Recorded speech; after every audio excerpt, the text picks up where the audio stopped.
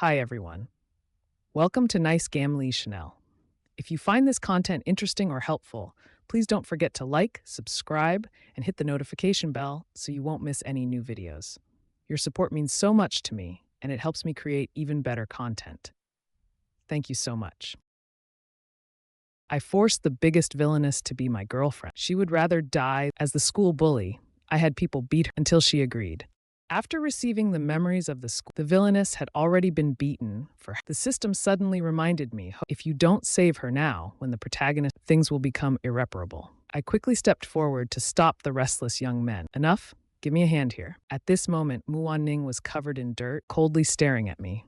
The system notified me that the villain's favorability is at May. The moment her favorability reaches -100, my death day will come. I quickly crouched down, pulled out a tissue from my pocket, and wiped her face, mumbling, I told you it was just to scare her. Why did you really hit her? Ning wasn't stupid. She knew I was just pretending. Then I heard the system notify me. Villain favorability. I quickly told the thugs beside me, leave everyone. I'll handle this myself. I'll treat you to a meal later. Villain favorability Manga 93. What's going on? I just said a few words. Why is the favorability still dropping? Could it be that Ning is ready to act? Holding the tissue, I dared not make a. Looking at her shaky body, maybe it hurt too much. She staggered and almost fell. I quickly stepped forward to support. I heard a girl take a sharp breath. Villain favorability 94. I glanced down. I was pulling on her injured arm. I awkwardly asked, did I hurt you? I was just about to when Ning flung my hand away and Liangbo, even if you beat me, I could never like you. As soon as the system's voice rang in my ears again. Villain favorability 95. I looked up at the sky, keeping a 3-step distance from her. Ning had barely taken 2 before I grabbed her again. She turned around and glared at me. What do you want now? I stepped forward and tugged at her hand. The pitiful look on my face was not fake. Ning, I know I was wrong. Ning slapped my hand. I relentlessly followed behind her.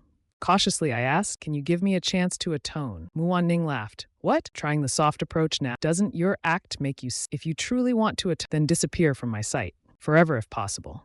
Ning's eyes were filled with undisguised. I wanted to say something, but I noticed a group of boys looking over. I immediately knew things were bad. The protagonist was making his Guxian, are you bullying again? I naturally had no curiosity. Mind your own business. Villain favorability 96. Warning, villain favorability is nearing the collapse point. 0 alert. Host, prepare for the worst. I gritted my teeth upon hearing this warning. I sharply turned to stare at the expressionless Lin Zixuan glared at me with a flushed face, afraid I might harm Ning. He immediately stood between us, spreading his arms protectively like a mother. I don't know what happened between you, but as long as I'm here, you won't hurt her again. Villain favorability 98 minus 99. Enough! These words were not only for the system's irritate, but also for the rambling Lin Zixuan. I've seen my share of things. This is my first S-class mission, and I ran into Such bad luck. It must be my misfortune. At worst, the mission fails, and I get sent. I'll climb back up from the bottom again. It's not like I've never been reset before. As a cannon fodder before, I've experienced all kinds of death. I have my pride too. You think you can step on my head? Go ahead and try to boost my. There's no way that'll. Since I've made up my mind, I'll tear off. Who cares about all the details? I grabbed Lin Zixuan and shoved him aside. I sneered at him disdainfully. What can you do? I'll piss him off however I want. I'll bully him for the rest of his life. You're not even from the same school as us. When I beat him up at school, can you stop? If you want to protect him, talking is easy. Who can't? Then I'll say this. As long as no one, absolutely no one, can lay a finger on. After saying all that, Ning's favorability plummeted to rock bottom. But seeing Lin Zixuan's horrified expression brought me great joy. My original mission was to save but now I feel like I'm the real villain here. I glanced down at Ning. I didn't care what he thought. I grabbed him and Lin Zixuan blocked me again, looking worriedly at Wan. He panted and said, what will it take for you to let Ning go? I wanted to let him go, but will the system let me go? Right now, I'm just a fish on the waiting for Ning to carefully plan my He's ready to send me. I viciously replied, in your dreams. If I die, I'll make sure to take Ning with me. I shoved Lin Zixuan hard, and he fell to the ground with a loud thud. Ning paused in his trying to pull his arm out of my grasp. I tightened my grip, revealing a chilling smirk. In a low voice, I threatened, do you like him? Ning's body stiffened. His reaction was not surprising. After all, in the original, Ning, as Lin Zixuan's side character, was madly in love with him. I smiled and continued, his dad's company collaborates with our family, but their small company, my dad could crush it with one finger. If you want him to suffer with, you can completely choose not to follow me. Muan Ning's gaze turned sharp like a knife. After leaving Lin Zixuan's sight, I stood by the roadside and called the family driver. Muan Ning, hugging her, turned to ask, "Can I leave now?" Without thinking, I refused. "You really are ungrateful. Luckily, I discovered your weakness. You don't want others to suffer because of you." Classmate Mu. Muan Ning frowned tightly, her voice hoarse. "Guxian, how can you be so cruel? I don't even know Lin Zixuan. I don't like him either. You're threatening the wrong—" I raised an eyebrow. "Really? All right then. I'll call my dad right now. I've been unhappy with Lin Zixuan for a long— Since you don't like him either, it doesn't matter." Muan Ning saw me about to and quickly grabbed my hand to stop. Her whole body was trembling. In a shaky voice, "What do you want? What's so great about that you keep clinging to me? You like my face, don't you?" She suddenly started clawing at her own face. I quickly reached out to stop, but Muan Ning pushed me away and yelled, Will you let me go? This woman is truly insane. I always knew that, but I've never felt it so directly. What if I say I like you as a person? Are you going to kill yourself?" Muan Ning stared at me her voice was like the wind. "If that's what you want, then dream on." I grabbed her hand forcefully and said, "If you dare kill yourself, I'll torment everyone you care about." After Muan Ning was trembling all over. "Please stop, I'm begging you." Her voice pleaded with Gu Xian. "Please stop. I'm begging you." The driver was driving over. My heart was in turmoil, but my face remained. No one could tell what I was thinking. I stuffed Muan Ning into the back. Expressionlessly, I instructed, "Go to Jiangcheng Hospital and call my private doctor." Muan Ning remained silent She stared at the window with a pale— I stroked my chin. This was not what I had planned. My strategy to deal with Muan, reflecting on what I had just said, it was truly too vicious. But I had no choice. If the mission failed, I could only be— But if the target died, it would be deemed my failure to— and my self-awareness would be directly erased. Without awareness, I'd be a walking corpse. I shuddered.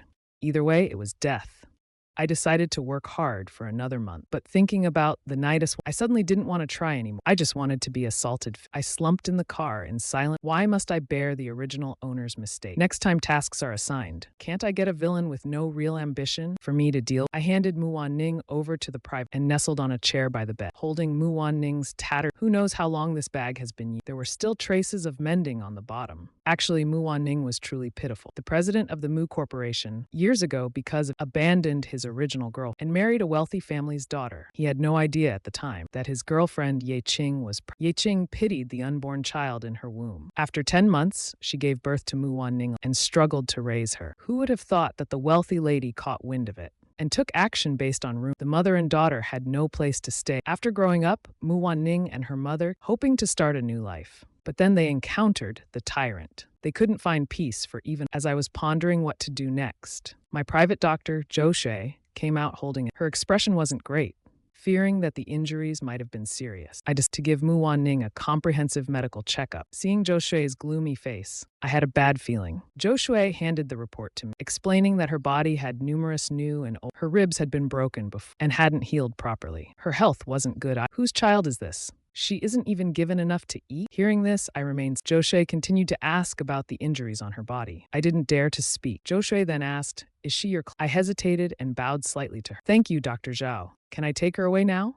Zhou Shui checked her watch and— "I'll give her an IV drip. It should take about an hour to finish." Zhou Shui scrutinized me. Frowning, she said, "Gu Xiyan, I know your family matters have deeply affected you, but I hope you don't fall into despair. College entrance exam. Do your best." I lowered my gaze, nodded, and said, "I understand." It was already dark outside when I returned with kanji bought from outside. Muan Ning was lying on the hospital bed receiving it. Her face and body injuries had been treated. Her forehead and eye corners— It looked quite comical. I carefully approached her, placed the kanji on the table, sat quietly nearby, and said, "I've thought it over I was wrong. I truly know I was wrong. My intention was just to make you know." Saying this, I shamefully lowered my head. I truly couldn't justify the disgusting thing. Frustrated, I scratched my head and said, "Forget. I give up on explaining." Instead, I said, "The doctor said, have some kanji. It's good for your—" I opened the kanji and pushed it toward her. Muan Ning smiled. Sarcastically, she said, "Do you think I shook my head. "Just think of it as me having a son. You have every reason to go on hating me.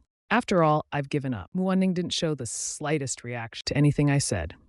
I bowed my head and apologized. "I won't let anyone hate— I know you hate me, and I know you wish I'd disappear forever. But can we make a deal? If, and it's just if, you really want to do something to me, could you use gentler methods? I'm afraid of pain." Muan Ning turned her head away. The coldness in her eyes remained. I don't understand what you're saying. Even though I knew she was pretending, I had to see it through.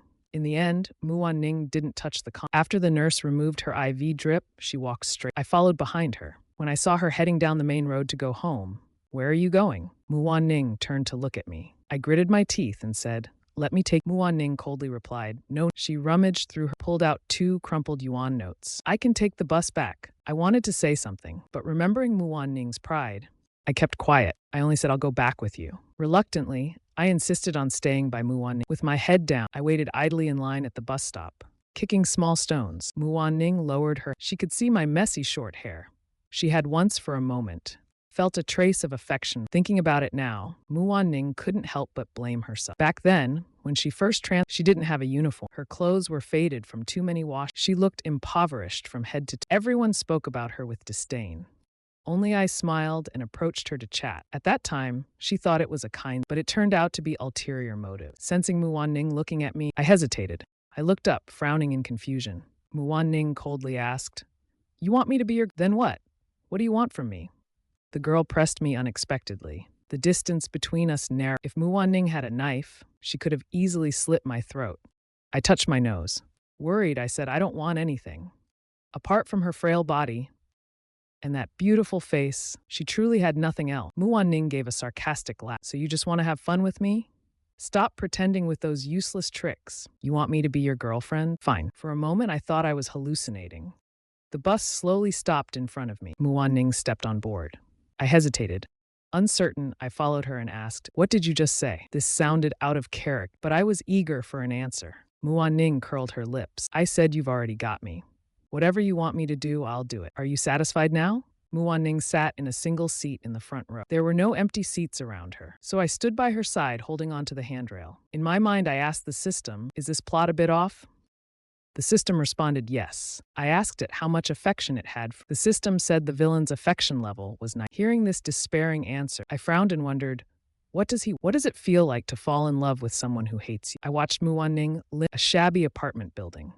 My heart felt heavy. I gritted my teeth and fearlessly rushed. If I don't understand, after all, I'm doomed anyway. I initially planned to be and inquire about Muan-ning, but the moment I opened my mouth, because I said, "Didn't you say you—" "Why the change of heart?" Muan-ning gave me and continued walking without saying. I hurriedly tried to salvage the situation. What I meant was, before I could finish, pinned me against a in a cold voice, he said, "What exactly? You said you wanted me to be your girlfriend."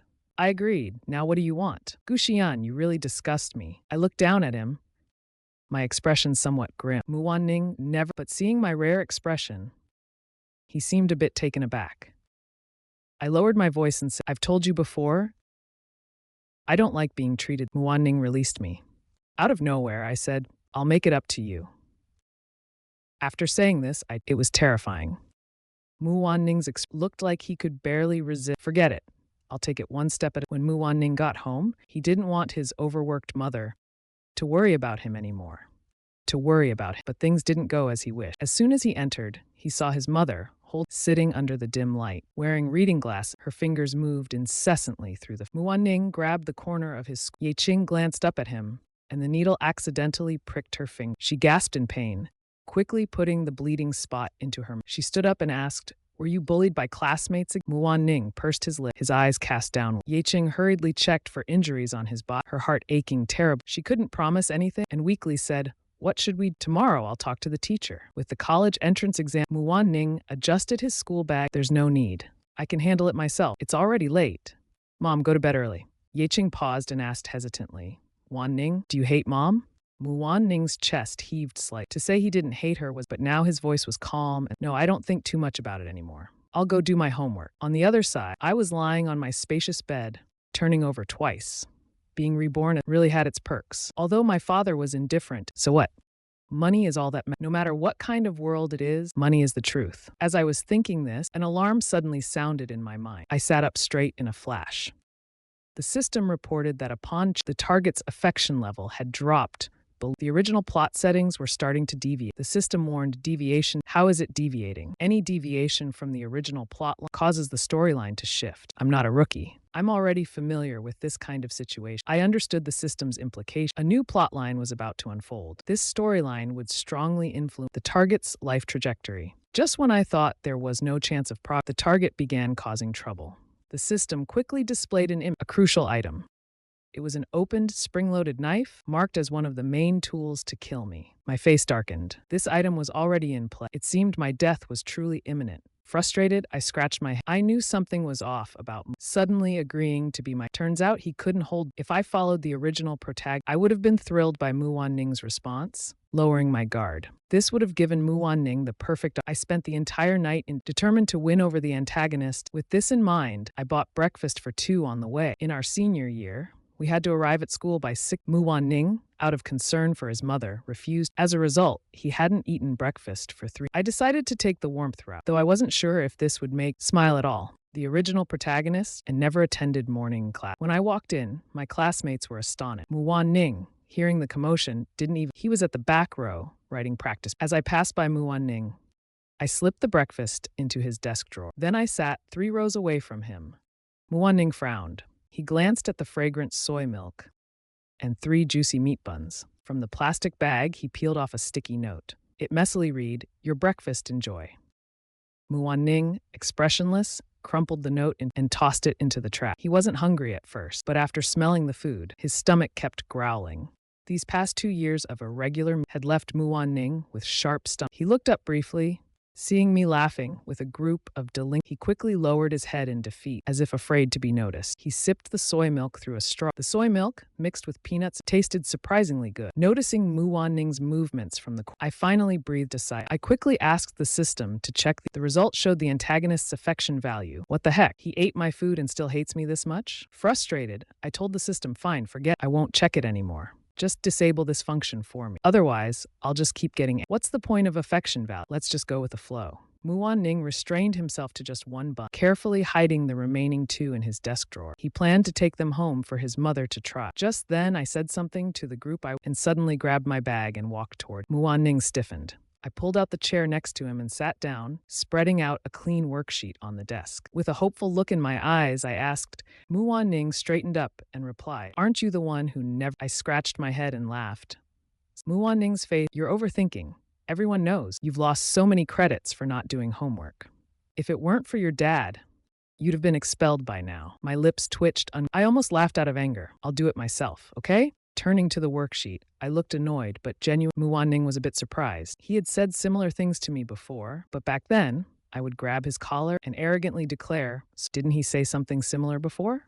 Back then, I would grab his collar and arrogantly say, "So what if I have a good dad, unlike you who has nothing and can only study desperately?" Poor guy. I don't know what Mu Wan-ning. I've traveled through so many worlds, but I'm always afraid of landing in a school story because I really have no interest in looking at the math test page. I just fill in whichever answer. For the ones I can't understand, I just write a random number. Others take an hour to complete a page. I finish one in 5 minutes. Mu Wan-ning frowned. There wasn't a single correct answer. I noticed Mu Wan-ning sneaking a glance. I raised an eyebrow, feeling a bit smug. "How's that? My speed is pretty impressive, huh? I think the homework isn't that hard." Mu Wan-ning didn't say. He just sneered, as sarcastic as could be. "Forget it. I won't argue." After the morning self-study, I pulled out a breakfast just like Mu Wan-ning. Mu Wan-ning awkwardly averted his eye. He forced himself to focus on his paper. After he saw my hand holding a bun, offering it to him. I held a napkin in the and casually said, "I can't finish this. Help me eat it. I can't." Mu Wan-ning reacted immediately, shoving it into his mouth.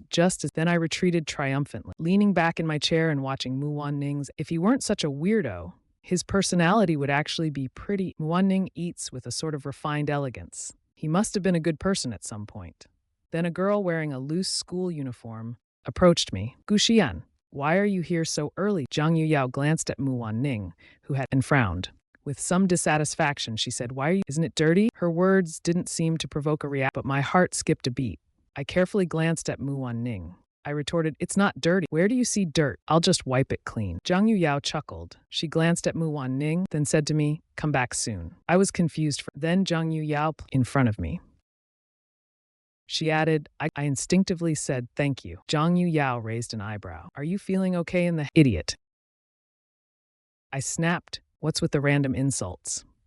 Zhang Yu Yao didn't explain. She tossed her bag aside and want to go out for a spin? I just got a new. I kept shaking my head toward me, lying through my teeth. I've decided to study. Zhang Yu Yao finally lost her patience. Did you take the wrong medicine this morning? Cut the nonsense. Hurry up. The teacher will be here. I replied earnestly. I'm not joking. I'm turning over a new. After all, my girlfriend. I want to get into the same university. Zhang Yu Yao slammed the table. Stop kidding. A girlfriend? She's just a plaything. And she's worthy? Are you blind or just stupid? Didn't you gang up and now you're pretending to be a good guy? Stop it and let's go. Listening to her ramble on, my left eye twitched. Muwan Ning's lips curled into a I felt my head spinning. I gritted my teeth and said, I really see her as my, not just a plaything, I'm serious. I won't hang out with you anymore. As for what happened yesterday, bullying her was my fault. About what happened bullying him was my fault. I've changed. From now on, don't cause him any trouble. Muwan Ning listened to my serious words, his expression turning thought. Zhang Yu Yao was already furious. She sneered. Guxian, you're really something. Others might not, but I know exactly what kind of Zhang Yu Yao turned her gaze locking on to Mu. She asked, what did seeing Mu Wanning ignore her? Zhang Yu Yao reached out and patted his cheek. I'm asking you. Mu Wanning's anger flared up instantly. He clenched his fists and said, do I have to answer just because you asked? Zhang Yu Yao's temper exploded. Are you tired of living? She grabbed Mu Wanning by the collar, lifting him up. The surrounding students immediately froze and classmates began rearranging desks and ready to watch. Some even whistled provocatively. But in the next second, I slapped Zhang Yu Yao's hand away. Let go, I said coldly. Zhang Yu Yao had never seen. She realized I was genuinely angry. What's going on? Weren't you always bragging about fooling Mu Wanning into being your completely breaking his pride? And now you're turning on us? Seeing Zhang Yu Yao not respond, I gritted my teeth. I said, let go. I forcefully pulled Zhang Yu Yao's hand, shielding Mu Wanning behind me. Frowning, I said, this has nothing to do with. I chose this on my own. Zhang Yu Yao's face darkened. She sneered, then kicked a desk hard. I couldn't dodge in time and it hit my side, making me gasp in pain. Zhang Yu Yao didn't go out to play. She sat down not far to our left. Those little followers who used to circle around were also confused. Niange, you're really acting strange today. I felt a sharp pain in my waist. Gritting my teeth, I shouted, get lost! The pests are gone. I finally sat down, holding my waist in pain. When I lifted my school uniform, I saw a red mark where the desk. That was way too harsh. Mu Wanning kept watching my move. When he saw what I was doing, his body, seeing me, he froze. I was still rubbing my waist gently. Mu Wanning suddenly pulled down my shirt. His expression shifted unpredictably. I whispered, it hurts. Mu Wanning coldly replied, serves you right. I felt like I could start a fight with him if I just let my instincts take over. Mu Wanning continued, why do you even care about this? I widened my eyes and said, because he'll hit you. Mu Wanning sneered. It's not like he hasn't hit. As he said this, his eyes stayed fixed on me. Feeling guilty, my face turned red. Then I said, I told you yesterday, you're only allowed to be bullied by me. Letting them hit you is Mu Wanning pulled out a new test paper and said coldly, then why did you turn against? I bit my lip. I didn't like what they said. Mu Wanning ruthlessly said, you've said you're all just the same. Mu Wanning's words cut. The worst part was that I couldn't. I fiddled with the hem of my school uniform, then said, I'm not like them. I really want to change for the better. Mu Wanning snorted coldly. Zhang Yu Yao, you really should wake up. I couldn't hold it in anymore. What am I doing all this? How could you say that to me? I'm being nice to you. Mu Wanning turned his head to glance at, then looked away, saying, now I couldn't help but shout. You're the one with issues. After saying that, I felt extremely irritated after saying, looking at the annoying milk tea on the, I grabbed it and threw it straight into the trash. Mu Wanning spun the pen in her hand, asking meaningfully, why not drink? They meant well, you know. I replied dejectedly. I'm already full, both from food and frustration. Other than this little episode, class was uneventful. The teacher didn't care where I sat. Anyway, I wouldn't study no matter where I. Seeing that I didn't bother Muwan, the teacher didn't pay much attention. I felt bored, so I laid on the desk and brought up the system desktop. While staring at it, I started to. Suddenly, there was a commotion. I looked up and rubbed my eyes. Someone was here for an inspection. The school conducts regular searches of students, especially our class, which is under strict items like controlled phones, novels, and other prohibited. If found, parents would be called. I didn't care much. If my phone was confiscated, I didn't have anything else. When the inspection teacher launched I stood up automatically and waited obediently. Turning my head, I saw Mu Wanning. I patted her shoulder, reminding her, they're checking back, but Mu Wanning didn't move. I found it odd. She didn't look too good. By then, The teacher had reached. I handed over my bag. Teacher Zhang searched it and moved on to Muwan. I packed up my books and sat back down. I hadn't even warmed my seat when I heard the teacher's voice loudly saying, "What is this?" Muwan Ning's face showed no expression. The homeroom teacher, hearing the commotion, just as they stopped, speechless at what they said. The inspection teacher sternly, "Why did you bring this to school? What's your name?" A series of questions followed. I immediately understood, so the plot deviation point was this all along. If it were us, the idle rich kids, caught with it would have been easier to deal with. But this time, it was Muwan Ning. This could get him expelled. Muwan Ning wouldn't say about why he brought this to school. Teacher Zhang was getting old. Seeing Muwan Ning only report his identity, he was about to leave. I propped myself up on the desk and Teacher Zhang frowned and asked, "What's the matter?" I glanced over at Muwan Ning, who seemed or was too scared to react. Taking a deep breath, I said that he had no idea the knife was in him. Muwan Ning snapped his head up. His expression, I pressed my lips to, implying that I was the one who put the knife. The crowd murmured in surprise. The inspecting teacher widened his eyes. "What do you mean?" I swallowed hard, still terrified of the teacher's authority. But what could I do? If Muwan Ning was expelled from school, his life wouldn't follow its original. If that happened, the storyline I faced would be an unpredictable challenge. I don't like unknown missions. Just as I was coming up with a plan, Teacher Zhang scolded, "You come with him to the office with me." Walking side by side with Muwan Ning, I lowered my voice and said,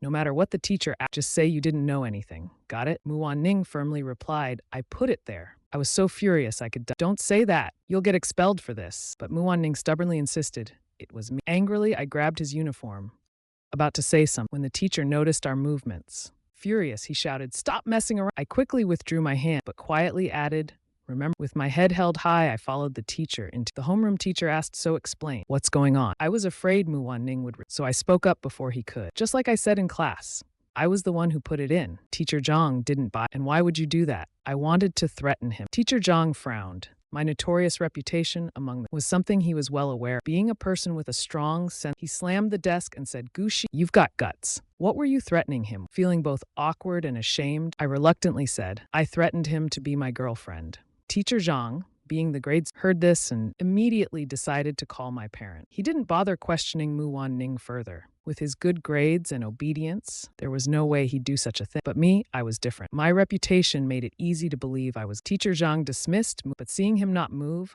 I grew, pushing him out the door. Then, in front of the entire office staff, Teacher Zhang berated me thoroughly, calling me scum of society, a disgrace, shame. I felt humiliated. Then my father, Guqing, arrived at the office. After briefly understanding the situation, he raised his hand and slapped me. He didn't hold back at all. Half of my face swelled up instantly. Guqing then spat out angrily, "Look at what you've done. I'm so disappointed in you. Today, I'm here to get you out of. Tomorrow, will I have to bail you out of the. Look at you. Not even resembling a student. Have I spoiled you too much, letting you act so reckless?" Clenching my teeth, I muttered in a low voice, "You don't even care about me. When did you ever spoil?" Guqing was livid with anger. "What nonsense are you spouting?" I stubbornly retorted, "Am I wrong? Every day now, you're either circling around Zhao Yuting or taking care of that cheap who may not even be yours. Do you even remember you have a son? Spoiling me? Tell me, how many times have you seen me in the past? Do you even know which class I'm in?" Guqing was stunned by my words. Raising his hand again, he was about. I puffed out my chest, stepping forward with a cold laugh. "Go, better yet, beat me to death so I can go to. Let my mom see everything." Seeing the escalating confrontation between, Teacher Zhang quickly intervened, pushing me out of the office. I kept my head down, holding back, not from sadness, but because it really hurt. A shadow fell over me, and I looked up to see Muwan Ning's slender figure standing there. Quickly wiping my face with the back of, I asked in a hoarse voice, "Why are you?" Muwan Ning pursed her pale lips and asked, "Why did you tell the teacher that?" Still fuming from Guqing's scold, I didn't back down in front of Muwan Ning either. With a firm tone, I said, "You want to use this to get expelled? I won't let you. Don't even think about escaping from me. Don't even dream about it." Muwan Ning's eyes flickered, her emotions hard to decipher. Finally, she mockingly said, "You look awful." I clenched my fists and held back. Then I discovered something worse. Guqing had frozen my bank card. Compared to the slap, this form of coercion made me even. But I didn't feel like I had done anything. Whether it was the old me or the current, Guqing could say, "I haven't fulfilled any responsibility other than giving money. I have done now, even the money is gone." I punched the wall, clenching my teeth till the end. "I am broke." Muwan Ning was startled by my sudden act. He took out a crumpled tissue from his bag, handed it over and softly said, "Don't be." Hearing that annoyed me even. I grabbed the tissue and wiped. Muwan Ning softly said, "Go cry out. Crying here disturbs my study." I almost laughed out of anger. The target of my strategy had no gentleness. I suppressed my anger. My jawline tightened intensely. This appearance seemed as if I was suffering a great. Muan-ning was stunned. He seemed a bit shaken by his own words. No. Guxian is a demon. Seeing him like this should make me happy. I calmed down my emotions, turned around, and listed my current house for sale at a low price online. This house was bought by Guqing when I was 16. Perhaps he didn't want me to be disrupting his new family, so he just packed me off, and soon it was noon. Time was tight for classmates. Most would go to the cafeteria for a meal. I had upset Zhang Yuyao. Although I had enough money in my wallet for a few days, I didn't want to eat alone. So I followed behind Muan-ning, embarrassed, like a stray dog. Muan-ning got annoyed by my turned around and glared. What do you do? There were still injuries on me. I forced a nonchalant look and said, I want to have a meal with me. Is that wrong? Muan-ning then remembered what he impulsively agreed to last night. He frowned and said, I'm not eating. I raised my eyebrows and continued, but I'm hungry. Muan-ning pointed his slender finger toward the cafeteria, signaling me to go by. I stubbornly turned my head. No. Muan-ning ignored me. He turned around and bought a 2 yuan bread. His mom gives him 10 yuan, but he wants to save money. I stood there watching him seriously plan and remembered what Zhou Shay said that day. I took a step forward, grabbed Muan-ning's wrist, and dragged him out. Muan-ning impatiently shook off and coldly asked, Guxian. I didn't look back. I dragged him out of the school gate, scanned the street with my eyes, and set my sights on a cheap bowl. I wanted to eat something better, but to take care of Muan, I had to settle for something less. But I never expected to run into Lin Zixuan there. Lin Zixuan appeared in the spicy hot, laughing and joking. Seeing Muan-ning, he was surprised. You're eating here too? Lin Zixuan frowned and said, Guxian, seriously, how could you do this? Are you okay? He didn't give you trouble. I wasn't far from Muan-ning, carrying my tray of food. Hearing such I turned around like a ghost and leaned. What are you saying to my girlfriend behind my... Lin Zixuan caught red-handed. You even call him Wan-ning. Are you that close? Fuming, I put a bowl of seaweed on, grabbed Muan-ning with one, scanned to pay with the other, saying, we're leaving. Ignoring him, Muan-ning as if he was pondering something, but Lin Zixuan persistently followed us out. Guxian, you're rich and why must you make things hard for Muan-ning? He's already so pitiful. Can't you just leave him alone? He's already so pitiful. Can't you just leave him alone? I raised an eyebrow. Seeing Muan-ning's expression turn gloomy, I felt an unexpected joy hit me. Because Muan-ning hates being called pitiful the most. I pretended to be innocent. I've never thought Muan-ning was pitiful. As for bothering him, you're overthinking it. We're in a proper relationship, right? Wan-ning. I slid my hand down Muan-ning's, forcing our fingers to intertwine. Muan-ning stiffened. I let out a cold snort and directly pulled him to a good seat. Even happily bought 2 bottles of drinks. I handed a drink to him because I noticed Lin Zixuan was watching us, so I made my movements quite After a moment of silence, Muan-ning, I added, the food isn't here yet. How about sharing half of your bread? Muan-ning frowned. Why? I pouted. Come on, I'm treating you to a meal. Shouldn't you return the favor? Look how stingy you are. Not even willing to share a piece of bread. Muan-ning's eyes showed a hint, but he still stubbornly said, I never said. I crossed my arm, mocking. So you just can't spare the bread, huh? Muan-ning couldn't really argue with me. In the end, he threw the bread at me. I unwrapped the bread, split it in half, 1 for each of us. Not too much, the shopkeeper called our number. I glanced at the small slip in my hand, responded crisply, and jogged over to get. Muan-ning's gaze never left me. He felt his teeth ache. The old Guxian was easy to understand, arrogant and domineering. A spoiled rich boy with money, a troublemaker who didn't care about others. Now it seemed like I had suddenly grown up, radiating light from every corner. I didn't know what I was saying to the shop. Laughing cheerfully and bright, Muan-ning pressed his tongue against his back teeth, swallowed his saliva. I carried a big bowl of spicy hot pot, wobbling as I walked to the table, and couldn't help but complain. I didn't start eating immediately, scooping out a small bowl of broth from Muan-ning, smiling as I explained, this way you can dip the food in it. It cools down fast. Steam from the broth was thick, carrying the aroma of sesame. Seeing Muan-ning not use, I poked some meatballs into the broth, then shoved the chopsticks into his hand and said, come on. Afraid Muan-ning might feel embarrassed, I added, it's just reciprocity. I ate your bread. You should eat my food. Hurry up and eat. We still have class in the afternoon. Muan-ning's hand holding the chopstick. With a wary expression, he said, Gushi, you don't have to be so nice. No matter how nice you are, I won't like you. Muan-ning wanted to see me lose my temper at those words, to feel that things were normal, but I just adjusted my posture and smiled at him. It's okay.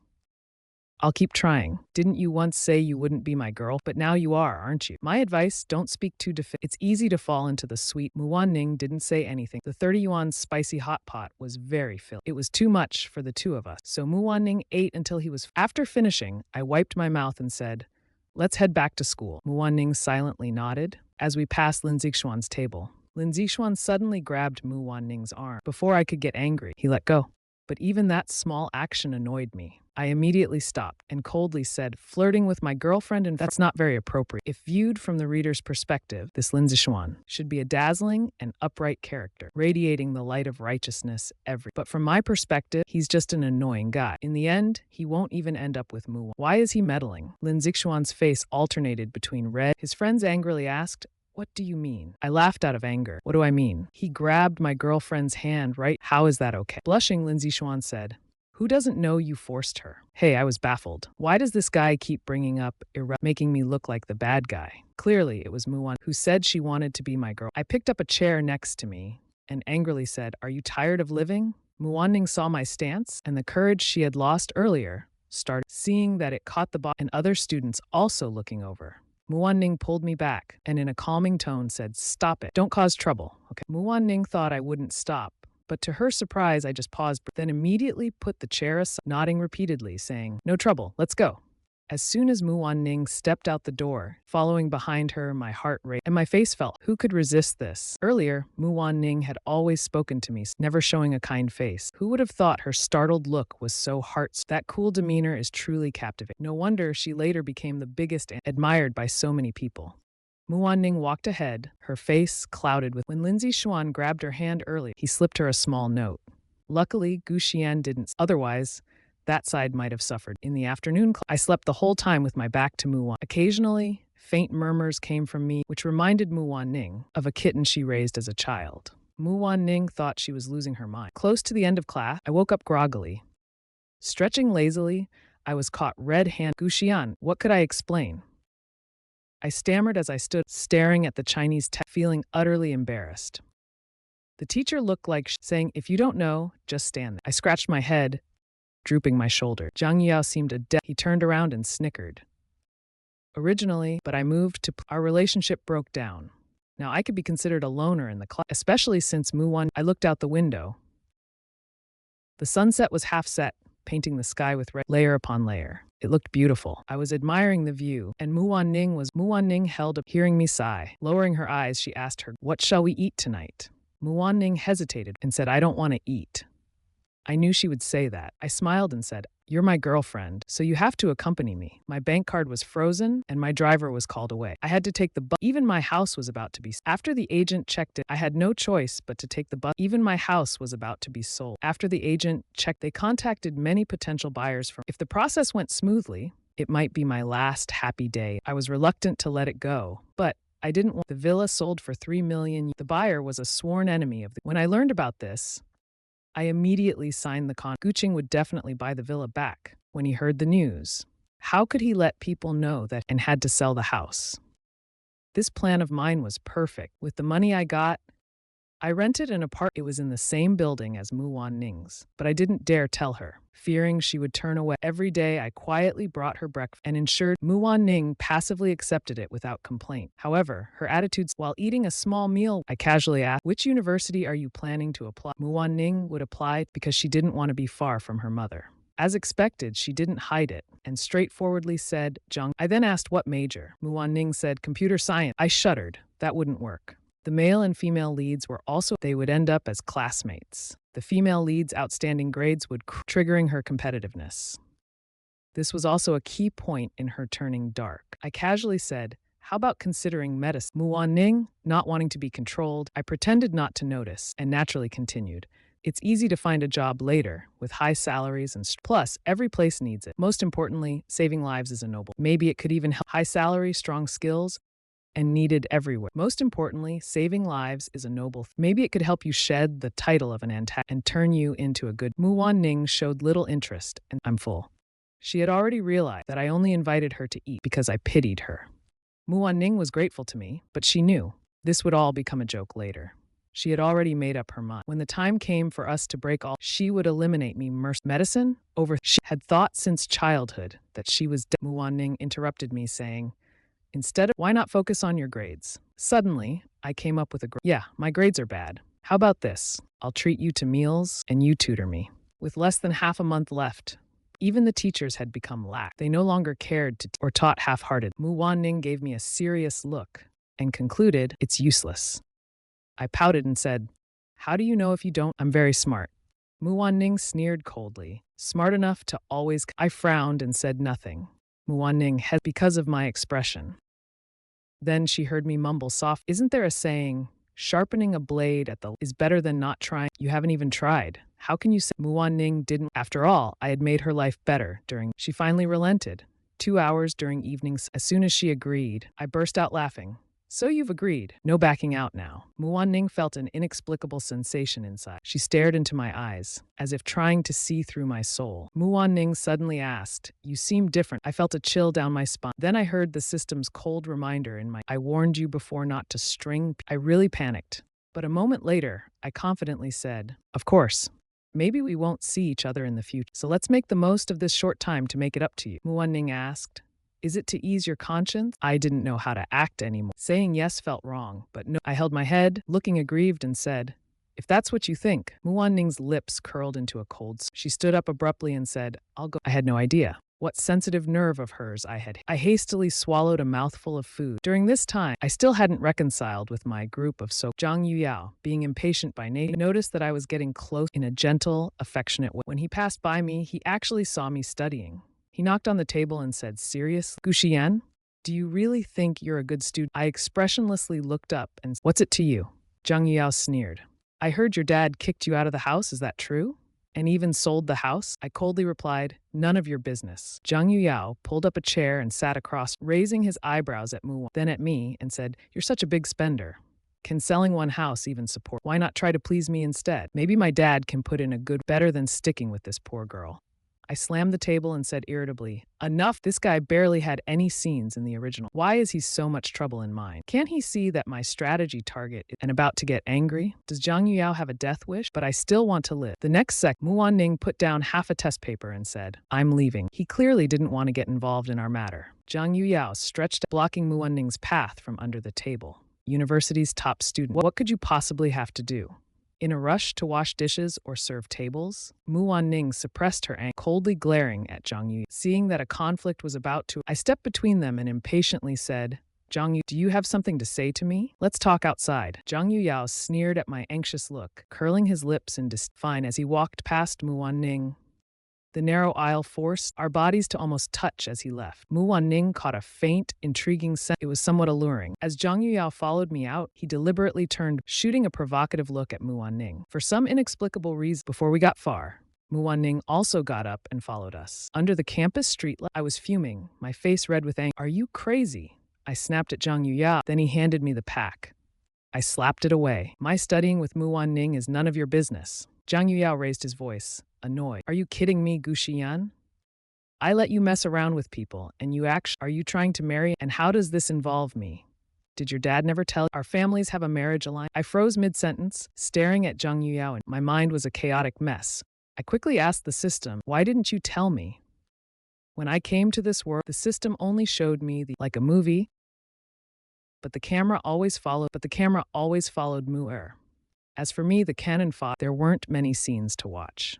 The system helplessly said, I don't know either. I was about to explain when Zhang Yuyao said, do you know what you look like now? You're like a lapdog obsessing over Muwan. Does he even know you live under his build? I see you sneaking around behind him every day. It's honestly laughable. I was genuinely furious. Before I could say anything, my sweat started to run. Not far away, Mu Wanning was staring at me with an indescribable expression. Zhang Yuyao clearly noticed my reaction too. He turned his head and couldn't help but laugh.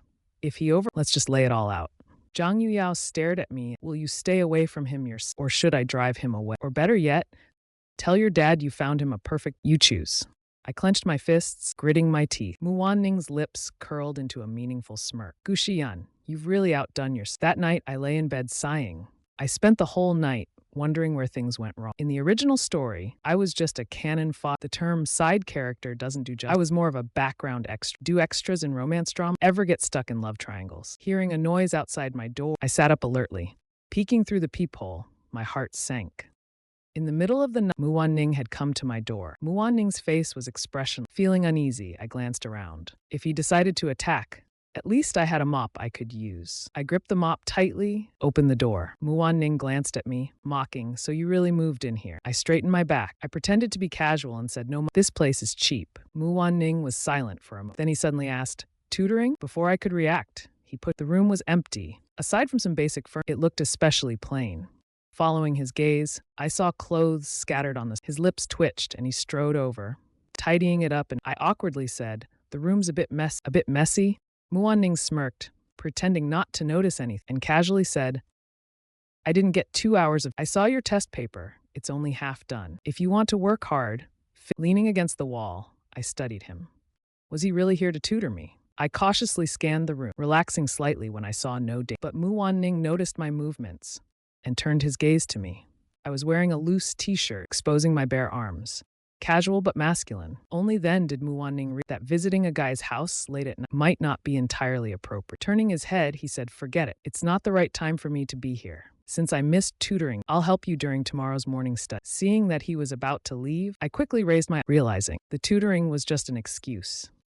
He was here to verify what Zhang Yao had said. Knowing he wouldn't ask outright, I decided to bring it up myself. "I can explain what happened today." Ning sneered. "No need to explain. I understand." Flustered, I replied, "I wasn't stalking you. I just rented the apartment below yours." Seeing he wasn't convinced, I gave up entirely. "I just wanted to be closer to you." There wasn't much else to it. Ning's expression was. The next second, he forcibly pressed me on. In a low voice, he said Guxian was too timing. "Such things make me feel sick. Thanks for your kindness these past. No need for it." I was at a loss for words.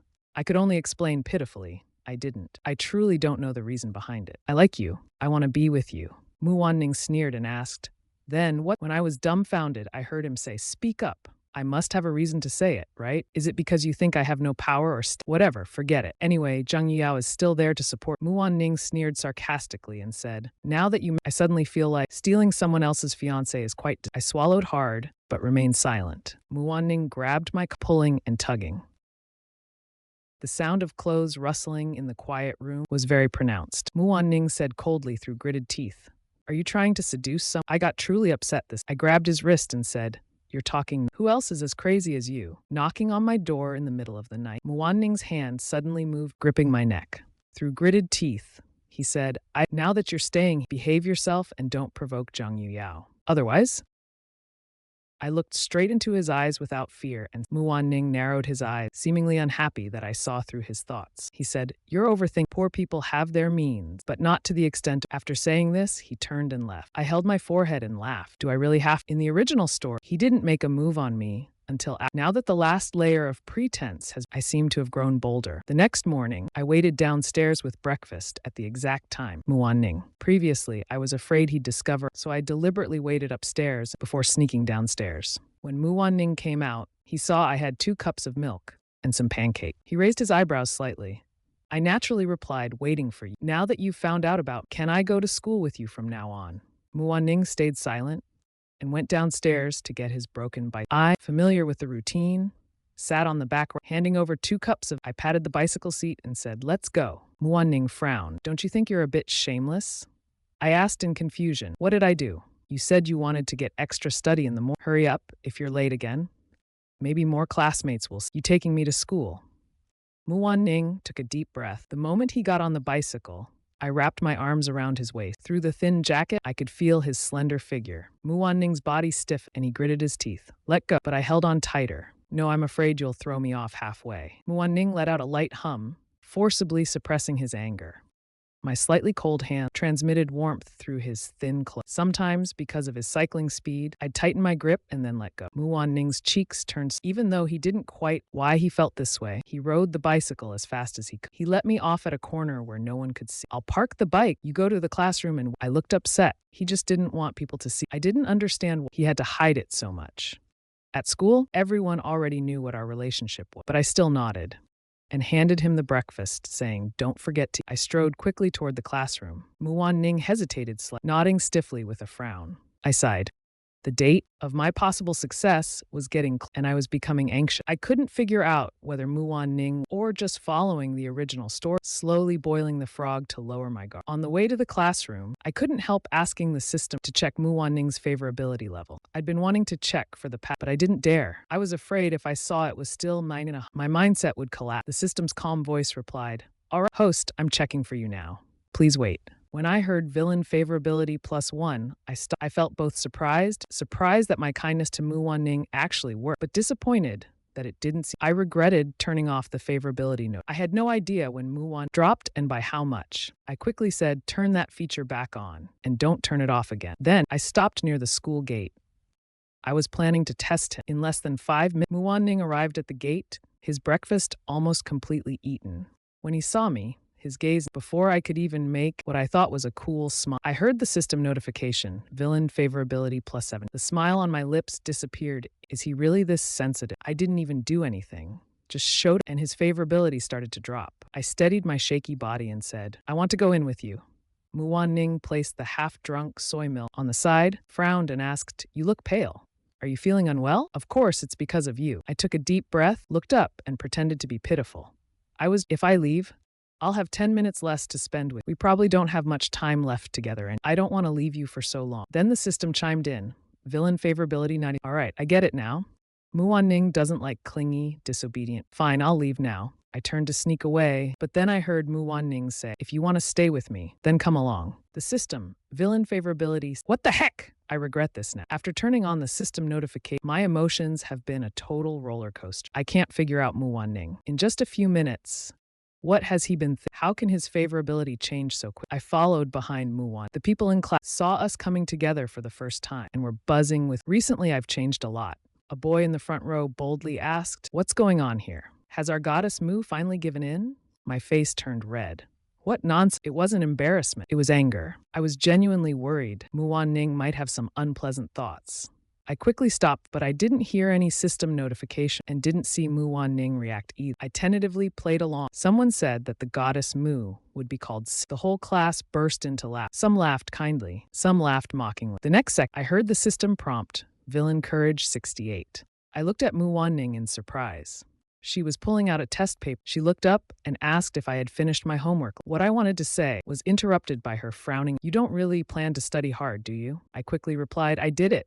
Muan Ning nonchalantly said, 5 minutes to finish a test paper." I scratched my nose and said, "I wrote it serious." Muan Ning reached out and said, "Let me see." I quickly pulled out the test. This was something I worked really hard. After all, I've been through many school novels, forced to learn countless topics. Though this paper was a bit tough, a little effort with the internet, it wasn't impossible to solve. Muan Ning looked surprised. "You did this?" Besides my messy handwriting, the accuracy was quite high. I pouted and said, "I told you I'm not stupid." Muan Ning squinted her eye. "Then why don't you study properly?" I didn't know what to say. All I wanted was to finish and escape this damned mission, returning to the real world. How could I have the mind for all these other? Muan Ning didn't press me further. She pulled out an old notebook from her bag. "This contains the key points I organized before. It covers every subject. You can try looking through it. If there's anything you don't understand." I accepted it gratefully, wearing a determined expression like I was ready to. I carefully opened the notebook. Muan Ning's handwriting was delicate and neat. I ran my fingers over smiling as I said, "Your handwriting is." Muan Ning responded without hesitation, "It's because your handwriting is off." I couldn't help but smile. He's gotten much bolder. If not for the minus 68 favorability, this would totally look like a close couple to outsiders. I scratched the back of my head nervously. Should I get a handwriting practice book? But aren't college entrance exams? Muan Ning seemed puzzled. She asked, "What does machine graded mean?" Oh no, in her timeline, technology hasn't reached that level yet. I gritted my teeth and said, "Never mind." Muan Ning dismissed my ramblings, but added, "You really should get a handwriting. Otherwise, your writing will. Anyway, if you don't do well, your family will still send you to a good school for education." I instinctively did. No way.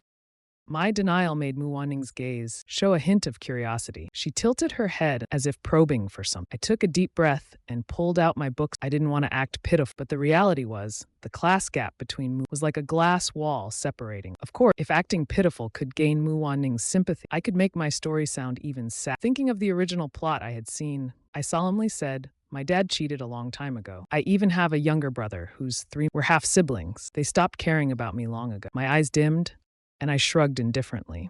When my mom passed away a few months, my dad brought my stepmom and brother home. The 3 of them were so happy together. I couldn't fit in at all. I noticed the favorability score slowly rise, and I continued. I used to act out, just hoping my dad would pay more attention to me. But it was useless. He grew to dislike me even more. I don't want to please him either. After all, he's the reason But you don't find all this annoying, do you? I forced my eyes to look teary, tears trembling at the corners. Muanning's heart skipped. Then I heard the voice in my mind. Villain favorability 61. Every word I said hit right at Muanning's heart. Then Muanning said expressionlessly, "Serves you right." I twitched and leaned back on the desk. "Muanning, you're just being stubborn."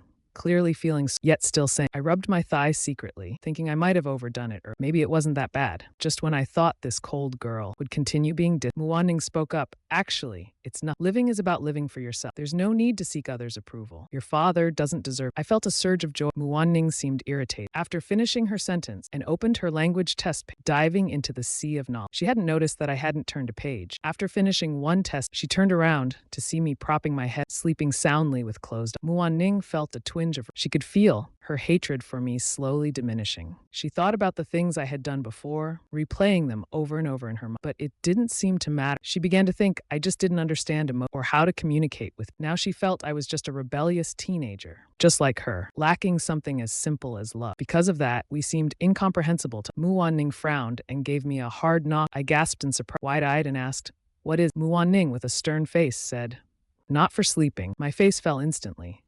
I propped my head gloomily and sighed. Meanwhile, her lips curved slightly where no one could see. I realized Muanning was a highly responsible girl. Maybe I had been too subjective about her. The next time I was woken up, I was already on the verge of collapse. Propping my head with my left, I pretended to study while the moment I saw Muanning glance, I immediately focused. I really wasn't sleeping. Muanning let out a cold but didn't bother with my little antics until during the long break, I closed my book and collapsed on the desk, sleeping. I had no idea that during this lull, Zhang Yuyao knocked on Muanning's desk, giving her a look. Muanning's eyes darkened, and she got up to follow Zhang Yuyao out. It wasn't until the class bell rang that I realized Zhang Yuyao walked in with a smug and arrogant smile, stepping through the door, just casting me a provocative smirk. Muanning would never be late. The teacher asked where Muanning was, but no one answered. The lesson on today's test paper started. I irritably looked at my watch. 10 minutes had passed. Muanning still hadn't. I overheard a few people nearby, laughing and chatting,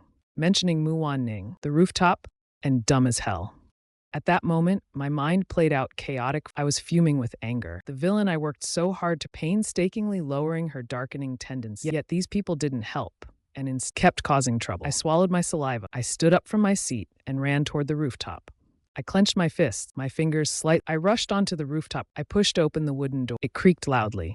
And there I saw Muer sitting on the edge of the rooftop. His frail figure looked especially thin at that moment. His white school uniform was torn, exposing his pale wrists covered in dirt. His delicate face showed signs of scratches. Hearing the noise, he turned his head. His almond-shaped eyes filled. Muanning. His slender fingers tugged at his tattered uniform. Multiple whip marks covered his small. It was a shocking sight. They told you, didn't they? Muanning's cold voice was slightly hoarse. I clenched my fists. I overheard it. Muanning's lips curled slightly. "You're such a but his tone was icy. At that moment, I heard assist villain's favorability night of 100. It was all in vain. Tears involuntarily streamed down my. Seeing my tears, Muanning seemed visible. He hurriedly stood up. The figure of a demon approached, his brows furrowed slightly. "Stay away. If you really like me, please let my life be a little more peaceful." After saying that, he turned and he didn't go to class. When I returned, he was nowhere to. Zhang Yuyao noticed my expression and smirked coldly. At that moment, I couldn't hold back my boiling. I rushed up in front of the entire class, gave Zhang Yuyao a hard slap. He clearly didn't expect me to do that. The Chinese teacher shouted, "What are you?" Zhang Yuyao held his face, staring at me in Zhang Yuyao, you've really opened my eyes. If you have guts, come at me. Why go after Muanning? I'm the one pestering him. Don't you know? I rambled on and on. The Chinese teacher saw me grabbing Zhang Yu and angrily said, "Guxian, if you don't want to attend class, then just go home.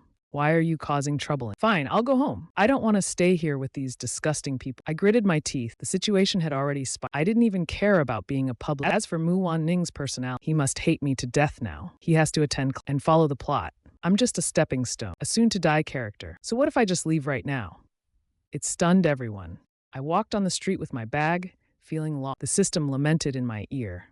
Host, you're too impulsive. If you really drop out of school, there will be no room for redemption at all. Hearing the word redemption, I chuckled.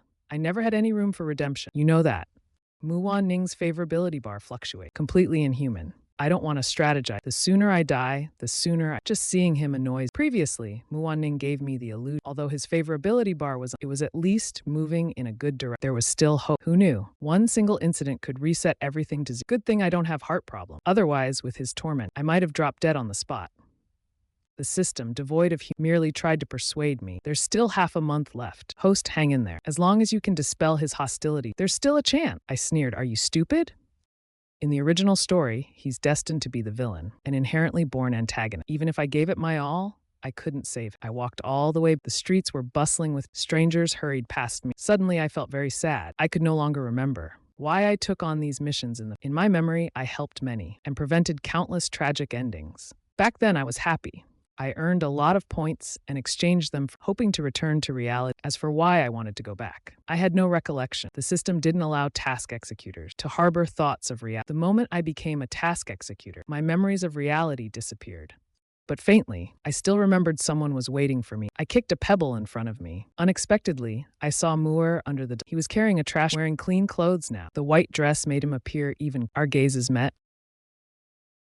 Muwan Ning turned his head away. As we brushed past each other, I said, I'm sorry. Go back to school. I promise they won't bully you again. About the harm I caused you before, I apologize. I know it's useless. But I still have to say, in truth, never mind. I stopped mid-sentence. Rubbing my hair, I headed upstairs in big Muwan Ning seemed, isn't it school time right now? Why is he out here? But he quickly figured it out. Hasn't he always been like? At home, I slept like a log. Looking up at the oppressive dirt, the ceiling fan creaked noisily. The door was pounded on violently. I hesitated for a while before opening it. I saw Guqing standing there, wrapped in cold frost, with Sun Yu behind him, dressed in a garishly and behind him was the garishly dressed Sun Yu. My expression instantly turned. Is there something you need? Guqian. Guqing almost spat out my name through clenched teeth. Beside him, Sun Yufang said, Calm down, Qing. He's just no need to argue with it. Guqing's eyes seemed like they wanted to bore. He looked around the room and sneered. This kid sold the villa his parents. So young and already on the wrong. Fighting is bad enough, but now I heard you said at school that you won't attend anymore, right? Fine, don't go then. It's not like you're cut out for it. Perfect timing, since you're about. The Zhang family's child seems decent. Pack your things. What are you saying? I stared at him in disbelief. Was this something a biological father could act? What's wrong? That's your only use, Guqing said coldly. Yes. I even heard from the Jiang families. They're very understanding. They don't mind the things you've done before. After the college entrance, I'll arrange for you two to study abroad. I clenched my fists. It didn't matter. Arguing was pointless, because I wouldn't live to see but he shouldn't have, of all things, said this. If you were even half as good as your mother, I wouldn't be this disappointed. How dare you have the audacity to lecture me? I glared at Sun Yufan, unable to hold back my entire body trembled. My mom was amazing, but she still couldn't fight off you two adulterers. The slap I received just now was well deserved, but I lifted my head and continued speaking through gritted teeth. It ruined his entire. That slap was completely deserved. I choked up and kept talking. I wasn't wrong about anything. Guqian, your mother passed away due to. If I hear you say that again, you better pray I don't lose my temper. I doubted if this man could even hit himself. I took 2 steps back. My mother was driven to death. You only wanted her money.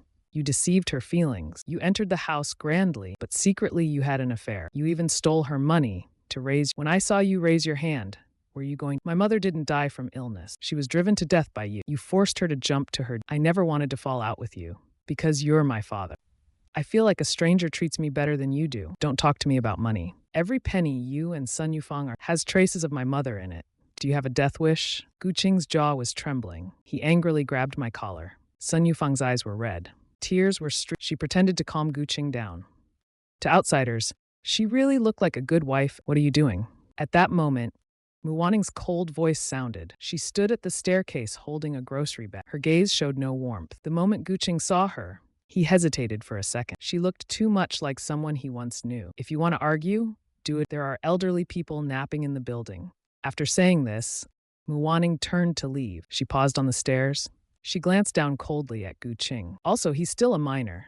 He's protected by the law. Speak properly. No violence. Be careful, or someone might report you. Guqing glanced at Muwaning in surprise. He frowned deeply. Sun Yufang quickly pulled him back and said, "He's still a child. Don't argue with him anymore." Gu Qing clenched his fists and looking at me coldly smiled.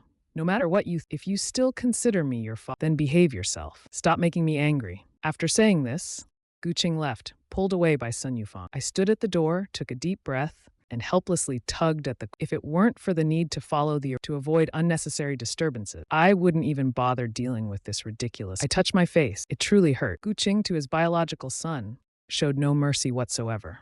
If he could sell, I gave a bitter smile. Just as I was about, I saw Mu Wanning coming down the stairs. "Aren't you going to school?" Mu Wanning stood 3 steps away from me, her gaze dim, as if she was trying to read my thoughts. I nodded. "So go to school without worry. You must be happy not to see me at school." "Is that the reason?" I said. "I don't want to see Zhang Yuyo. If there's nothing else, I'll go rest now." I was about to close the door, but Mu Wanning held it open with her brow furrowed. Her voice softened slightly. "Does your father often hit you like? Does it hurt?" I touched my face, bit my lip, and shook my head. Mu Wanning's words genuinely shocked me. "What are you doing?" "It's review season anyway. The teachers have finished all the lessons. Studying at home is just as..." Mu Wanning pursed her lips, looked at me with a and said, "I'll help you review your... If your father abandoned, it'll be hard for you to get into college with your grades. Don't overthink it. I can see you're genuinely trying to turn over a new... If I just leave you alone, who knows what will happen?" I was continuously surprised. The direction of this was indeed a bit unexpected. "Are you serious?" A flash of inspiration crossed my mind. The system hadn't given a prompt about increase, but Mu Wanning's attitude was clearly softening. However, Mu Wanning frowned at my rhetoric. "Forget it. Pretend I said nothing. That won't do." I grabbed her arm, looking at her with wide expect tinged with some nervous. Mu Wanning thought, if there was a tail on me, it definitely... She looked down, calm. Hearing me say eager, "If you've promised to help with tutor, then you have to follow through. Let's start tutoring right now." Mu Wanning felt her eyelids. She pulled her hand away and said, "Wait, let me grab the text." Watching her head upstairs. "How do you define favorability?" "The level of aversion in the antagonist." I scoffed. "I think your system is broken. Look at Mu Wanning. Does she seem to Did you forget?" The system reminded me indifferently. In the original, Mu Wanning also showed favor to the protagonist. What was the My scalp tingled. Mu Wanning was already carrying her worn bag. She looked surprised to see me. "Why are you still standing here?" I rubbed my hands nervously. Mu Wanning smirked slightly. "My house only has one desk." Mu Wanning smirked slightly. "My house only has one desk. Rickety and on the verge of... It looks like it hasn't been used much. There's not even a book on it." Mu Wanning pressed it lightly. She quickly turned and placed her bag on the coffee. Sometimes there are when I could almost forget that I might die at Mu Wanning's hands. For instance, when she's occasionally guiding me through it feels like she's genuinely planning my future. "You're clearly very smart," Mu Wanning said, holding the test paper. "Most of the mistakes were due to carelessness in the final result. If someone had claimed earlier that I copied, this time it was done right under her nose. I never said I retorted quietly. The system chimed in. "If you're so smart, stop asking me. Let's see if you can solve this." "Shut up, you're annoying," I snapped angrily. Mu Wanning closed her book. "I found a part-time job. Read the book yourself." She said, "I'm leaving now." I didn't try to stop. As soon as she left, I threw down I feel like she doesn't really want to kill me. "Is there any dramatic plot twist?" For once, the system was used. It checked and summarized. In the original story, the protagonist's brother. Additionally, there are between her and one of these meetings increases her favorability towards the male lead as a strategy target. "When is this happening?" I jumped up. "There are only a few days. Even if I can't let her into liking the male lead. A supporting female character with the male lead. Just a few days left.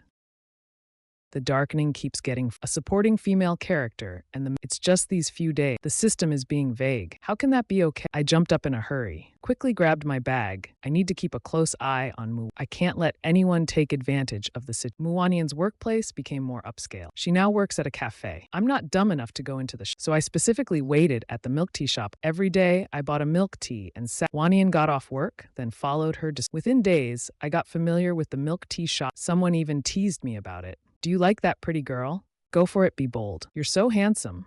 She'll definitely fall for you." I waited and waited. Finally, it was Mu Wannian's time. I quickly tidied up and finished half of my milk tea. Eagerly, I headed out. I always kept a 10-step distance from Mu. I had it all planned. If I got caught, I'd just say I was there for milk tea. It had nothing to do with... Mu Wannian strolled along, a faint smile on her lips. She saw an alleyway. While no one was watching, she slipped in. I was just following her, and when I looked up, she was gone.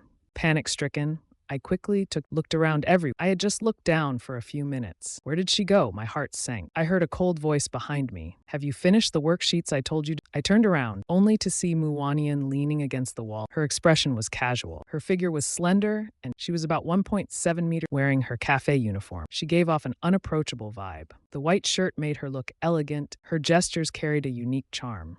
Why do you keep following me every day? Muwanian's words completely caught me. I put down the milk tea in my hand. Before I could say any excuses, I admitted, how did you notice? Who follows someone by sticking to them every day with their head down, without even trying to hide? Do you think I'm blind or stupid?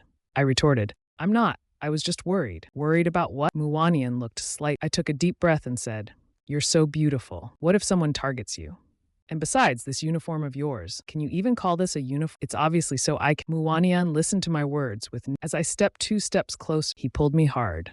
With a quick move, he pinned me. I was pressed close to him, catching a faint mint scent. Looking up, I met his deep eyes. I couldn't help but hold my breath. He let out a soft chuckle from his voice, as melodious as a spring, asked, do you that you can't leave my? Then I have a better way to make sure you never leave me. Do you want to try?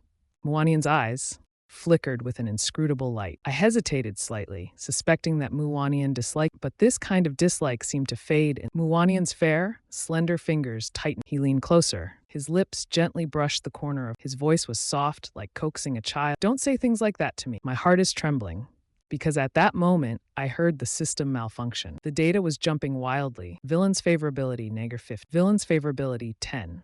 Villain's favorability, 30. I couldn't tell if it was the system going or Muwanian's madness. At the moment our lips met, I heard the favorability index turn positive. Just as we separated, this damn beauty changed his mind. What, do I have bad breath? Go home and do your work. After leaving these words, Muwanian elegantly turned, leaving me standing there in a daze. Muwanian wasn't sure of his own thoughts. He wanted to kiss, a sudden impulse in that brief moment. The boyish look made his heart race. So pure and breathtakingly, it drew him to want to explore deep. At that moment, he felt an unprecedented panic. His slender hand unconsciously touched, trying to calm his restless heartbeat. He never thought someone could stir his emotions so much, and it only took half a month. The world-weary demon, Muwanian, kept numbing himself, his slender hand clenched into a fist. He must be planning to lure me in, and then ruthlessly just to see me in a pitiful. This wasn't the first time Guxian had done such a. Muwanian thought he had been. Lin Zixuan was out with a few classmates buying. Through the roadside window, he saw Muwanian alone. His face flushed slightly. Muwanian was truly stunning, especially in a white dress,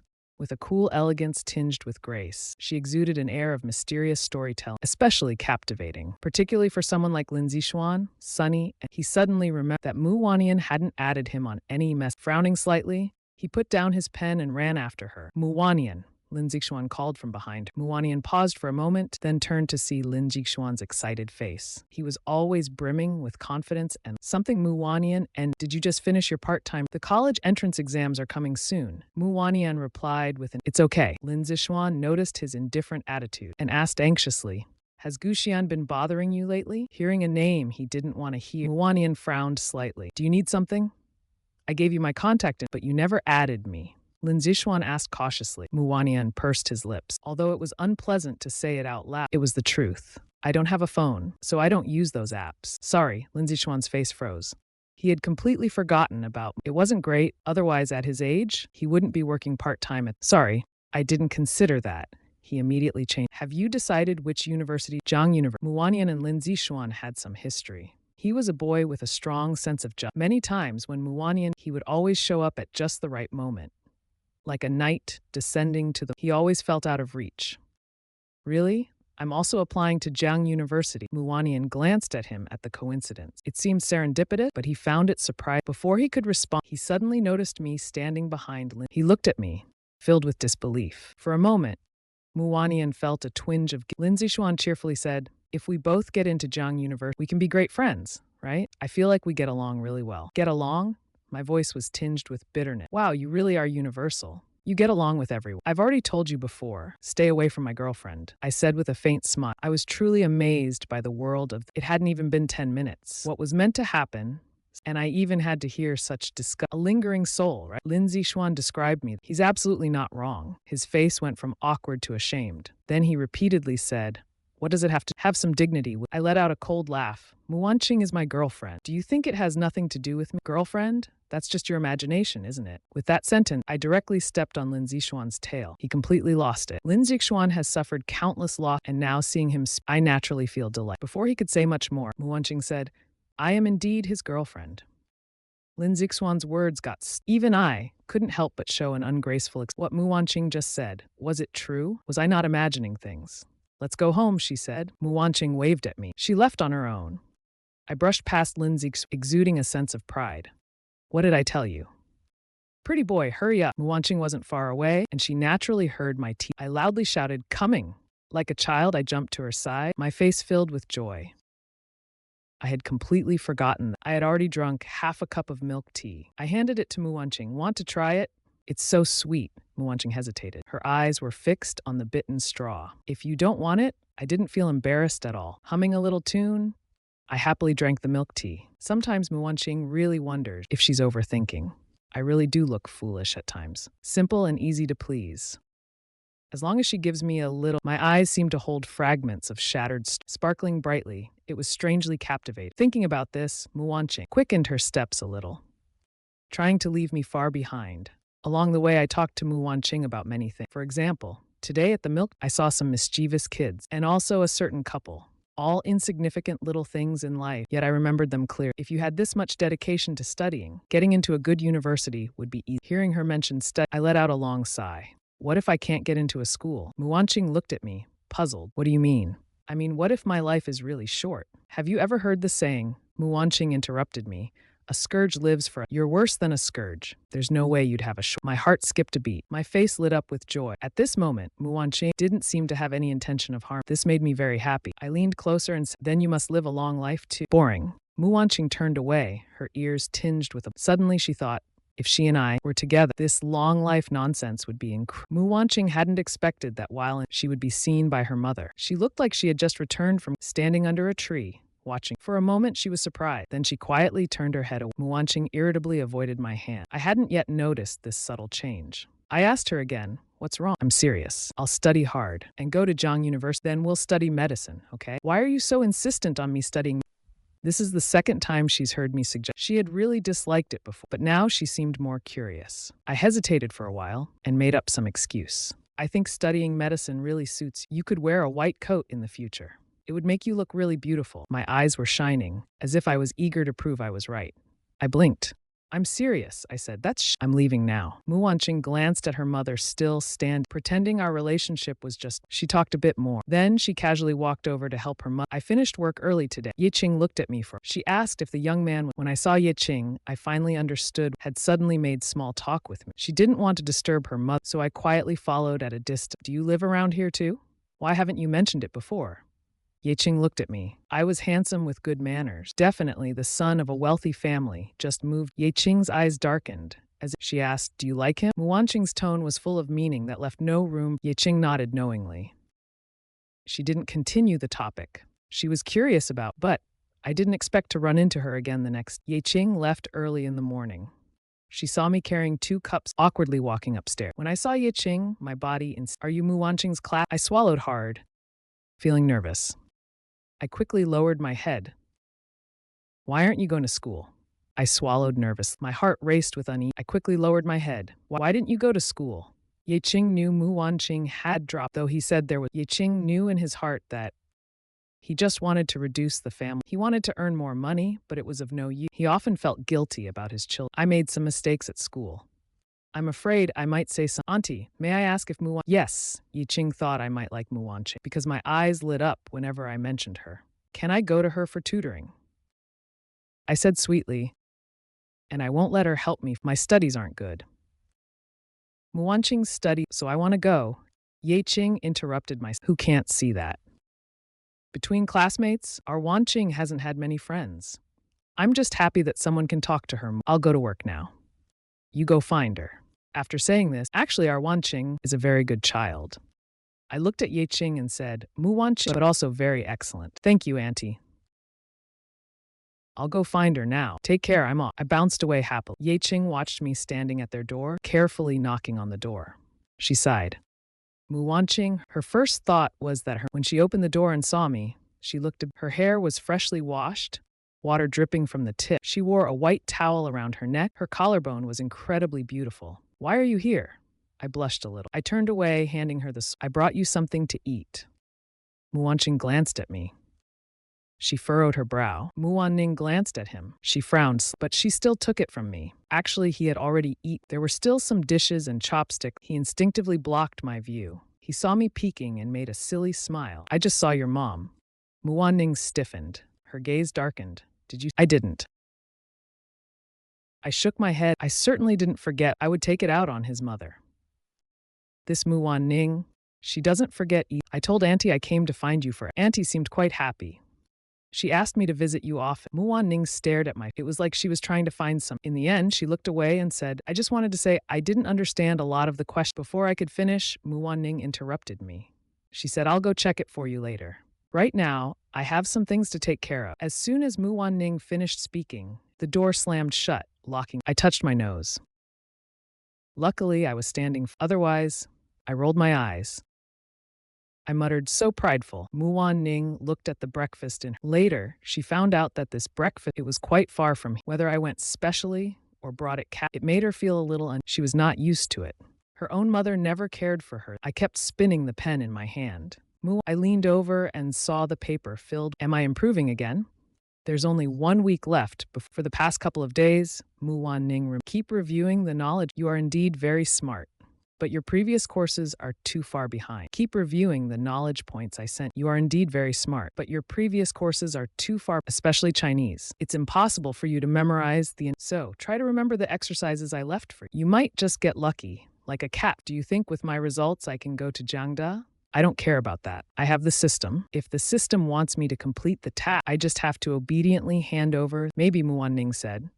She suddenly felt that fate was like me, a good-for-nothing for many years, now suddenly study. I could actually catch up with others who have been. Is there any fairness in this? And he's handsome and rich. A guy like him seems to never lack admirers wherever he goes. But why does he insist on sticking with me? Mu Wanning thought. He has nothing except for his face. I always say he's good-looking.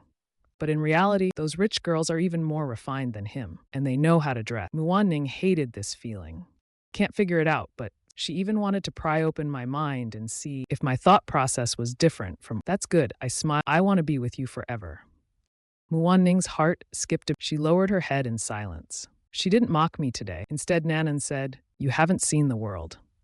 Don't say things like that. I'm serious.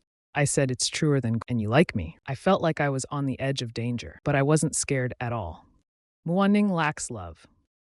Many perverts are like this. Of course, excluding you previously admitted to Lin Zixuan that you weren't like this before. I tugged at her sleeve. You weren't like this before. I tugged at her sleeve. My eyes widened like a cat's. I'm right, aren't I? All day long. I have no idea what's going on in your head. Mu Wanning furrowed her brows. I told you I wouldn't like you. She continued. I'm just repaying kindness. If you're nice to me, I'll be nice to you. Then if I like you, you should like me even more. I smiled. This is what repaying kindness. I still have to work part. I'll leave now. Mu Wanning hurried out as she was about. She didn't even take her practice book with her. With her bag on her back, I laughed on the sofa, I laughed so hard that tears. During this time, I heard it. The favorability rating on the system kept rising. It stayed at good until it reached 30, then suddenly dropped to minus. I've gotten used to the system making mistakes in S-level tasks. It somehow makes sense because this system assistant once said he's never encountered an S-level task. As for the previous host, I never asked what they did to fail the task. I never asked. Mu Wanning had been a bit absent-minded all day. The coffee shop owner asked if she had argued with her boyfriend. Mu Wanning froze. Her ears turned red. Where did the boyfriend come from? I just hide in the milk tea shop waiting for your guy. I saw you walking together yesterday. Not your boyfriend? Mu Wanning glanced at the milk tea shop. Behind the glass, there was no sign of me. She felt an emptiness in her heart, as if she had lost something. This feeling came suddenly and intense. No, it's not. Mu Wanning wiped the table, trying to shake off all the thoughts from her mind. But things don't always go as the first customer Mu Wanning was not here. He was dressed in designer with an arrogant look. He scanned the room and asked, who is Mu Wanning? His face looked like he was looking for trouble. Some customers glanced over. Mu Wanning put down the menu and stood in front of him. I'm Mu Wanning. What can I get for you? You're the one? The woman looked moved. Her eyes narrowed as she scanned her appearance. First time meeting. I'm Gu Wanyu. My purpose for coming today is simple. Gu Wanyu took out a bank card. Leave my brother. Leave Zhangcheng. Muan felt that it felt like something from a dramatic TV show. A villainous mother throwing money, telling her to leave her. Muan had always thought that such scenes couldn't happen but now it seemed that novels and TV shows are even more exaggerated than reality. Muan smiled. You're the one who stole his father from the myth and came to visit your free. Nice to meet you. Gu Wanyu's expression softened. You're quite bold.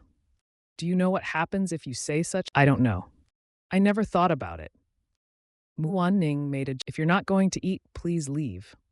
Don't disturb the. Gu Wanyu shift, looking at her provocatively. I'll have a hand-ground iced coffee. No milk, no sugar. Don't disturb the other customers. Gu Wanyu changed her tone. She looked at her provocative. I'll have a hand-ground iced coffee. No milk, no sugar. He took a 100 yuan note out of his pocket. Sorry to give this to you. Handmade iced coffee, 150 yuan. Muan took the money with both, her head lowered, her attitude flawless, without any. Gu Wanyu's face turned red. She was somewhat angered. She pulled another 100 from her pocket for you. No need for change. Consider it a tip for you. Thank you. Muan went to the counter and exchanged it. She really put it into her. Gu Wanyu saw her movement. A mocking expression appeared on her face. She'd look at this poor state. She's willing to act like a servant for a 50 yuan. I really don't know how much water is in Gu Xie's brain. When Muan was bringing the coffee, Gu Wanyu stepped forward. She didn't expect Gu Wanyu to be so deviant. Her hand shook and the coffee cup flew out. It splashed all over Gu Wanyu. How to settle personal score. Gu Wanyu's face darkened as the coffee cup shattered. The shop owner ran out. He didn't know what had happened earlier. One of Gu Wanyu's clothes. He quickly apologized to Muan. Sorry, customer. Our staff has been feeling unwell recently, so don't tell me too much. Gu Wanyu took off her coffee-stained jacket, then placed it on the table. The owner quickly picked it up. I'll take it to the. I'll clean it and bring it back to you. No need, Gu Wanyu said, before the owner could compliment her. She said, I never wear clothes that have been cleaned. Pay for it. This shirt came from Italy. I'll give you an 80%, 8,000 yuan. Are you trying to scam me? The owner's face, it was clear that this was a high-end brand, but he didn't expect it to be the. Gu Wanyu tapped her fingers on the table. She looked at Muan. He has money. Muan raised her eyes, somewhat confused. The way he was provoking was just too childish. Muan hadn't finished speaking. I bumped into Lin Zixuan, who was about to. He almost tumbled and crawled to Muan side. What did you just say to Muan? All I heard was something about money. Looking at the clothes in the coffee shop owner, Muan stepped behind, protecting herself. Who allowed you to come here? When Gu Wanyu saw me, her expression, the nasty look vanished. She suddenly acted like the caring older. Xian, you haven't been home for a long time. Mom and Dad asked me to find you. I'm not here to discuss. I didn't want to talk to her at all. I turned to ask my mother, what did she just say to you? None of your business. Muan said, this is my matter. This shirt will be fine, making you pay 8,000 yuan. Muan worked diligently. Her attitude was proper. The boss liked her very much. He couldn't help but. Muan frowned. She gave the owner a cold look, thinking he was being too nosy. 8,000 yuan? That's. I'm going to explode. A villain. Now Muan probably doesn't even. Why don't you go rob a bank? I muttered to myself, probably just trying to force me back, just to please her dad. This scheming bitch is just like her. Gushan. I've seen Muan in many embarrassing. Gushan. Sometimes Muan keeps thinking, if only my life were a bit more beautiful. Then I wouldn't be controlled by others. And I wouldn't feel helpless. Don't speak. This is the first time I've. The reason is simple. Although I don't know what Muan, but I know that because of Gu Wanyu, he hates the Gu. After taking over the Mu family, even forcing my family, even making them go crazy, Gu Wanyu was sent to prison. She'll rot there for life. So don't mess with people. 8,000 yuan, huh? I'll give it to you. I'll transfer it right away. Take your money and leave. Don't ever contact me again. I felt really careful. Gu Wanyu squinted at me. Xian, how long? If you don't want to marry Zhang Yuyo, I'll help you cancel it. Why don't you go home? Dad misses you. Gu Wanyu sighed. I twitched my mouth. What does he miss me for? To see me suffer? Can you stop talking nonsense? You're not welcome here. I don't want to see you. What status do you have? What status do I have? Do you even deserve to talk to Gu Wanyu's? I grabbed Muan. As I left, I bumped into. There was no apology in my tone. I sarcastically said sorry. I know, of course I saw. If it wasn't for the system reminding me that the key plot was coming, what would happen next? Lin Zixuan's family isn't wealthy, but he saved up a lot. He would help Muwan Ning, and Muwan Ning is very needy. She clings to every little bit of kindness, especially with Lin Zixuan, the nice guy character. Muwan Ning is very needy for love. She clings to every little bit of, especially with him, Lin Zixuan, the nice guy character. It's been established. It only increases her feelings. I can't allow this to happen. Why are you here? Muwan Ning was quite surprised, but it seemed a bit too coincidental. He was suspicious, although he didn't suspect that he was still very curious. I was feeling unwell, and I was lying through my teeth with my eyes wide open when I got to the store entrance, so I was afraid she can do nothing to me. Muwan Ning sneered. She definitely won't. She now suspects that in my unable to withstand a little wind, he's not a good person. I said these words with great difficulty. In this world, the biggest villain is saying such things in front, but Muwan Ning didn't seem bothered. He chuckled. His tone unexpectedly became, he's definitely not a good person. How about treating me to, after all, you should take responsibility. Muwan Ning suddenly made such a request. I was both surprised because pleased because I felt, although the system's prompt still showed, I simply thought the system, all right, what do you want to eat? I blushed. Muwan Ning, who had seen many boys blush in front of him, he suddenly remembered the small alley that night. I looked at him in panic. My eye, some strange rumor. I've been here. Having seen many boys blush in front of him, it was the first time he found this expression. He suddenly remembered the small. I looked at him in panic. My eyes were like a scared, having heard some strange rumors. I don't know where they came from.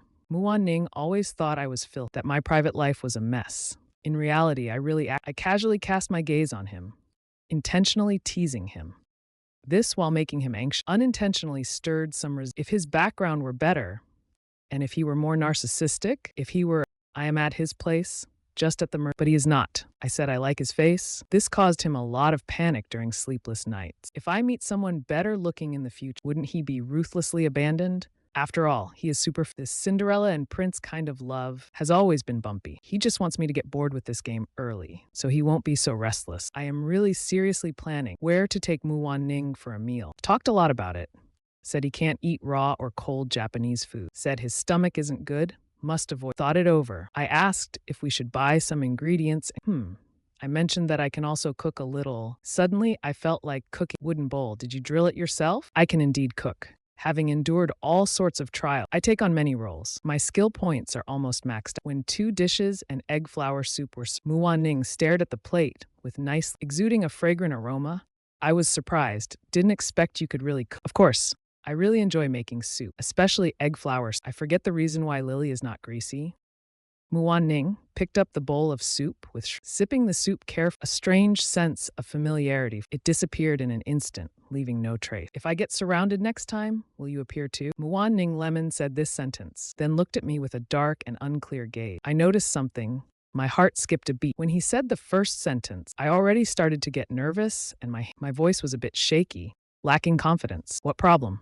Do you dislike Lin Zixuan? I didn't think so before. This time, Muwan Ning saw me with Lin Zixuan appearing at the same. Then I recalled and paid. Whenever Lin Zixuan appears, I always happen to be present. My hostility towards Lin Zixuan is really too. I picked up a piece of food. My gaze was wandering. I didn't tell the truth. Muwan Ning's tone turned 2 degrees. I've seen strong-willed female leads before. That's called the protagonist, but Muwan Ning, with such a strong antagonist, is the first one I've ever known. I don't like him. I can't hide it. I looked up and said with confidence, I don't want you to be in contact. Not at all, because you won't have a good outcome with him. My tone was firm.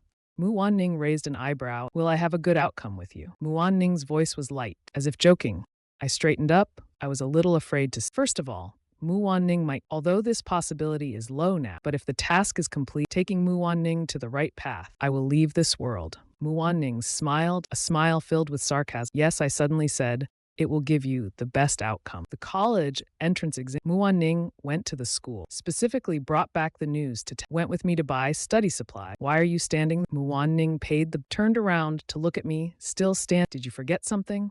Didn't buy. I glanced at Lin Zixuan, who looked gloomy. His friends were still angrily talking, but they were too far away. I couldn't hear clearly. Without me, I quickly followed. Out the door, Muwan Ning noticed a milk. Do you want something? I see you really like milk tea. Just now, I pointed to Lin Zixuan inside. It was a bit hard to believe. Muwan Ning had no expression. I smiled and moved my lips, thinking of how. When Muwan Ning went to buy milk, my soul slowly fell back into my body. Just now, Lin Zixuan once again ran into Muwan Ning. He smiled and greeted her, saying, "What a coincidence. Ran into you again." I hadn't even walked over when I heard Ning coldly say, "I don't think running into you is something to be. We're not familiar." When Lindsay Schwan heard this, the smile on his face immediately. I was also stunned. Ning shoved the milk tea and then she turned and walked ahead without looking. I kept chasing Ning along the way. When I stood beside her, Ning's pace slowly slowed down. We walked side by side. Our exam rooms aren't too far apart, right? I tried to make conversation. You're on the third. I'm on the first. After the exam, can you wait for me? Ning looked at me. After a while, she said, "Oh, the night before I was pacing in the corridor, feeling very angry. Only 24 hours left until I die. If I survive, Ning's task would be halfway. She could completely leave a brand new Ning would emerge. Why are you wandering around at night?" Ning was wearing a white dress. It looked like she was going downstairs. I lowered my body and turned my head to see Ning's longs flowing gently near her, but her eyes were sharp.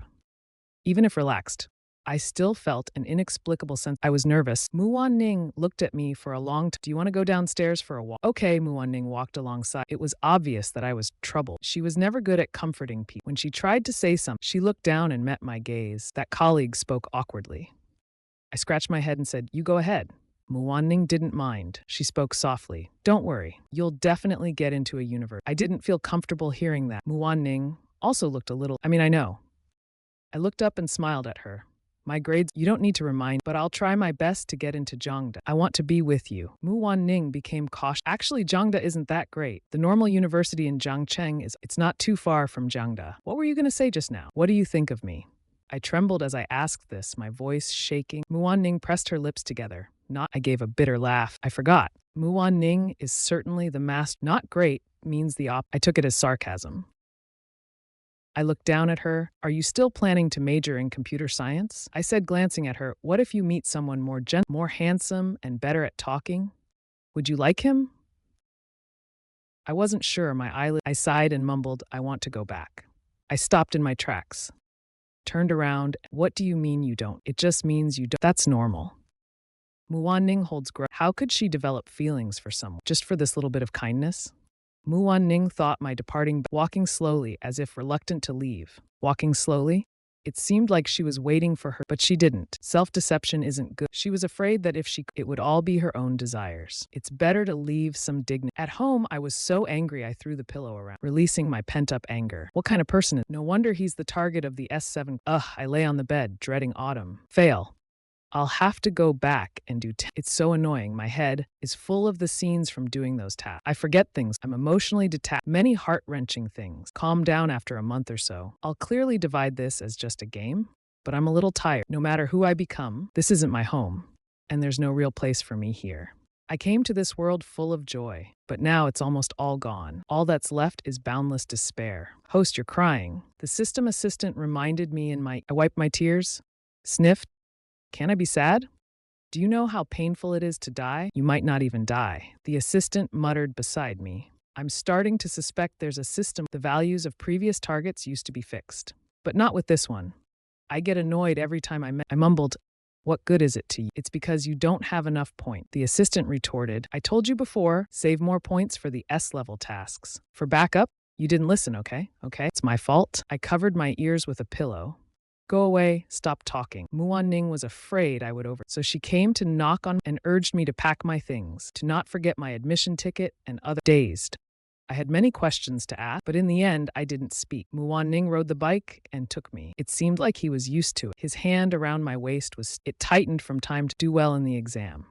I heard Ning say this, and I shouted to him. He turned around. I immediately hugged him. The sudden embrace I had been holding him in my arms for a long time. He reached out and touched my head. I was trembling. He thought I was nervous. He spoke gently. "Don't worry. If you don't know a question, skip it. Leave it to the end."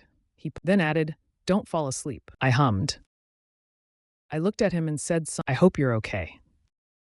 Whatever you do, I'll be happy. You will remember me." "What are you saying?" Ning frowned. "Good luck," he said. I stepped back a few steps and entered the classroom. Ning he entered his exam room. He immediately saw the boy seemed like he wanted to talk to him. But in an instant, the light dimmed. The exam went smoothly.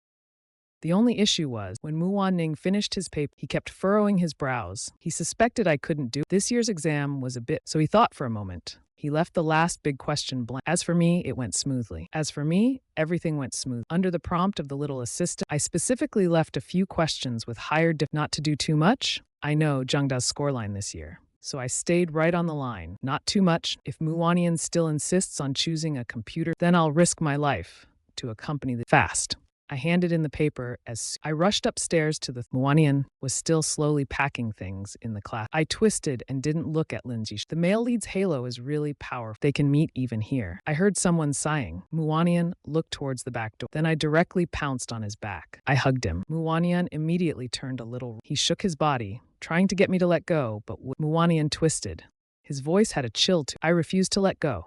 I was so tired from I needed to replenish some. Muwanian suddenly stopped. I looked at Lin Zichuan. He looked over here, smirking provocatively. I took a deep breath behind Muwanian.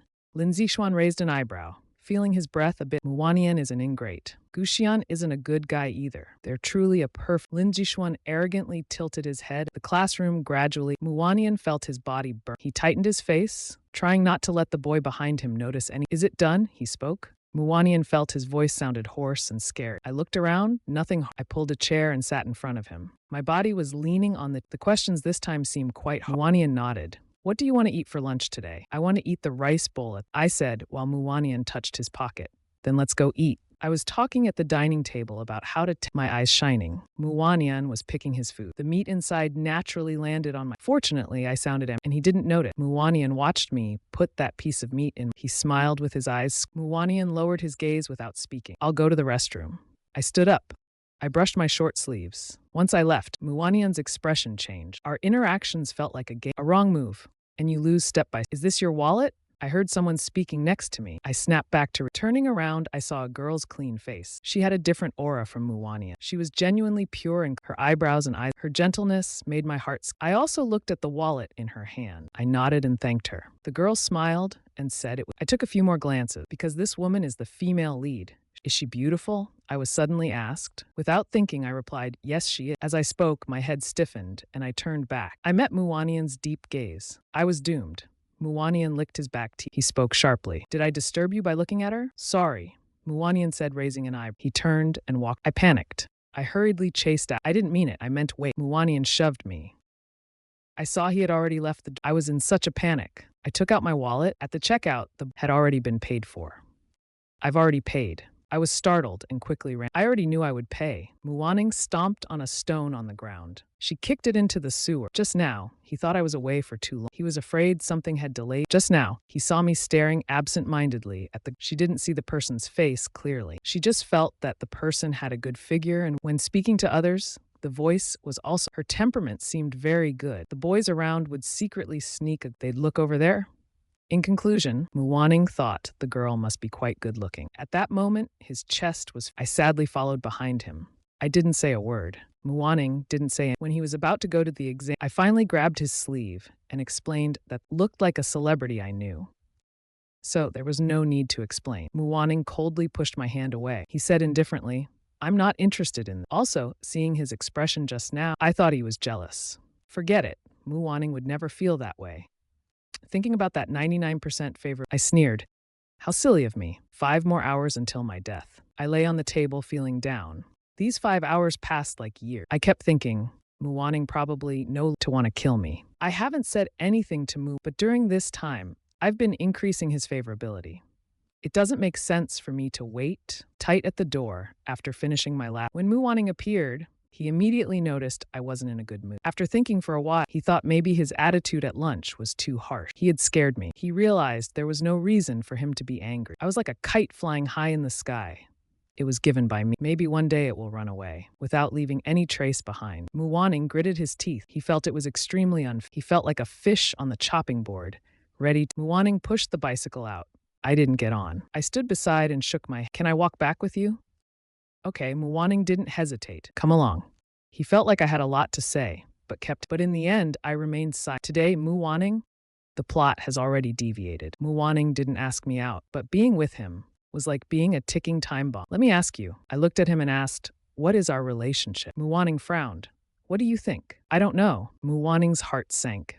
Weren't you always saying I was your girlfriend? Now you don't know? Whatever, Muwaning replied, his voice clearly irritated. I didn't know what to say. Muwaning saw me stay silent. He held it in for. He turned and asked, "Are you done playing? So now you want to tell me that everything you did for was just to abandon me, right?" I didn't. I'm just anxious. My mind is very confused right now. I'm overwhelmed by so many. Muwaning's aggressive words only made my thoughts more chaotic. Whatever, Muwaning said, after which his heart twisted with discomfort. In my mind, the favorability hints kept up and down, fluctuating wild. It almost made my head explode. So I stood still, too miserable to move. Muwaning couldn't care less about me.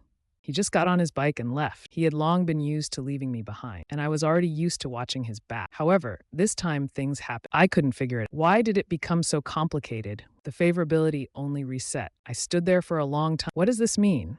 I asked the system assistant, but it was also, why did the target's favorability reset? Only Muwaning knows. He was thinking, maybe I should just forget everything that happened before. Pretend she never existed.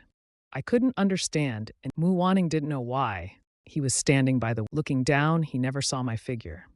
She must have gone home. He was tired of it. After playing enough, it was time to return to. Muwaning felt it was hard to even swallow. He hated himself. He knew it was a trap, yet still walked. 8 p.m. I stood at the place where I was supposed to die. 10 steps away. There was no Muwaning here. I survived. I was a little dazed. It's still half an hour to go. I blinked.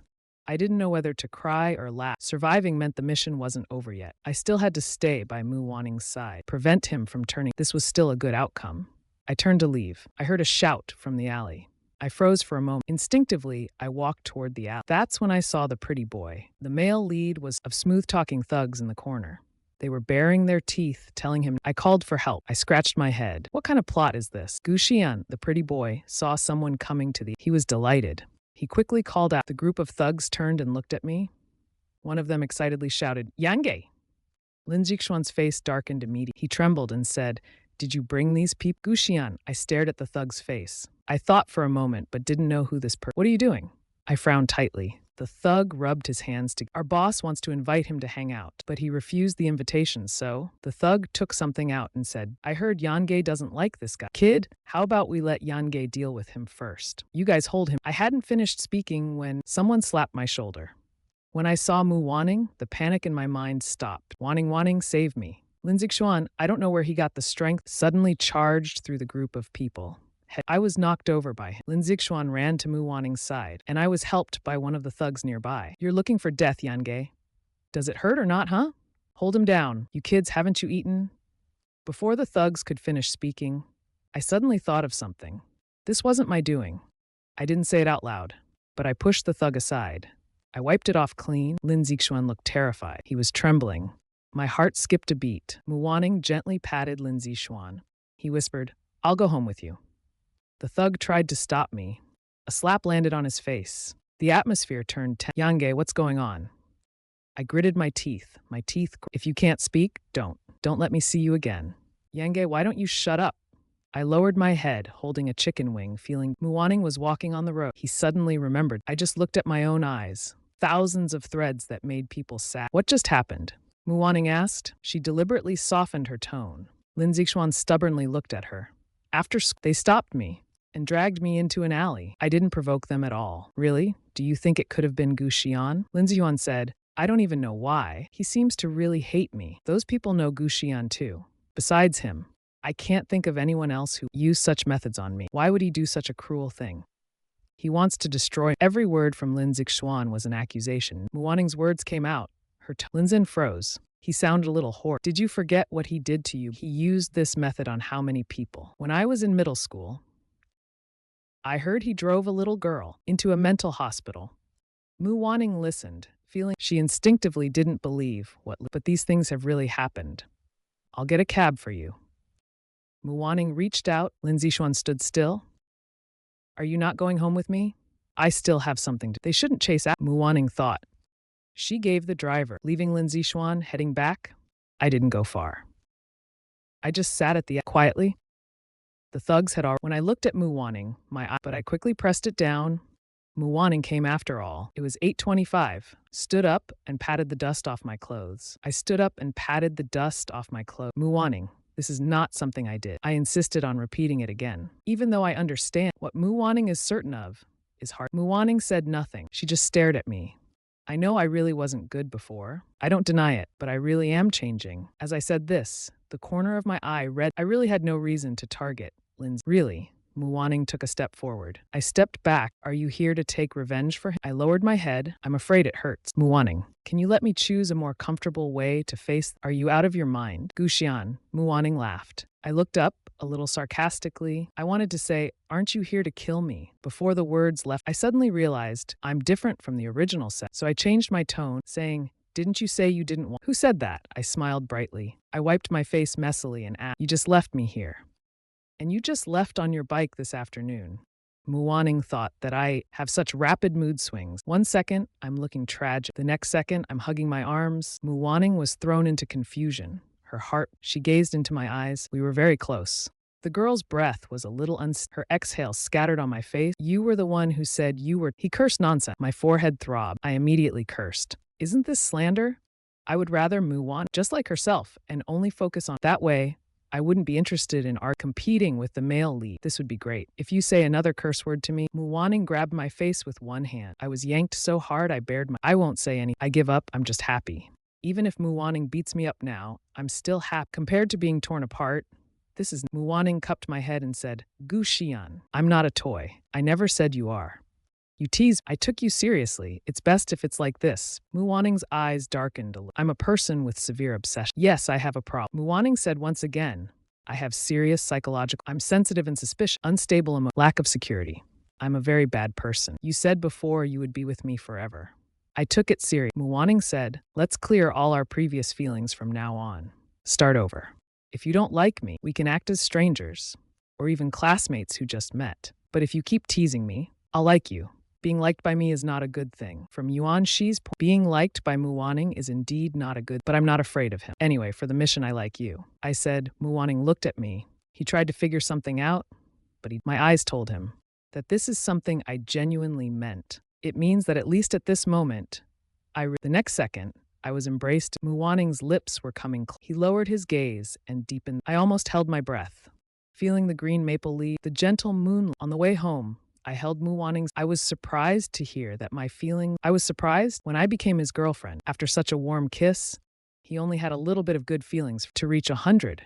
Who knows? Muwaning has never liked any, but at this moment, he really wants me to belong to him. Dating someone like this, how should I put it? When I was holding 2 admission letters and thinking about Muwaning's affection level stayed at 1 point. Sometimes it even showed 0.1. The data system couldn't even handle this, but once Muwaning warms up, he's definitely a perfect boyfriend. He wants to earn money during the summer to save, but every time he comes home from part-time, he always brings back little things like the milk tea I like, the chicken legs I love to eat. Are you dating the guy downstairs? Muwaning is off today and heard me say I wanted to go, so he started getting ready early. Yiqing's words made Muwaning's body stiff. He lowered his gaze. It's normal for his mother to find out. He hummed.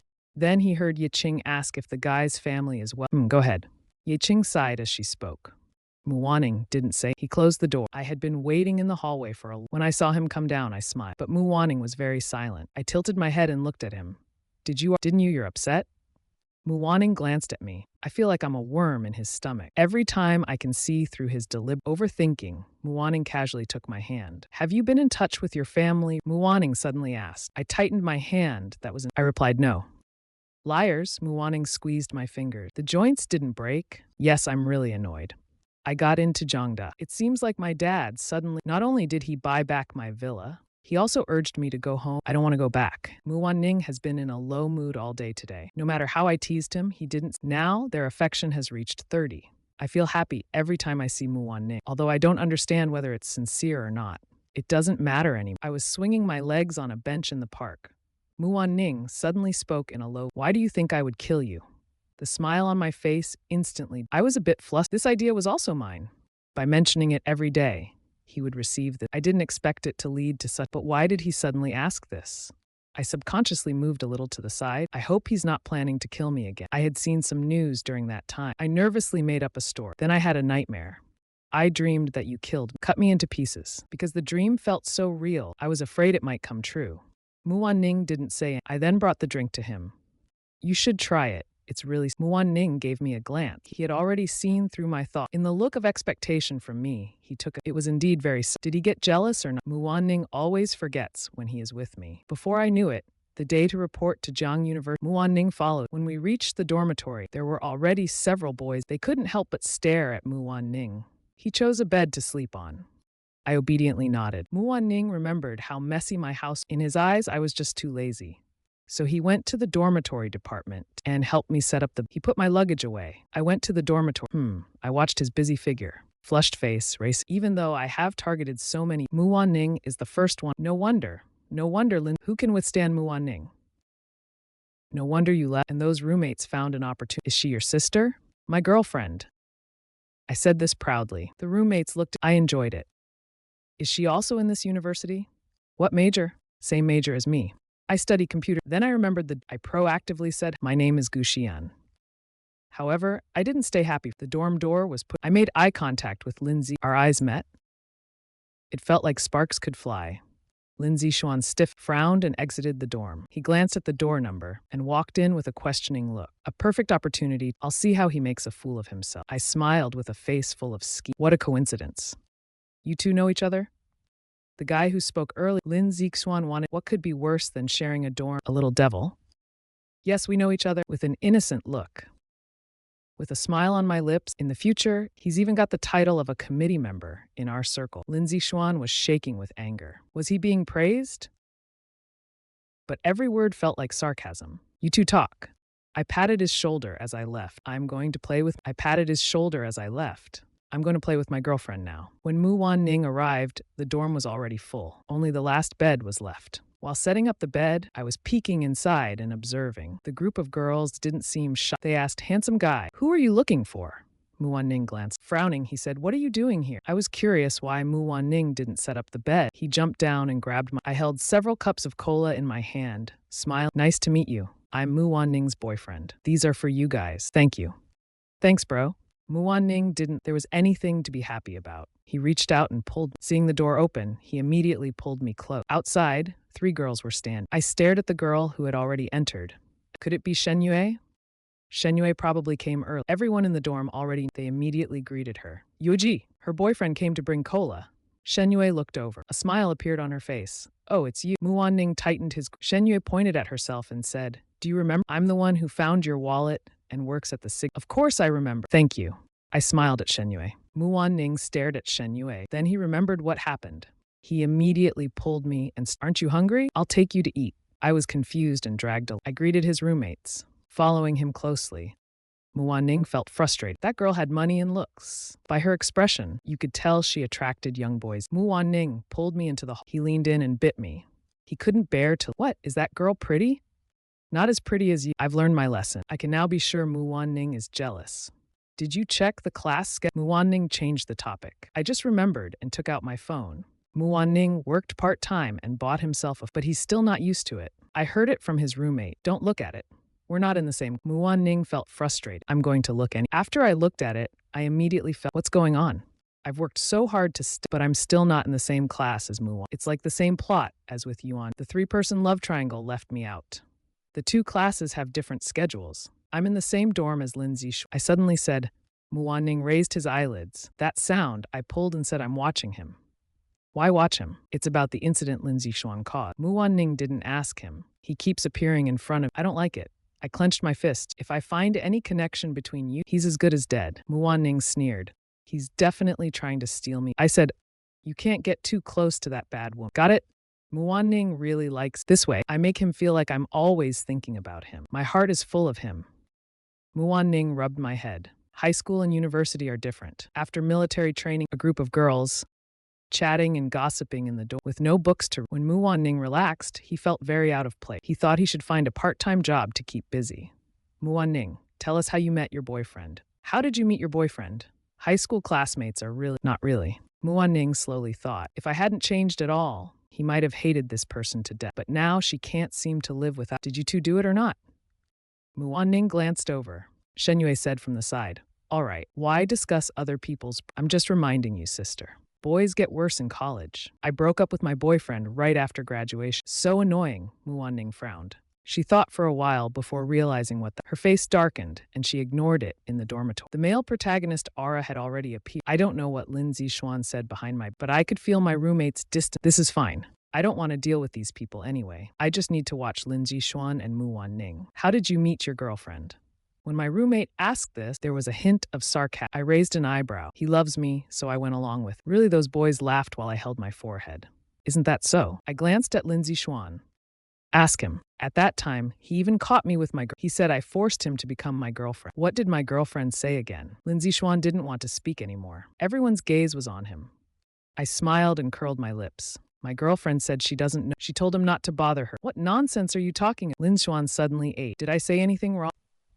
I don't know who keeps hanging around my girlfriend every day, talking about justice, flirting with others. How come it sounds so bad when it comes? My roommates looked at me. I looked at them, not knowing what. Guxian, don't bully people too much. Lindsay Xuan's eyes turned red. He stood up. I don't know who is causing campus violence. Tell me, how many times have you hit Mu Wan Ning? Should I not suspect you? Who knows? Did you bring those bullies to the college entrance? What's wrong with you being so disgusting? Relying on having some money at home, you just go around causing. Am I wrong?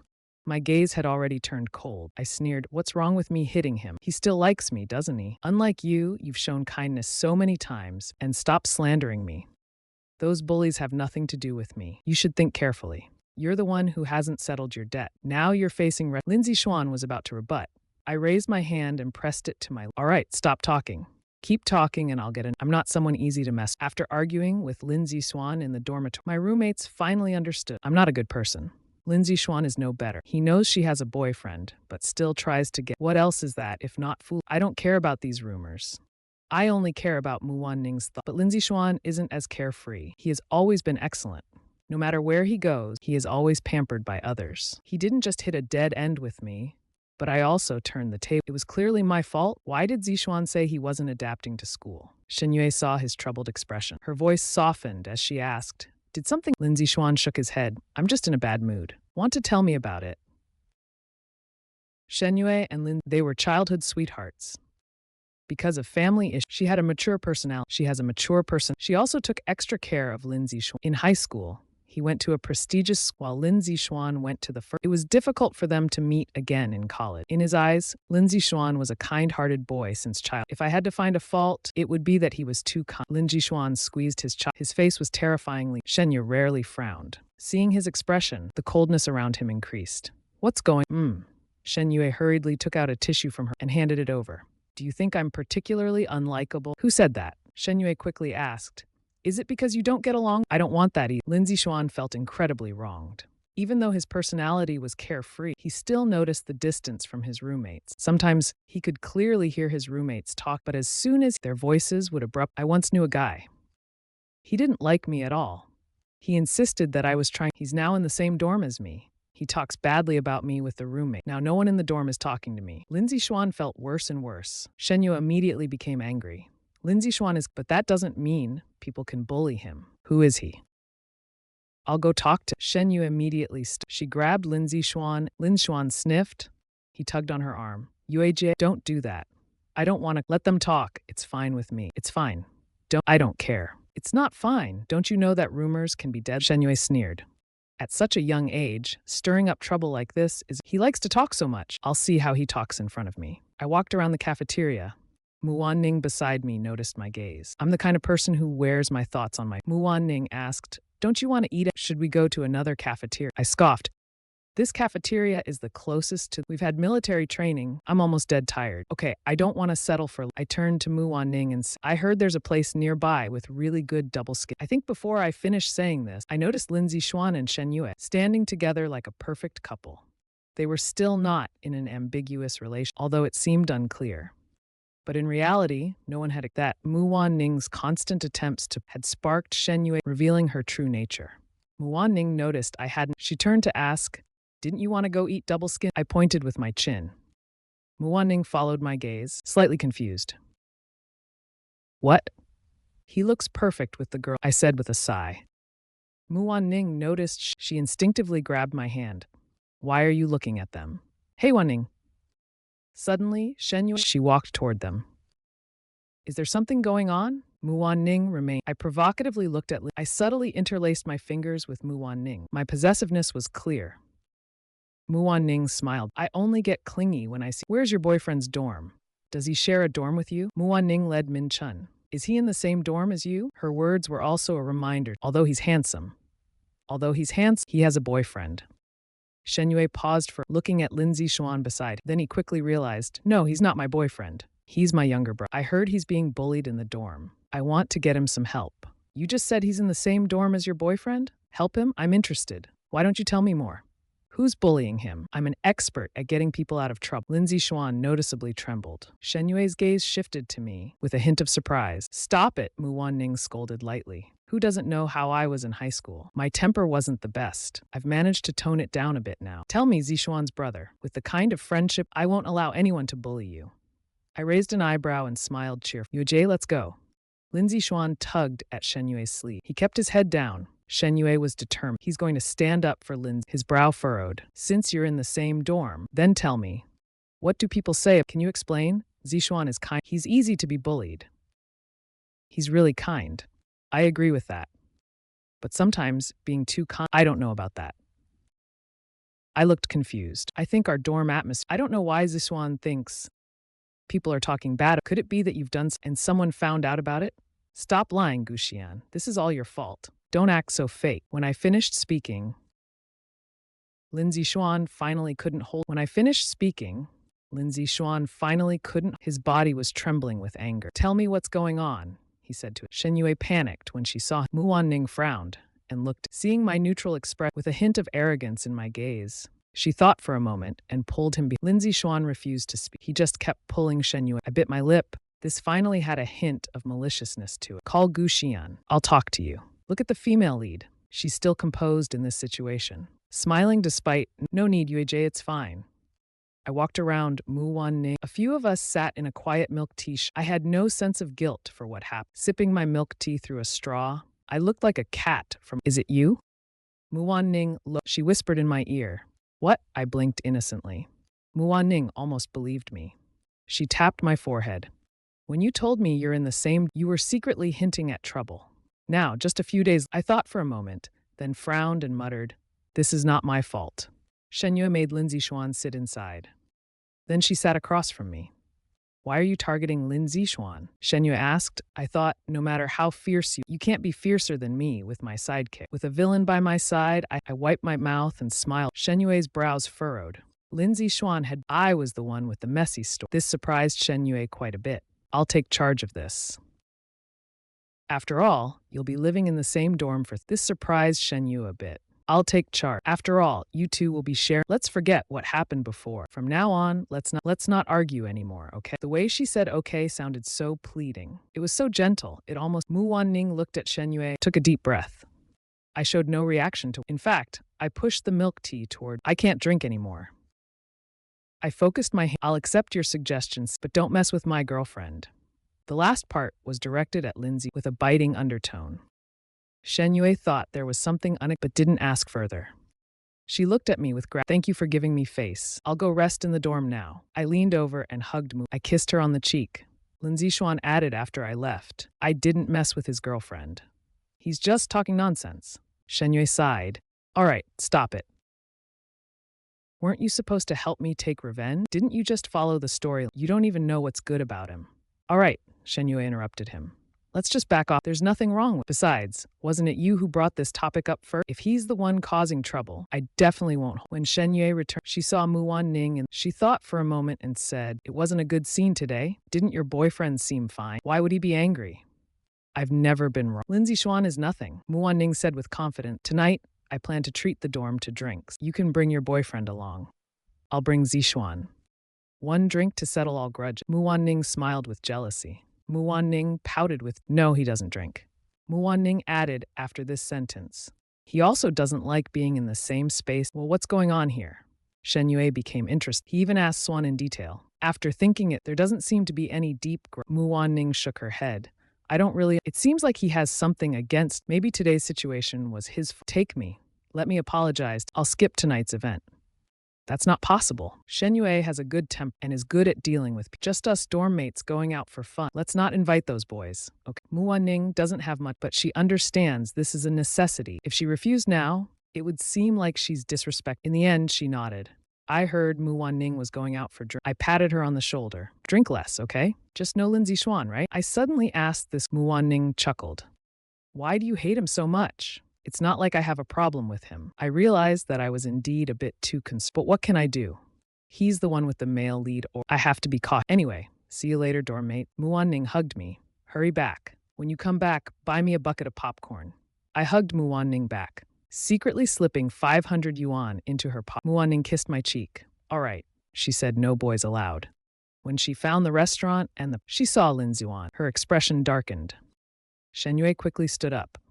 Zixuan doesn't want to. He doesn't have any friends here. So Mu Ning silently pulled out a chair. It's fine. The dorm mates don't know the full story. Shen Yue was so grateful just for bringing a guy. What could there be to? Lin Zixuan is indeed a likable person. The dinner wasn't halfway and he was already mingling with them, laughing and joking. It was very lively. Mu Ning sat at the corner, separated from the fun. At the end of the meet, that group boredly decided to play Truth or Dare. Mu Ning couldn't just put down her chopstick. She had to force herself to keep. In the first round, Mu Ning was chosen. She picked Dare among the options. She was told to call her boyfriend and break up with him to see his reaction. Mu Ning looked at the roommate who suggested this. Shen Yue saw the atmosphere go cold. She quickly said, no. The young couple worked hard to get together. Don't make trouble. Mu Ning directly picked up the white wine. She poured a full glass. She tilted her head and drank. In the next round, Mu Ning, even though I gave him a lot of indulgence before experiencing love, Mu Ning heard that love is passionate. Love is plain and simple. Mu Ning thought love was walking on thin ice. She had always been stuck in a box, but she also understood that beneath was a raging storm. Mu Ning drank quickly. When the dinner broke up, she was already dizzy. The others were also drunk. Lin Zixuan stood beside her for a long time. He reached out to support Mu Ning as they drank. The dormitory quiet time was. Shen Yue immediately booked for. The group marched towards the hotel. Shen Yue couldn't manage alone. She watched Lin Zixuan help someone into the car and reminded him, take care of Mu Ning. Go to the hotel and give my name. Lin Zixuan and Mu Ning sat together and the girl seems to have already got. She's feeling very young. The raised neck looks particularly. Their arms intertwined, passing warmth. But Mu Ning looks effortlessly. She casually combed her hair, revealing her fair forehead. Her drunken eyes casually glanced at the man. She hesitated. Uncertain, she called out, Lin Zixuan, I'm here. His voice was clear and pleasant. Lin Zixuan's heart skipped a beat. He quickly said, Mu Ning's sharp eyes felt strong. The driver stopped the car. The driver hurriedly parked the car to the side, worried she might throw up in the car. What's wrong? Are you feeling sick? Mu Ning didn't respond. She got out of the car and Where are you going? Lin Zixuan grabbed her arm. She pulled her arm away from him. Lin Zixuan said angrily, you're drunk. Shen Yue found a hotel. I'll take you there to rest. No need. Mu Ning's headache. She staggered down the road. The driver called out to the two of them. Lin Zixuan glanced at. He turned and paid the fare, telling the driver. Then he hurried after her. Mu Ning took out her phone. It was 10 o'clock. She probably couldn't deliver popcorn to Gu Xian anymore. Is it that you don't want to stay with? Lin Zixuan, after seeing all her actions, finally came to his senses. He found it hard to believe. Mu Ning stopped walking. She turned around and looked at him deep. She nodded seriously. Why? I've saved you so many times before. Mu Ning paused for a long. She pressed her forehead and said, as Gu Xian's girlfriend, he doesn't like you. Lin Zixuan was stunned for a moment. Is that so? Yes, it's because of this. They all say Mu Ning is cold. She doesn't care about. She's indifferent. Lin Zixuan never envied it, but at this moment he envied me so much. Why is that? What did he do to make Mu Ning care so much? Lin Zixuan muttered behind her. Are you crazy? Mu Ning, he treated you and you still like him. Mu Ning's body stiffened. Lin Zixuan casually said, you might not even like Gu Xian. I knew him before.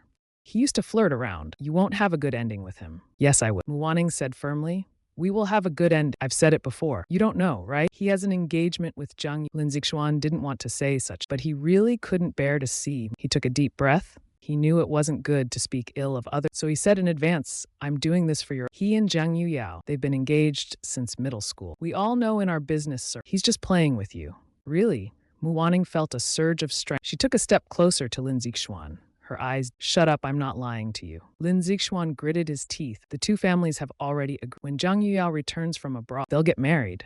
My mom is Zhang Yuyao's mother's best friend, so I know. Muwaning clenched her fists, her knuckles. Lin Zixuan saw that Muwaning didn't. He wanted to reach out, and Muwaning squinted slightly, not showing it. She took a step back. Some things don't need your reminders. Muwaning's voice was hoarse. She smirked. Maybe it was because or maybe she just didn't want to lose. She heard her own voice. He said he wanted to be mine. Then he can only be mine. Whether it's Zhang Yuyao or Shen Yue, it was Gu Xian who first Muwaning looked around. But he didn't see me. He shook his head. He kept walking down the road, not knowing where to go, not knowing who he was waiting. Lin Zixuan called from behind his name. Muwaning didn't turn back. That person, like a tail, followed behind him. It strangely reminded Muwaning of. He sighed. He felt like he had lost his because in the next moment, he saw me, wearing pajamas, looking at him with disbelief, my eyes fixed on him. In that moment, Muwaning felt like his heart was full. You're late, but I'm still here. I was lying in bed. Just as I fell asleep, I heard the system's alarm. It said the plotline had changed. Now the male lead has met the target. When I heard the news, I was stunned. Muwaning even knows how to lie. When did they get involved? This isn't right. I climbed down from the second-floor bathroom counter. I didn't even change. I just took a taxi to the place, the system. Along the way, I imagined a series of things. The male. In the end, they developed mutual. Muwaning turned back and fell in love, following the original plot. But now it seems it's still Lin Zixuan, the shrimp-headed guy who's. I rolled up my sleeves and was ready to. Today, I'm going to show Lin Zixuan a thing or two. As I passed by Muwaning, I was suddenly grabbed from behind. Muwaning seemed very happy. Her voice was full of excitement. What are you going to? Is he bothering you? What did he say to you? I asked angrily. Lin Zixuan was startled. He quickly stepped without Muwaning's head on my shoulder. She whispered, "You came just in time. I'm so tired. Take me back, please." I blinked and stared at Lin Zixuan. Muwaning hugged me tighter. I lowered my head, smelling. I saw the half-pulled-up sleeve. She frowned in displeasure. I watched Muwaning drunk. Her eyes were wet, beautifully so. I swallowed hard. My heart raced. Let's go. Muwaning reached out. Her joints tightened slightly. I couldn't hold my anger in. I stopped walking. Turning to Lin, I told you before. Stay away from Muwaning. You didn't listen to me. Don't blame me for being. Lin Zixuan actually laughed at my word. He and I were like fire and water. Why should Muwaning be so even someone like me would step on his head? Lin Zixuan wasn't the shy boy. He immediately said, "Are you afraid I'll steal Muwaning? You're full of crap." I looked ready to fight him. Then why won't you let me get closer? Lin Zixuan had a mocking look. You know exactly what you are. You feel like you're not worthy of her. This was something the male lead. He was openly trying to steal my girl. How could Shen Yue not care? Oh, right. When I first saw the original, I knew the male lead was both. He eats from the bowl, but looks into the pot.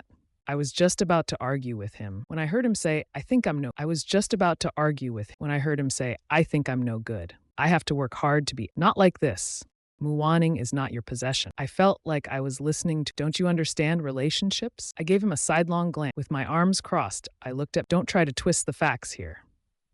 I never said Muwaning was my possession, but she is my girlfriend. I have the right to decide whether she can have male friends. Do you like Muwaning? I moved a little closer to it. Teasingly, I said, you don't like her.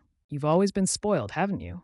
Outstanding, sweet words. You've never faced rejection. You see, Muwaning doesn't care about you, but she Are you jealous? Why would I be jealous? You think I'm not as good as you, but still like me, huh? I said casually. Muwaning, standing behind me, remained. Her face showed no expression. I wanted to provoke him again, but then I saw Shen Yue suddenly appear from a taxi. Not sure when I swallowed hard.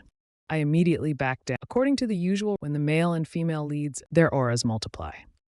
They have the power to change everything. And this female lead, although would still instinctively protect Lin Zixuan. I stepped back, bumping into Muwaning. I averted my eyes. I heard Lin Zixuan shout. I pulled at the corner of my mouth. He really annoys me, I muttered. I looked up at Muwaning. I blinked my eyes for a while. I said, what if Lin Zixuan? What if Muwaning lowered her voice? He wouldn't dare. Seeing my surprised look, Muwaning squinted and explained. Seeing my surprised look, Muwaning squinted her eyes and explained, Shen Yue is not an unreasonable. He wouldn't do something like. While everyone else has somewhat broken their persona, only Muwaning's dark side value is still fluctuating around 8. She's a woman who is fully determined. I didn't know Lin Zixuan was coming, Muwaning softly said. I paused, snapped out of my thoughts. What? But I find you really interesting. Muwaning looked up. Her eyes were fixed on me, making my heart. How did you know I was here? Before I could speak, Muwaning said again, let me see your arm. I was panicking about what had just happened when he asked me. It was all my fault, rushing to break up the female. Too eager about the male lead, I made such a big mess. Muwaning pulled at my arm, staring at it. You dared to go out dressed like this? Where did you crawl out from? Look at all the dirt on you. Muwaning gently touched my. I immediately winced in pain. I was climbing down from the second. I fell on the ground. The bricks scraped my elbow. If it weren't for Muwaning's reminder, I would have forgotten all about it. Why don't you just die from the pain? Guwaning said while wiping the dust off her fingers, staring at the wound for a. She said, when Guxian saw you, I suddenly understood what peace of mind. You will always protect me, right? If I knew what would happen next, I would never have believed it back. I wouldn't have told Muwaning couldn't go back to the dorm. So I took Muwaning to a hotel near the school. Nowadays, no need for ID cards. The front desk saw we were one guy, one girl, and gave us a double room. That night, I lay on the edge of the bed, staring at the ceiling. The girl beside me slept soundly. I turned my head to look at her. Her usual cold and indifferent were now unusually soft. Her long eyelashes, her brow furrowed, not knowing. I reached out and smoothed her brow. Before I could pull my hand away, Muwaning relaxed her brow. Our eyes met. Muwaning reached out. She suddenly hugged me. The sound of heartbeat. I heard Muwaning softly say, she had a night. Muwaning took a deep breath. The scent of hormones gradually brought her back to reality. Sleep, it's late. My face turned red. Luckily, the night could hide Once I heard my breathing, Muwaning relaxed and opened. She looked up at the boy in her arms. She stretched her arms. She didn't dare to say that she dreamed. In an alley surrounded by thugs, the night was dim. The young boy had a knife stuck. He slowly knelt in front of him, clutching his pant leg. His voice twisted painfully, saying, save me.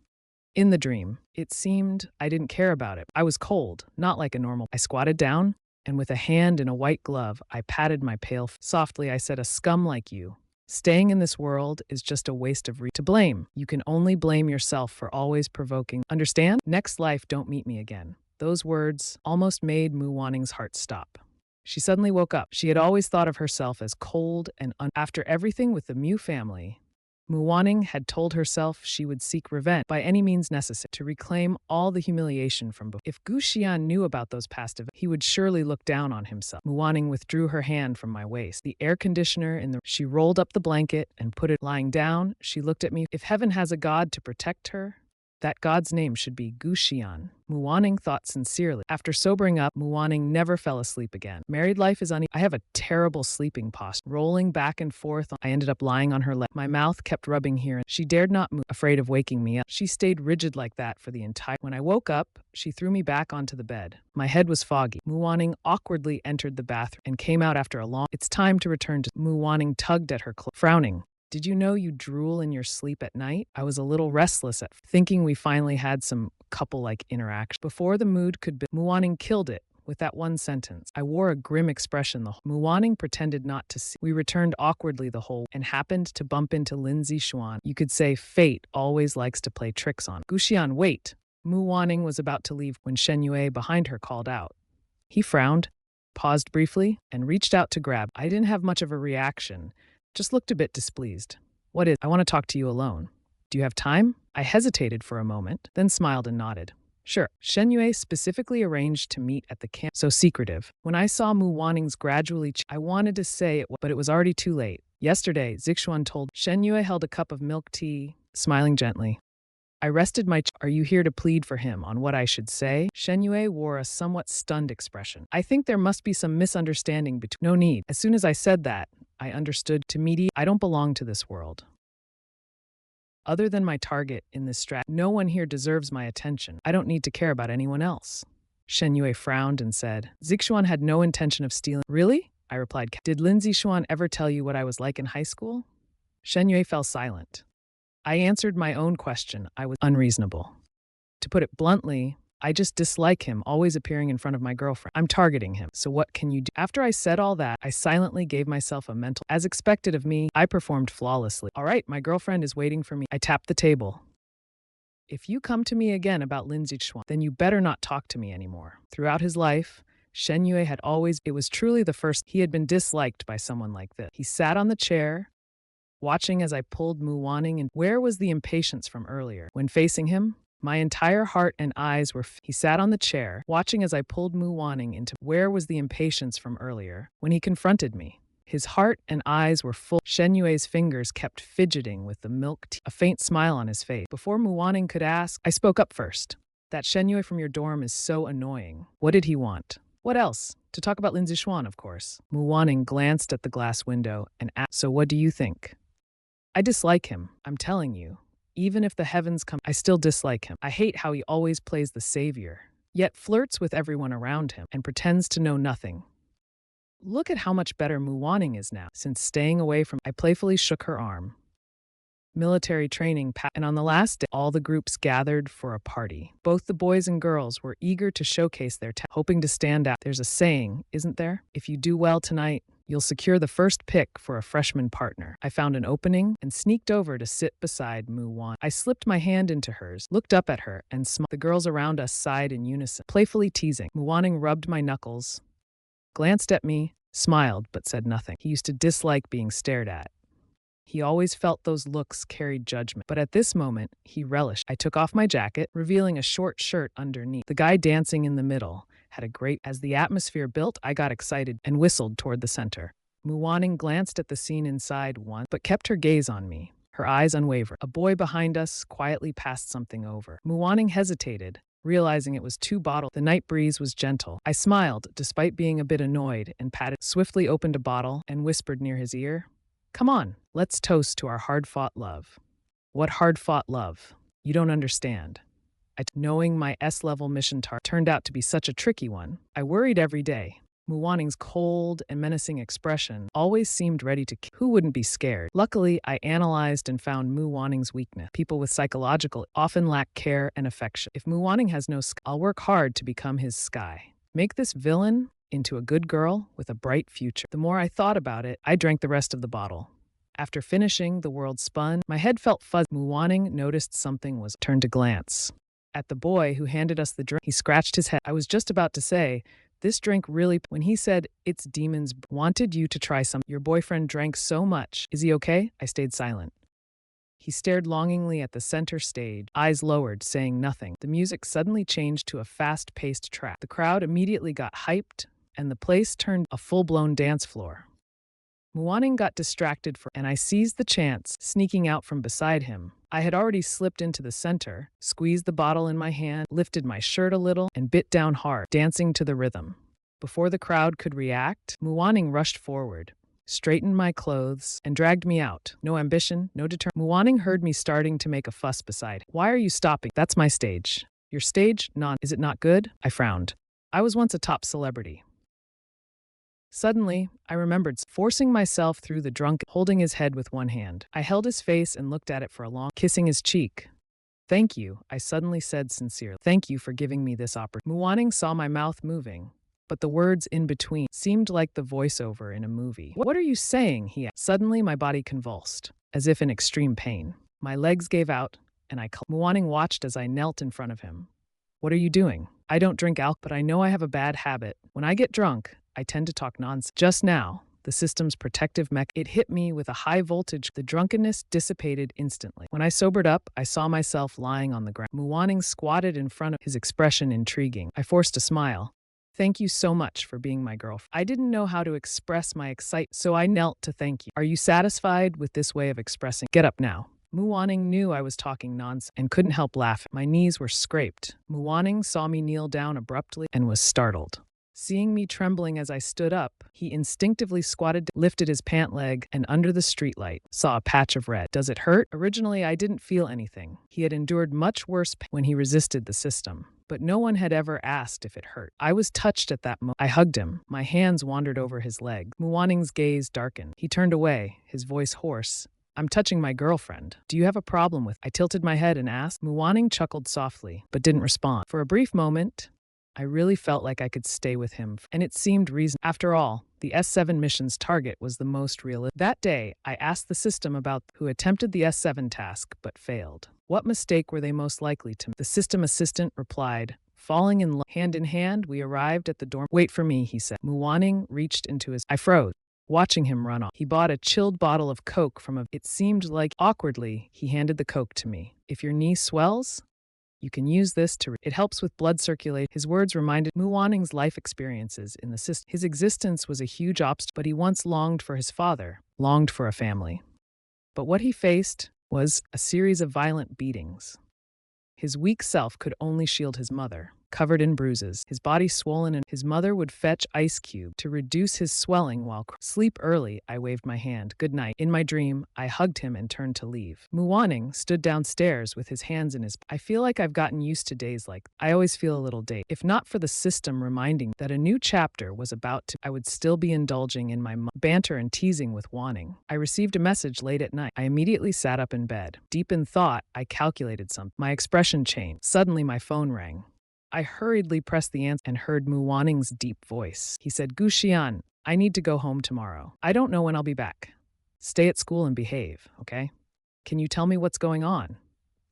Calculating the dates, it's about time. In the original setting, after Muwaning, his darkness value reached 100. So when I met Lin Zixuan again, I desperately tried to set up a even if I couldn't be a good person, I could at least be worthy of Lin's. And this opportunity came when Wanning seemed to be going down. His breathing was unstable. I'll be back soon. It's nothing too serious. I want to see you. I quickly got out of bed, putting on clothes as I spoke. Wait for me downstairs for a moment. Okay, just a moment. Muwanning was silent for a long time. I took a deep breath and said, I want to see you. Right? Okay. I climbed out of the window again. Already familiar. Muwanning, he must have anticipated I would do this and was already waiting downstairs. Seeing me trembling as I clung to the water, he quickly said, don't come down. Didn't you say you wanted to see? Then take a good look now and go back to sleep.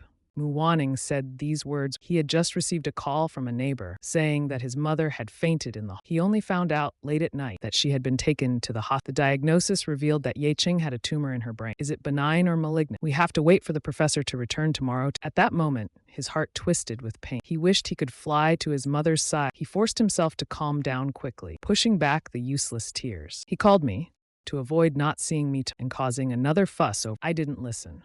With both legs outside I gritted my teeth and jumped down. The second floor wasn't, but with the way I was jumping, landing face first would have been quite a disaster. Muwanning had already had enough scares today. Seeing me being so reckless, he rushed over and opened his arm. The weight of a teenager landed entirely on him. Muwanning's shoulder hurt from my forehead, hitting it hard. My forehead hurt so much that tears welled up. Are you crazy? Muwanning helped me, his face full of anger. What if I hadn't caught? Is your head filled with water? Don't you know how dangerous that was? I was worried about you. Stop scolding me. I grabbed his hand. Didn't you say you were going home? It's so late. Something happened at home, right? I'll go with you. Muwanning looked at the teenager still grimacing his anxious expression. Suddenly he calmed down. Don't worry. Muwanning felt a head glancing at the second floor window. Now that you've jumped down, there's no going back. If you want to come along, then come. I'll bring you back in the morning. Auntie's in the hospital. What's the problem? Is it serious? Although I already knew about this, I pretended to have just found out. Muwanning squeezed my hand. If it were in the past, I wouldn't. He would have said I was crazy. But now, it seemed like he was getting used to it. I don't know yet. I need to check. Then let's go quickly. Muwanning felt useless. He had thought this way since he was very young. Don't worry, Auntie. Good people will always. Everything will be fine. Seeing his I cupped his face and rested it on. Your eyes are all red. Why don't you sleep for a bit? I just slept in the dorm earlier. I'm not sleepy. Wake me up when we get. My words came out hesitantly. I had never felt that foreseeing the future could be so painful. There was no hope at all. There was no such thing as heaven protecting. It was all just fate's. I choked up slightly. Muwanning helplessly gripped my hand, his whole body trembling. Back then, when I encouraged him, it was partially for his sake. I wanted him to have a better life. If there was no hope, then we'd create. He was a genius. Maybe there could still be a turnaround. But life and death in this world, it seems like no one is spared. Muwanning didn't. Her mind was flooded with countless past memories. I listened to the system notification. Her darkness value kept rising. I turned and hugged her tightly, smiling as I said, girlfriend, we're not considered early lovers. Muwanning's darkness paused at 90. If your mom sees me, can I say that I'm your boyfriend?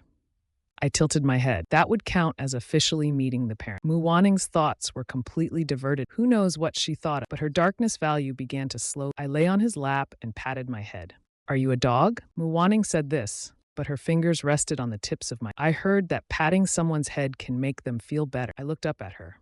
Do you feel better now? Stop looking at those useless jokes. Muan Ning turned her gaze turned cold. His fingers lightly brushed against my head. I squinted my eyes half. The plot had reached its midpoint. It was also the most turbulent. I didn't know which path I should take, but I had to use what I knew was likely to pave the way for Muan Ning. I truly was a dedicated little savior for the antagonist. When the two of them arrived at the hospital, Muan Ning hurried straight to the ward. I looked at a neighbor nearby. She was a middle-aged woman in her 50s. Hello, Auntie. I just asked the doctor, was it you who helped cover the... I took out my wallet. How much? I'll help Muan Ning repay you. The woman didn't hesitate much and said with some curiosity, are you one of her relatives from downstairs? I nodded, then shook my head.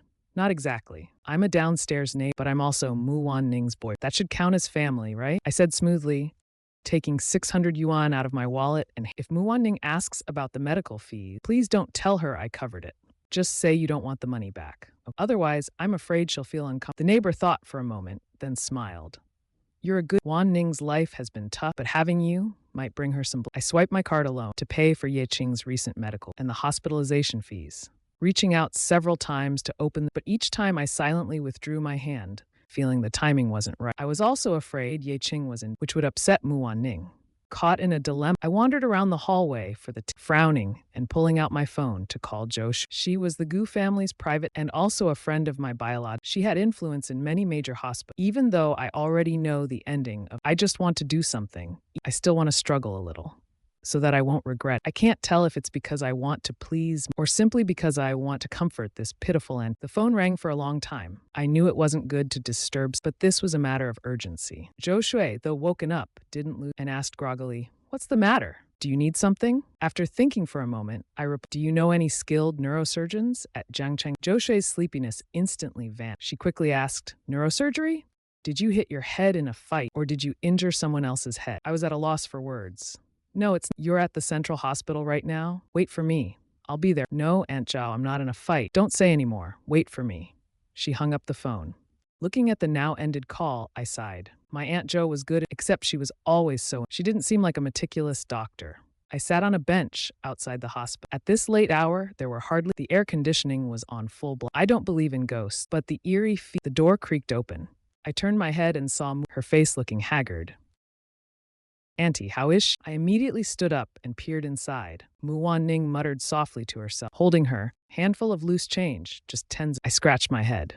Lowering my voice, I said, I need to tell... Don't be angry. Muan Ning slowly raised her gaze cold. He always lacked a sense of security. When I acted like this, he instinctively said, it's okay. Whatever decision you make, I won't blame you. I just looked at the scans and the diagnosis. The results are likely not... You've seen what kind of person I am. I've already been beaten down to the dust. Now with my mom having... To be honest, I feel like I can't hold on. Muan Ning didn't continue. If you want to leave... I was stunned. Then, realizing what was happening, it was clear Muan Ning was truly the woman who could jump from and land firmly on her feet. Was now staggering, leaning weakly against the wall. She stared blankly at one spot. I'm not leaving. I was just about to tell you. I went ahead and paid the medical bills. I was afraid you'd be so I didn't dare say it. Muan Ning stiffened. I hugged him even tighter. I never thought of leaving.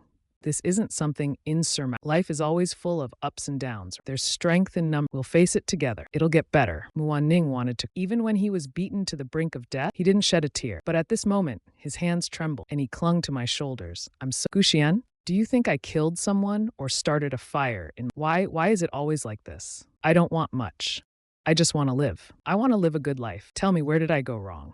Why does this keep happening to... He looked so heartbroken, his voice trembling. I gently patted him on the back, trying to make him more... Don't cry, don't cry. I'm not good at comforting. I felt his shoulders relax, his tears soaking through. He cried silently, which was even sadder than crying out loud. It wouldn't make someone feel this hard. Zhou Shui came over and saw this scene. He stood there watching for a long... He frowned slightly. He recognized this girl. She left a deep... How did they end up hugging like... Could it be that she really hit her head too hard?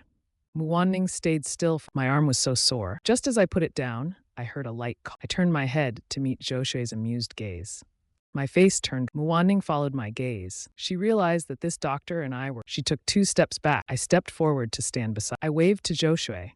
Zhou Yi, let me introduce you. This is my girlfriend. Zhou Shui raised an eyebrow. So you really hit your head. It's like this, Zhou Yi. I looked at him with a flattering smile. He had watched me grow up, so his attitude... What's wrong?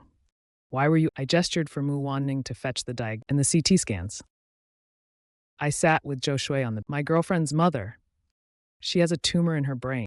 I wanted to ask you if you know any excellent, could you help me get in touch with one? I leaned close to him and whispered, my girlfriend's family situation is she's from a single parent family. She only has her mother. You actually do good deed. Jo Shui's words were half, my expression froze. Jo Shui didn't seem to care. The kid's in a relationship now. It seems even his personality, this is actually good. In the past, I used to worry that one day he might make a careless mistake. One careless day, her brain could be injured. She could lose her. Mu Wanning brought the documents. Jo Shui looked at them and frowned. He remained silent. The atmosphere grew cold. Mu Wanning clenched her fists. I swallowed hard. In the original timeline, Mu Wanning's mother did pass, but I thought, if I used all the connections to find an excellent doctor for Mu Wanning, could I change fate? For instance, I'm still here, despite everything, aren't I? Tomorrow, it's late today. Zhou Shui rolled up the document. He stood up with a serious, I'll do my best. He glanced at Mu Wanning. His gaze softened, but he said nothing. When I heard he would help, I was deeply grateful. I immediately smiled. Zhou Yi, you only sweet-talk me when you need something. He sighed lightly. He said, I have a friend in the U.S. specializing in I'll contact him and see if he can help, but I can't guarantee much hope. This tumor has been in her brain for a long time. At the very least, it's already in the mid-stage. The risks are significant. We'll discuss the specifics later. I stayed with Mu Wan, huddled on the narrow bench all night. Her eyes were bloodshot. I was so tired I could barely walk. I'll walk you back to school. Mu Wanning patted my face. She glanced at her phone. Go home and get some rest first. I tried hard to keep my eyes, shaking my head stubborn. I'll go buy breakfast. What do you want to eat? Mu Wanning looked at me. Her heart ached. I'm not hungry. Joey might come today. I can't leave. I rubbed my eyes. Don't worry. Zhou Yi is a good friend of my mom. He's been protecting me. If he says he will do his utmost to help. I reached out and brushed his. Wait here for me. I'll be back soon, okay? Mu Wanning stared into my eyes. His voice was hoarse. Okay, I smiled faintly. Honestly, after hearing about his mother, Mu Wanning felt like he was so panicked, but tried not to show it. But I could see through him. I stood by him like a knight, supporting him in his time of unbearable. Mu Wanning clenched his fingers tightly. He hated his own helplessness. I was so tired I couldn't. Even the rice porridge and buns tasted bland. The doctors started work. The nurses rotated shifts. The doctor brought Ye Qing for another round of examination. She looked extremely weak. Years of grinding had worn down the once gentle woman.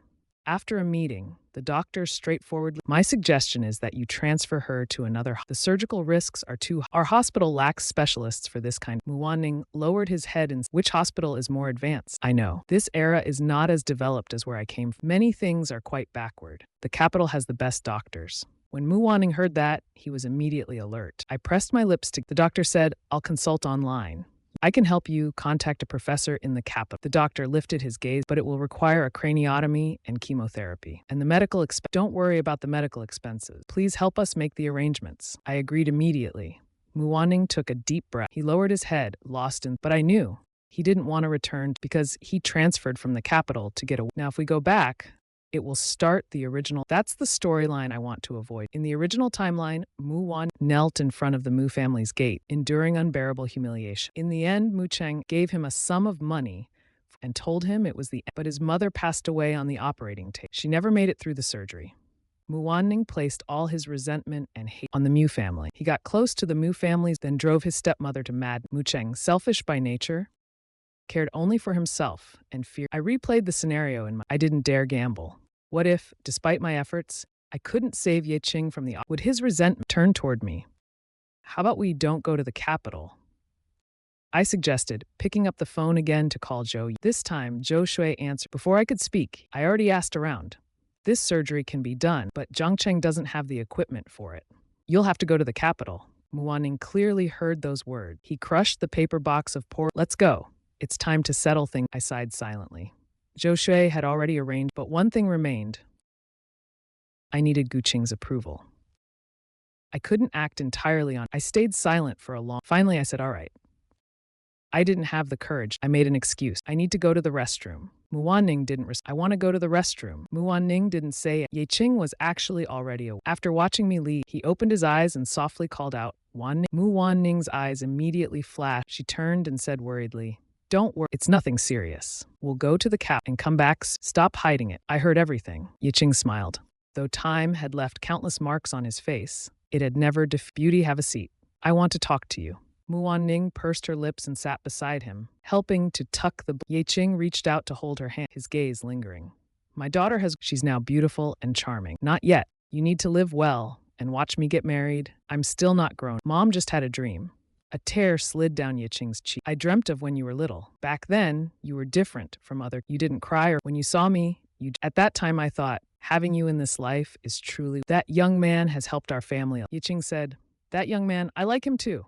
Our family doesn't do those ungrateful. He's good to you. You must remember you should repay him in the. Also, be kind to him. I know, I won't regret it in this life. Ye Qing sighed. Actually, this is enough. This illness costs a lot of money. Our family situation shouldn't burden that young man. Mom doesn't want to. I estimate there are only a few. I can still save a bit more money for you, so that when you get married, his family won't look down. Don't say nonsense. Muanning's voice choked.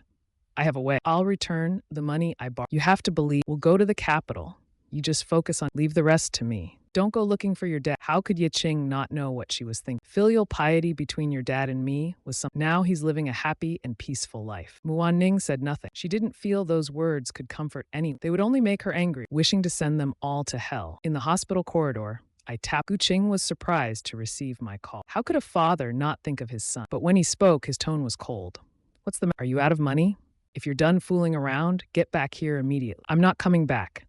I have some. My decision carries great risk. It's just some truths. You have the right to know. I'll show you a good show. What are you talking? As payment, I ask you to save Muwan. Mother, I'm begging you. What nonsense are you asking me to save someone unrelated? Are you crazy or am I? Gu Qing hated my rebelliousness. Clearly, he had mapped out the best path for me, but I refused to follow. Instead, I insisted on mingling with. You'll agree. Don't even think about it. My voice was eerily calm, word by word. I said you will agree. After finishing this, I sent Gu Wanyu a text, inviting her to meet at the Haoji. I returned and saw Muan Ning talking to Ye Qing in the. Standing at the door, I hadn't taken it. When Ye Qing called out, young man, come over.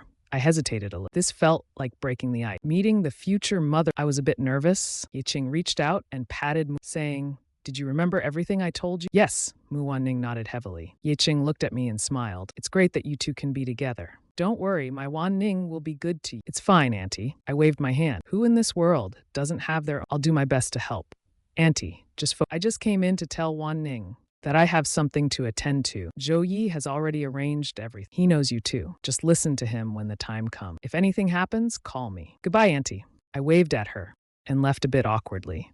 Once outside, I finally let the casual expression on my face After all, the plot will progress. There's nothing wrong with advancing it a little. Host, you must stay calm. The system sensed my intention and quickly intervened. This isn't a joke.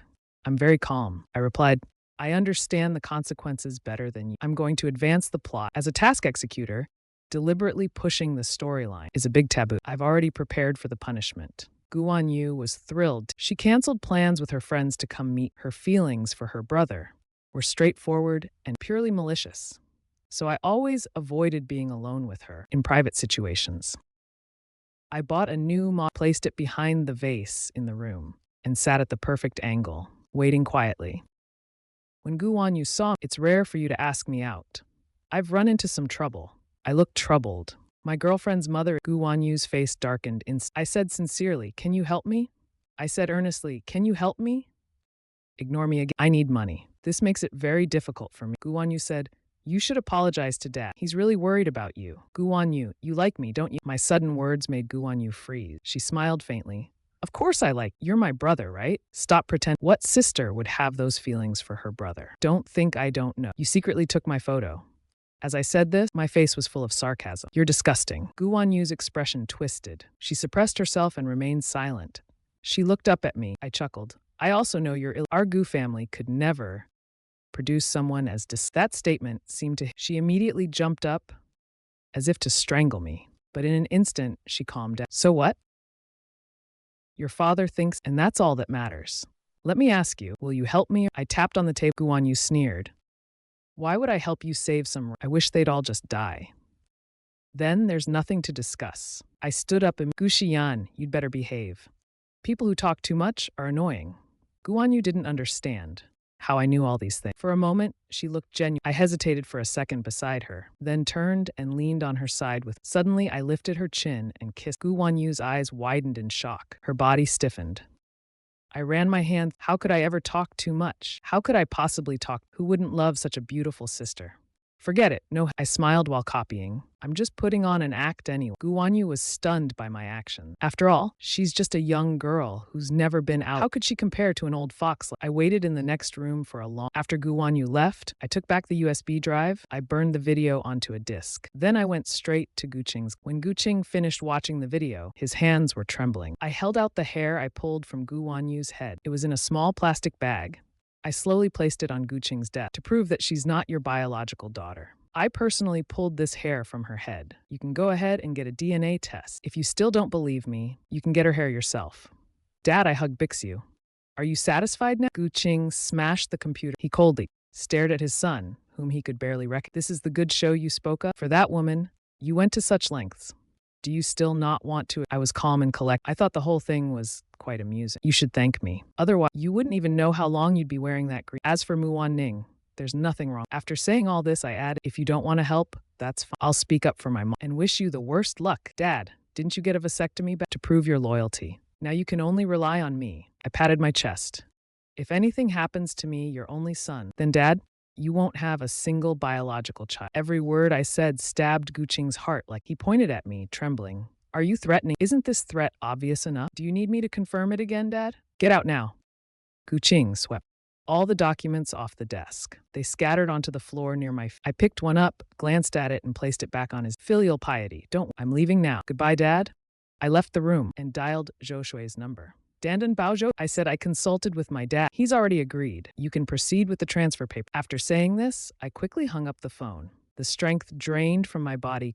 I collapsed to the ground with my head hit the floor hard. The pain in my heart made it impossible to hold on. And since the moment I started turning, this pain had been building up constantly. Luckily, I had finished what I needed to do. Now I could rest. Zhou Shui arranged a private jet for Mu. On their way to the capital, they didn't see me at all. Texts went unanswered. Calls went unanswered. After receiving a call, Zhou Shui looked gravely at Mu Wanning and said, I can't accompany you to the capital. My assistant he'll help you arrange everything. Zhou Shui stood up in a rush, ready to leave immediately. Mu Wanning, puzzled, didn't get up. May I ask where I am? Has Gu Xian arrived? Zhou Shui paused at his words. Her expression was both serious and calm. Zhou Shui's eyes were complex. Just now, Guqing urgently called her back, saying I had caused a problem, and it couldn't be made public. It seemed something big had happened. Zhou Shui drove back at full speed, her mind filled with work. Mu Wanning watched Ye Qing, who was on an IV drip. He sighed, not going is fine. If he meets the Mu family, his embarrassment will be completely exposed in front of me. It's his pride at play. He doesn't want to lay bare all his in front of me. After losing consciousness, I arrived at the system's storage space. I curled up comfortably in the seat and grabbed an apple. All right, tell me, what part of my emotions did you... The system's voice sounded melancholic. Host, you're so impatient. I don't regret it. I said, through death, I find life. I think what I did was right. This failure, how much did it shorten my mission time? The system assistant sighed. 6 months should suffice. I clapped my hands, wiping the juice from my fingers with a tissue. That's not bad. I've thought about it. If the mission goes step by step, I'd have to stay in this world for 3 years. That's an unbearably long time. So long that I can't predict what might happen. I'm terrified I might end up like the predecessors, falling for the mission target, leading to mission failure.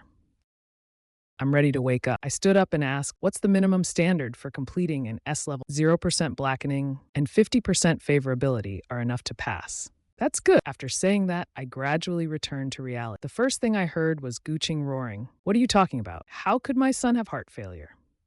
Mr. Gu, please calm down. The doctors were in chaos.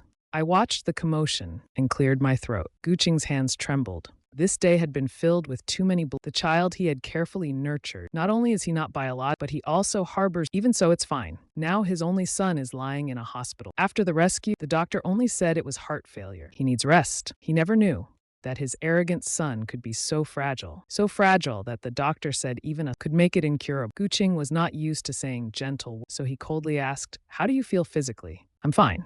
I lowered my eyes. I just heard heart failure. Am I gonna die? Stop talking nonsense. Guqing's sharp eyes softened. Just take care of yourself. Don't worry about anything. Did Mu Wanning leave? This untimely question of mine ignited Guqing's anger. At a time like this, you're still thinking about that wild woman? If it weren't for her, how could you be lying here? Didn't the doctor tell you, Dad? This isn't a disease that developed overnight. I bit my lip slightly. I just want to talk to you. Dad. Guqing instinctively didn't want to talk to me. I seemed to have changed.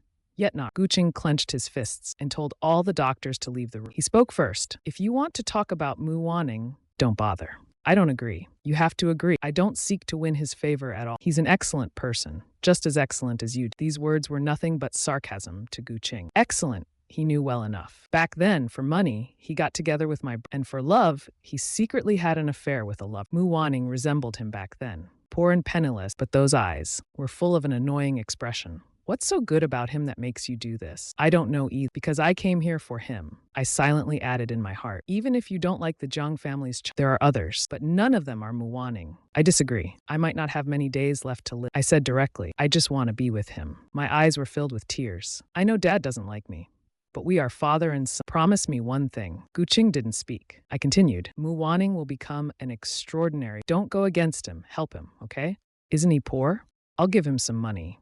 That's not what I want. I frowned tightly. Born as the illegitimate child of Mu Cheng in the This sentence made an electric current run. The pain made sweat break out on my. Guqing saw my pale face. He quickly called for the doctor. I struggled to get up from the bed and said, help him. After saying that, I fell back and passed out again. The system said softly, why bother? Who in Mu Cheng doesn't know?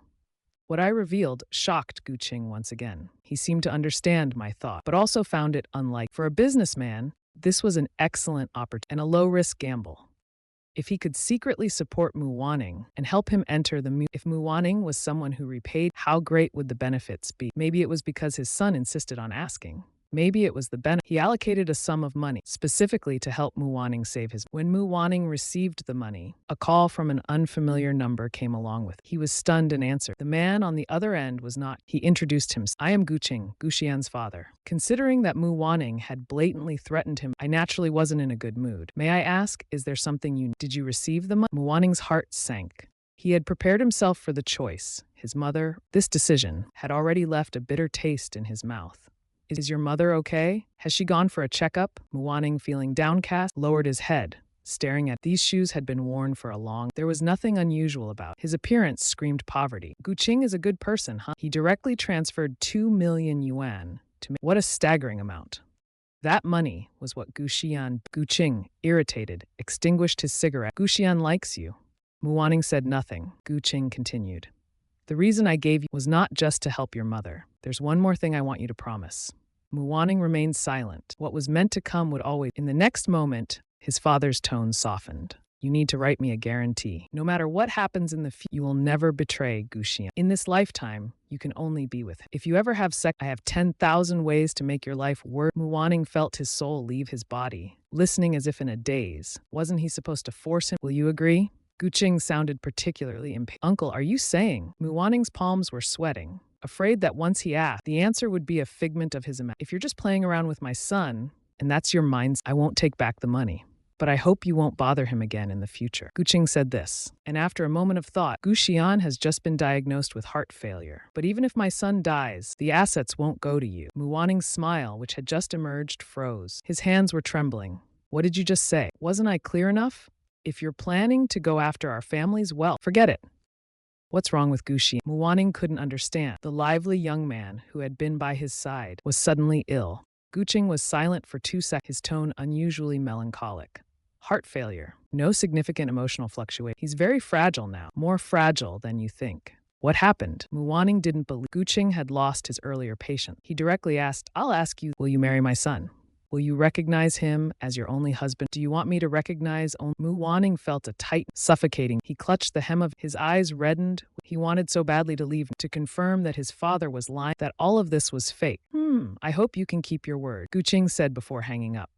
Mu Wanning felt his body weaken, collapsing onto a bench and staring at the wall. He stared for so long, his head was spinning, and the noise of the people around him was unbearably. This world isn't good at all. Really, after his mother's checkup, the doctor asked him to sign a risk note. There was only a 30% chance. The hope was slim. Mu Wanning felt like he never had a choice in his, and even now he still didn't. Every decision he made was, and now the stakes were high. Gambling with life. He signed his name. The surgery was scheduled for 3. The surgeon was Zhou Shui. A doctor rushed back from abroad. The imperial capital treated them like soup, offering the best services. Mu Wanning became increasingly silent, often zoning out alone, thinking back and forth. the one he thought of. How difficult I was back then. Arrogant to the extreme, quick to dislike any, always the first to jump into a fight. He hated me so much. And now looking back, he loves that version of me. Muwaning asked the doctors here about heart failure. From then on, I lost the ability to bounce around, reduced to being a fragile glass doll. For him, this must feel worse than death.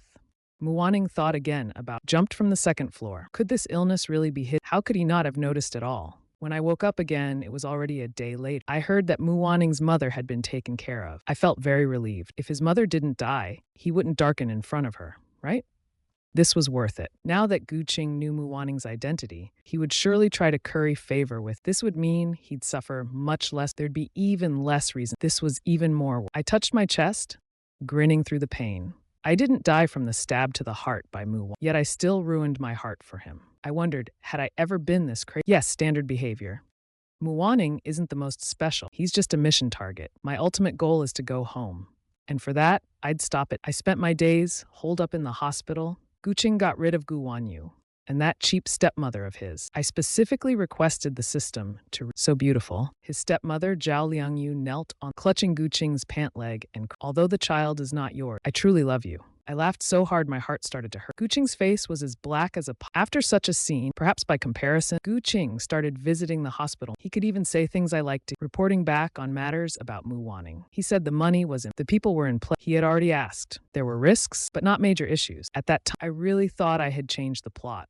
Until I was startled awake by this. It told me a new storyline had appeared. What is a new story? It's something not shown in the, but it exists in reality. This is the thing I hate the most. It's like suddenly having an unexpected fiance, full of uncertainties. I was stunned then I looked into the news. I was shocked. It turned out that Muwanings didn't die from a failed surgery. Instead, I got up from the bed, dressed in a patient's gown. I peeked out twice, then timidly ran straight downstairs. I took a cab straight to the and bought a train ticket to the capital. No matter what you need from me, you desperately need me. Over 6 hours. I didn't close my eyes the entire. My mind was filled with thoughts of Muwaning and how she would collapse. For the first time, I hated the fact that the transportation and communication method, he could only dial Muwaning's number repeated. The ringtone rang over and over. No one ever answered. At 6 a.m., when I finally stood at the first, I was so exhausted I couldn't. I forced myself to and headed toward the ward. Zhou Shui had told. When Muwaning learned of her mother's surgery, she fainted on the spot. She hasn't woken up. I turned the doorknob. Looking inside, I saw Muwaning sitting on the bed, arms wrapped around her knees, staring at the foot of the. I'm late. I struggled to say the words. Muwaning's eyes lit up for a moment when she saw, but her smile was strained. She said the surgery went wrong. Before she could finish, I interrupted, throwing my arms around her. I'm sorry. I'm so sorry. Her eyes were bloodshot. She reached out to touch my face. Why are you apologizing? It's my fault for not thinking. I hugged her tighter. Muwaning looked at me and said, you snuck out of the hospital? How did you get here? I didn't reply. Her gaze turned complicated. Her expression tightened and relaxed. You need to learn. Take good care of yourself. I only have you now. If something happens to you again, I really can't predict what I might do. When he said this, his tone was emotional. That's when I noticed his dark value had reached 99%. This is an extremely dangerous number. You're sick. Muwaning got out of bed. The space she left, you should get a good rest. I'll go see my mother one last time. She's now like a walking corpse. Without warmth, without emotional fluctuation, numb yet alive. I didn't dare disturb her. Only Muwaning knew. He squatted in the cold hall, looking at his well-dressed mother, his teeth trembling. He originally just wanted to live a peaceful life. Over the years, he never actively provoked anyone, always living humbly in survival. He never intended to be anyone's obstacle. Yet some people found him an ice. They kept pushing him into a dead end. The doctor I brought was excellent. After a 9-hour surgery, he came out smiling and congratulating him, saying the surgery was successful. But not long after he left, Yeqing was issued a critical condition note due to massive internal. It was too late to save her. After examination, the doctor did you offend someone? At that moment, Muwaning suddenly realized this was the imperial cap. Before he left, that woman had threatened him, saying stepping out of the capital and would come at a price. The doctor handed him the scan, saying someone had removed his mother's equipment and the wound was infected by unknown stim. At that time, the department was crowded. It's impossible that but they covered for each other, insisting that no one knew what happened. Muwaning took a deep breath. He held Yeqing's hand close to his ear, feeling the coldness. He closed his eyes tightly, feeling the cold, piercing tears slowly rolled down his cheek. Muwaning heard his own voice, like a revelation, saying, I will avenge you. No forgiveness, only life or death. I'm so exhausted. I didn't even hear the system's alarm sound. When I woke up, the message box in my was about to explode. During this time, Mu Wanning personally went to find Mu Cheng. The reason was simple. He wanted Mu Cheng to see Ye Qing. After all, he was the man Ye Qing loved, the one she didn't even want to disturb. Mu Cheng boss said he was a scumbag. He truly was. He and my father seemed like brothers. Comparison only adds pain. In this aspect, was slightly better than him. Because not only was Mu Cheng, he was also cowardly. He had been completely dominated by Miss Chang Hai. So occasionally, he would think of the gentle Ye Qing of the past and their daughter. He did feel guilty, but he didn't dare to look. When Mu Wanning came, Chang Haitang happened to be away. So he followed Mu Wanning and sighed incessantly. He didn't expect that when he saw Ye Qing, they were already separate. He cried. Mu Wanning just watched him. Mu Wanning felt uncomfortable. Mu Cheng's hypocritical behavior was truly disgusting. Mu Wanning wiped his lips, and his words came out cold. Before she died, my mother still and didn't want you to know about this. He was very skilled at manipulating. The more he spoke, like the guiltier Mu Cheng felt. He hid the fact that his mother had by Chang Haitang. Instead, he fabricated a lie about how much his mother loved him. At that moment, he silently apologized to Ye to make that despicable couple pay the. He was willing to do. And Mu Cheng wept bitterly, repeatedly apologizing to Ye Qing, saying he. Behind him, Mu Wanning let out a low, cold, a laugh hidden amidst the sob, especially sarcastic. It was quite ironic what Mu Cheng thought of his daughter, his eyes turning red. He grabbed his hand. Over the years, I've failed both you and your mother. It's my fault.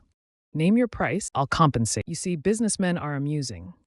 They think everything can. Mu Wanning pushed his hand away, shaking his head. I don't want your money, nor your life. He didn't say the latter out loud. Instead, he pretended to be sincerely saying, after this final farewell, I'll take my mother's ashes back to Jiang. This will also be the last time we meet as family. The next time we'll be as enemies in Jiangcheng. You're going to Jiang alone? How is that possible? I've lived like this with my mother for so many years. Why not? Mu Wanning replied, Aunt Chang is probably on her way. You should go back quick. I haven't told anyone about this. I won't make you and your wife angry. I'm tired, I'll leave first. As Mu Wanning turned to leave, Mu hurriedly said, I'm sorry. Mu Wanning paused, the corner of his lips, but he said nothing. As soon as he stepped out, he saw me standing, rubbing my arms constantly. I was still wearing the patient gown from Jiangcheng Hospital. He frowned immediately and asked, why did you? I wanted to see you. Mu Wanning reached out to pull. I asked softly, is the man inside your father?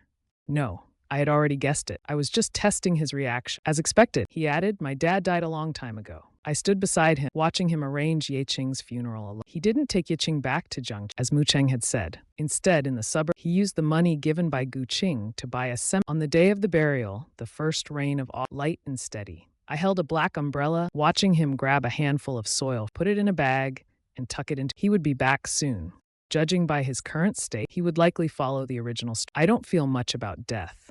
I've seen it too many times. To me, life and death are just like the end of a game. Perhaps somewhere, it all begins. The system heard me out and analyzed it with its AI. Most likely, it's in Yuan Shelley. Mu Wanning stayed in the imperial capital. I quietly said, in this month, he'll find a way to get close to Chang Haitang's daughter to set the stage. When the time comes next year, shall we return to Jiangcheng? Mu Wanning's hands were cold as he tried to hold my umbrella, but his hands were too dirty, so he obediently put them down and went to the hospital. Then he went home. The two of us walked through the cemetery with no one else around us. This was probably the saddest funeral I've ever. Without a doubt, if you need any help, remember to let me know. After hearing his words, I realized the original plot had still changed. Not understanding why, I could only wait. Mu Wanning finally shifted his gaze back to me. I was a head taller than him. I used to just cling to him and make. Today I wore a white shirt. The wind made it feel a bit cold. Mu Wanning took off his jacket and draped it over my. Why didn't you buy warmer clothes? I tugged at my shirt and smiled at him with my. Don't you think this shirt looks dashing? It kind of looks like a wedding suit. Mu Wanning's clenched fingers tightened and then relaxed. In the end, he didn't say anything. I want your mom to see me. See how handsome I look? Being your husband, wouldn't that make her happy in the afterlife? I reached out to hold his hand. Mu Wanning, you have to believe there's someone willing to give everything for you, no matter the cost, even if it means dying for you. What I said was vague, but it stirred a hint of fear in Mu Wanning. He couldn't figure out the source of this emotion. He looked at the side of my face. Why are you so certain? I averted my eye and whispered, anyway, don't shoulder everything alone. As for your illness, I'll be fine. I patted my chest. I'm doing great. Mu Wanning saw me acting. He pursed his lips. You said you'd live a long and give me a happy ending. Mu Wanyan's words were full. Seeing him like this, my body trembled. Besides, it's impossible for me to spend a lifetime here with Mu Wan. Now it seems even a happy ending won't happen. I stayed silent for a long time. Mu Wanyan lifted his head and reached, watching it flow through his fingers. It left only faint traces behind. He couldn't hold on to anything. His gaze started to become obsessive. He turned to me and said, "You have to keep your..." Mu Wanyan took a deep... After returning from the capital, I lay on the hospital thinking about whether Mu Wanyan's feelings were obsession or love.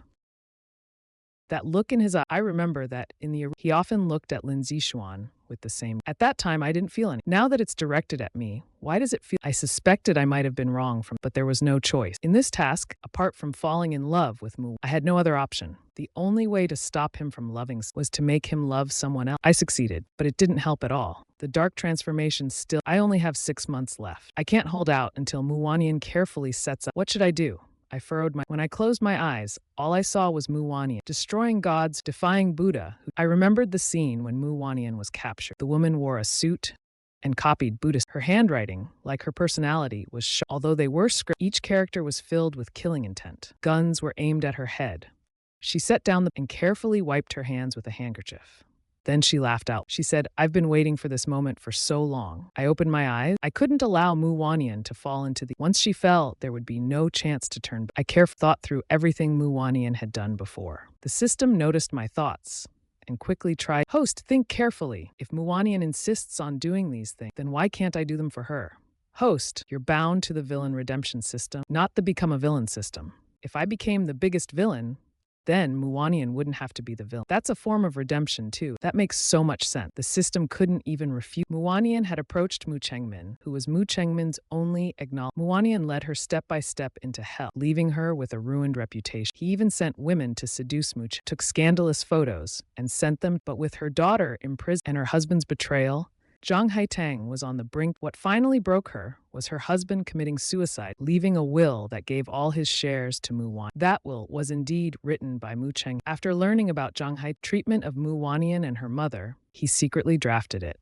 Perhaps it was to ease his own conscience. Given these known conditions, I had to figure out a way to prevent Mu Wanyan, but I also couldn't proactively advance them. I pondered all night without any results. Until the morning when Guqing came up that I was forcing myself to go and see Mu Eri. He was furious. It was clear he had been too harsh on a little sweetness, and my eyes lit up. I had a bold idea.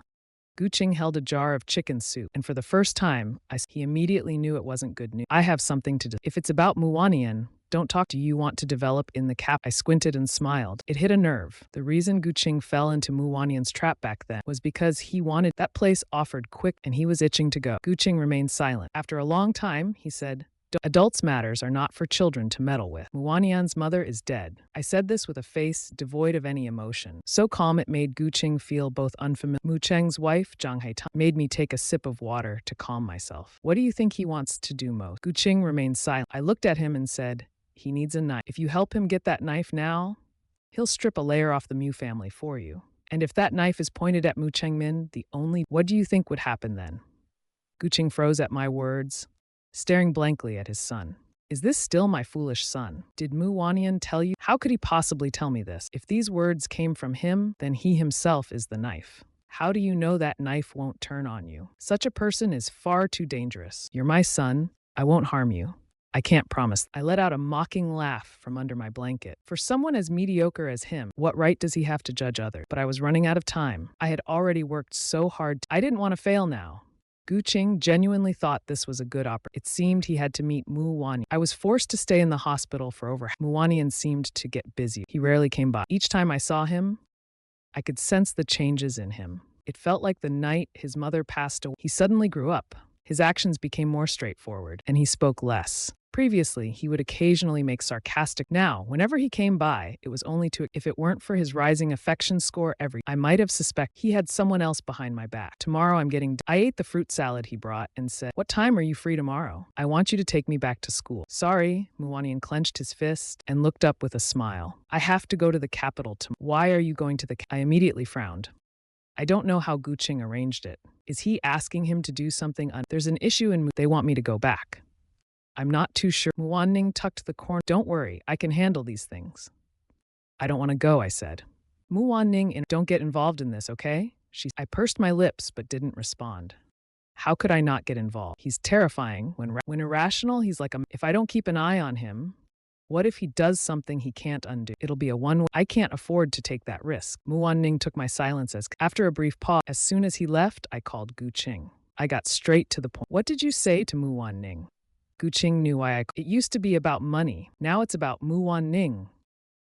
He put down the contract he was working. To be fair, this kid is a good prospect. He's steady and even with his family, he shows no mercy. These words didn't make, they just sent chills down my spine. Is Mu Wanning still set on her original? Gu Qing's next words were, can you pave the way for him? What do you want him to do? I asked. Just gather some in. Don't worry. After all, he's going, if he doesn't. Gu Qing finally thought of his son. He said, isn't he being discharged today? Why not recover at home? No, I'm going back to school. I was already packing I'm heading to the capital first. I've already started packing my things. I plan to head to the capital first to do what Mu Wanning wants to do. I vaguely sensed that something was off. The one heading down a one-way street isn't Mu, it's me. Never mind, I booked a train ticket to the capital. I left overnight. Meanwhile, Mu Wanning pondered all night. No matter what he does, I am the most important. He's been distant lately because he's scared. He doesn't want me to worry about him. Mu Wanning brought my favorite snacks, but found the place empty upon arrival. Excuse me, nurse. May I ask where the boy in bed 412 went? He was discharged yesterday, the nurse replied. You didn't know. Mu Wanning clenched the bag in her hand. Gu Xian, you really outdid yourself. When I answered Mu Wanning's call, I had already arrived I watched the bustling traffic. The unfamiliar streets felt surreal. Hello? I kicked a stone beneath my foot, noticing she had already figured out my whereabouts. Where are you? Mu Wanning, dragging her suitcase through Jiangcheng's. Her eyes were as dark as the overcast, ready to burst into rain in the capital. Mu Wanning took a deep breath. To do what you. Mu Wanning gripped her phone, frowning deeply. My candid words left her. I kicked the stone onto the road, one hand in my pocket. I know you don't want me to get involved. This is your family's matter, but I promise to. Only I can push you around. No, I'll settle the Mu family's. I sighed. But can you promise me? Mu Wanning didn't reply. No one else can. I'll get back what the Mu family owes. I sighed. But can you promise me one thing? Mu Wanning didn't respond. Her grip on the suitcase tightened. I said softly, no matter the outcome in the future, love this world well. Even if it's just for me, be kinder to this world. Do it for all I've done for you, okay? Why should I listen to you? Mu Wanning's words came out forcefully. She hated this feeling. Gu Xian, are you crazy? Did I ever ask you to do all this for? Can't you just listen for one? Her tone was both sarcastic and mocking. You know this is my family's matter. What are you to me? What right do you have to interfere? Do you think you're so great that you can control everything? Her barrage of questions left me stunned. On the other end of the line, she let out a cold laugh. Don't make me angry. She knew her words were pointless.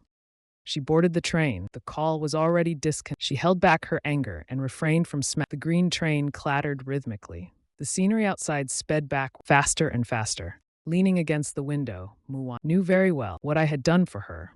Gu Qing wouldn't help her without reason, or become her support. As for our family matter, she had pieced it together from the words of those around Gu Qing. I had kicked out my stepmother and decisively, closing her eyes. Her mind replayed I was no longer the same. From head to toe, even Gu Qing remarked that falling in love had completely changed his son. So many unbelievable things had happened to me, things she dared not think. I told you. Acting rashly isn't good. The small system nagged, sounding exasperated. Not to mention, your behavior your approach is so extreme that not just your target, even a passerby, would suspect you've been possessed or resurrected, and with cheat-level powers too, as if you know. I've never seen you this impulsive before. What's going on in your head? My gaze wavered briefly, but I quickly said firmly, I need to go. I can't fail this mission. But how do you know that Mu Wanning will follow the original path? The assistant asked. Host, you've already deviated so far from the original. At least you're still alive. And Mu Wanning didn't fall in love, but his mother still died. My mind was a mess. Ever since Mu Wanning's sharp questions, I'd been unsettled. Did I really do something wrong? The system fell silent, but I suddenly calmed down. I decided to wait for Mu Wanning. I needed to trust him. Mu Wanning arrived late. I bought some food at the station entrance and squatted by a pillar on the I scanned each face among the disembarking. Seeing no familiar face, I lowered my head and used a small stick to draw stars. As I drew the third star, a cold voice came from up. What are you doing? I looked up and immediately smiled. Jumping to my feet, I patted my back. Tired from the ride? I got you some food. Don't talk to me yet. Muan-ning grabbed my hand and pulled me out of the platform. Her strides were long, and she didn't seem to care to wait for me. It was only when I stumbled and gasped that she slowed. Her face was written all over with, "I'm very angry." I tugged at his clothes. With my head down, I meekly said, "I know I was wrong. You're still sick," you said. "You don't know anyone here, and you just ran off. What if something happened?" you said. Muan-ning poked my forehead. "I really don't understand. What is going on in your head?" "It's you," I said casually, surprising Muan-ning. I held his finger down. Grinning, I said, "My head is full of you." "Stand properly," Muan-ning said as he pulled at my ear. "You dare joke around with me? Do you know when I went to pick you up from the nurse told me you ran off? Do you know how worried I mumbled softly. "What's there to worry about? I wouldn't get lost." Muan-ning raised his brow. His tone dropped a notch. "Say that again." Muan-ning was truly angry now. In the past, he would quietly grind his teeth. He could even smile while fuming. But now, he was nearly ready to put in. Muan-ning saw me carrying food for two. He softened his frown slightly. "You have..." Seeing him change the topic, I perked up immediately. "Of course, I'm waiting for you." If I didn't come, I choked on his words. How does his mind work like this? Muan-ning took the bun. He naturally held my hand. "From now, don't leave my sight without a word. Especially not while don't use excuses like for my own. Do you hear me?" I pursed my lips. What if I say I didn't hear? Muan-ning glanced sideways at. The warning in his eyes was crystal. I quickly changed my tune. "All right, girlfriend, I'll follow your rules." Walking with Muan-ning on a night in the I held onto his hand, strolling. The sound of the luggage wheels was as a bit. Muan-ning turned around and looked. Our eyes met. "What do you think I came to the capital to do?" Muan-ning seemed curious. I thought for a moment. "I was afraid you'd seek revenge. Shouldn't I hate them? It's a society governed by law." I said it with heartfelt sincerity. "There are many ways to deal with them. We can choose a gentler approach." Muan-ning smiled slightly. "A society governed by law? What exactly are you thinking about?" I frowned and shook my head. "I haven't decided. Your father asked me to retrieve something." Muan-ning interlaced his fingers with mine. "Mu-cheng feels guilty towards. I don't think it will be too difficult." Hearing this, my eyes widened. "Are you going to the Mu family?" Muan-ning smiled and nodded. "Yes." I became worried. Is it so easy to enter the Mu? Back then, Muan-ning even knelt until the women of the Chang Haitang family were. Even as a child, they gave him a heart. Chang Haitang likely lacked confidence. Her motive for harming Muan-ning's is something I can deduce. It's nothing more than fearing or rekindling old feelings. "Tomorrow, you'll return to Zhang." I immediately frowned. "How can I leave you here alone?" "Listen to me. I'm barely keeping myself. If something happens to you, at least I'm Guqing's foster child. The Mu family won't find it so easy." I was especially stubborn about this. Muan-ning looked at me. After a long while, "Why are you so dedicated to helping me?" I pursed my lips but didn't answer. Muan-ning's expression grew complicated. Are you hiding some secret?" Every word he said made my mind race back and forth countless times. "It's too dangerous. This is an obvious test. There's no secret at all." I mumbled softly. Muan-ning gave an ambiguous. He chuckled lightly. I shifted the topic and "Just let me stay in the capital. I promise I won't cause you any trouble. Because I want to stick with you." I said it with a forced smile. Muan-ning's chest rose and fell. "Do you think you'll die if you leave me?" "Not exactly." I shook my head and continued. "I just want to keep an eye on you. Lin Zixuan is." Hearing him mention that name, I was a bit surprised. Of course, I knew he was still studying in Zhang. How could he possibly show up at Muan-ning's thoughts? He smiled and said, If you like being by myself, then stay and enjoy the capital. I'll try to handle things quickly, and we'll head back to Zhang City." At the time, I didn't realize it. It wasn't until later that I knew how terrifying. Even with the system and cheat codes, I wasn't his match. I booked a hotel closest to the Mu family. Muan-ning understood my intentions, but before leaving, he leaned over and said softly, "Stay here. Wait for me to come. All right?" How could I say no? I could only wait and see. I wanted to see what Muan-ning was planning. Originally, the system's spying required spending point. I haggled with the assistant. I argued rash and somehow turned it into compensation. From the moment Muan-ning left the hotel, his every move was relayed to my mind. Muan-ning carried his suit and glanced at the floor where I stayed. In the vision, his eyes met mine. My heart skipped a. Even though Muan-ning couldn't possibly detect this, my heart raced when our gazes locked. Muan-ning hailed a taxi to the Mu family residence. He stared blankly at the skyscrapers outside. His eyes were empty, his emotions low. What is her real purpose? This had been his lingering question. He suffered from severe was sensitive and deeply paranoid. My timely appearance, combined with my chaotic, initially made him think I was just a fleeting. He believed someday I'd abandon him. For him, I acted in ways, whether it was meeting Lin Zixuan or helping him seek revenge. I showed no reservations. Muan-ning pinched the bridge of his nose and sighed. He doesn't understand me at all. Muan-ning arrived alone at the luxurious villa. Compared to a few years ago, showed signs. Climbing ivy covered much of the walls. The rose trellis was adorned with This was something Mu Cheng had personally planted to please Chang Haitang. Back then, Mu Wanning, out of anger, uprooted and was harshly beaten by Chang Haitang's body. He remembered it all. Mu Wanning paused, then walked past the long flower trellis and knocked on the Mu family's door. This wasn't how in the original setting, and entered the family banquet through her invitation. At that moment in the original plot, Chang Haitang was described as a kaleidoscope of emotions. But in this timeline, Mu Wanning went direct. In the brief yet seemingly endless minute of Mu Wanning appeared calm, but the hand clutching his suitcase was soaked in sweat. Chang Haitang opened the door and froze upon. Who are you looking for? She asked. My father, Mu Wanning replied. He met Chang Haitang's gaze with a cold, detached. Long time no blood drained from Chang Haitang's face. The woman and child sought shelter. When you and your mother left the capital years, what did you say?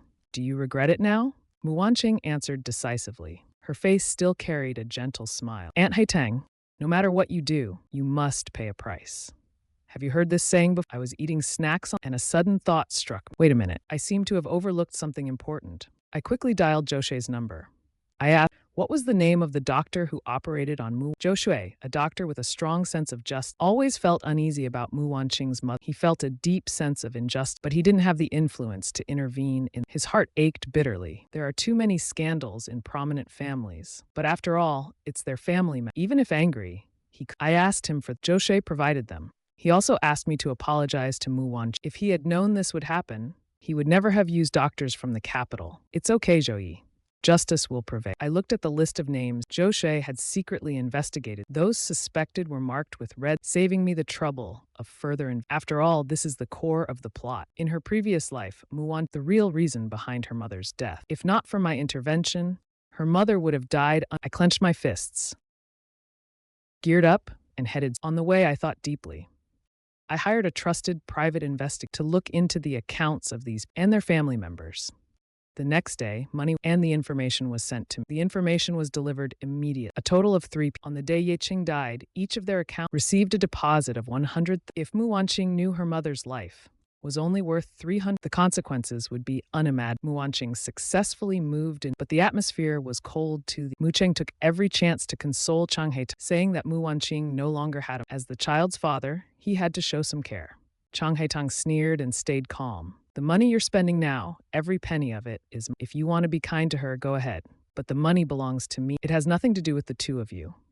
After all, Mu Cheng was a man, and a man accustomed to power. Her words were a blow to his pride, but he endured it. If it hadn't been for Chang Haitang's financial help allowing him to achieve his position, he would have abandoned her long ago. This tigress of a woman showed no emotion. Am I causing trouble for you? Mu Wanqing huddled in a corner of the dining table. Mu Cheng sighed. I still have a house in the suburbs. I'll have the driver take you there later. Mu Wanqing lowered her head. I didn't come back to fight over any. It's just that, other than you, I have no one else. Mom is gone. Hearing this, Mu Cheng's heart. After all, as a husband, he had come to realize Ye Qing was killed due to Chang Haitang. Sleeping next to a murderer wasn't easy for him. Mu Cheng felt troubled. Don't worry. What are your plans now that you're in the capital? Tell Dad. I'll help however I can. Mu Cheng's voice was low, afraid Chang Haitang might hear him.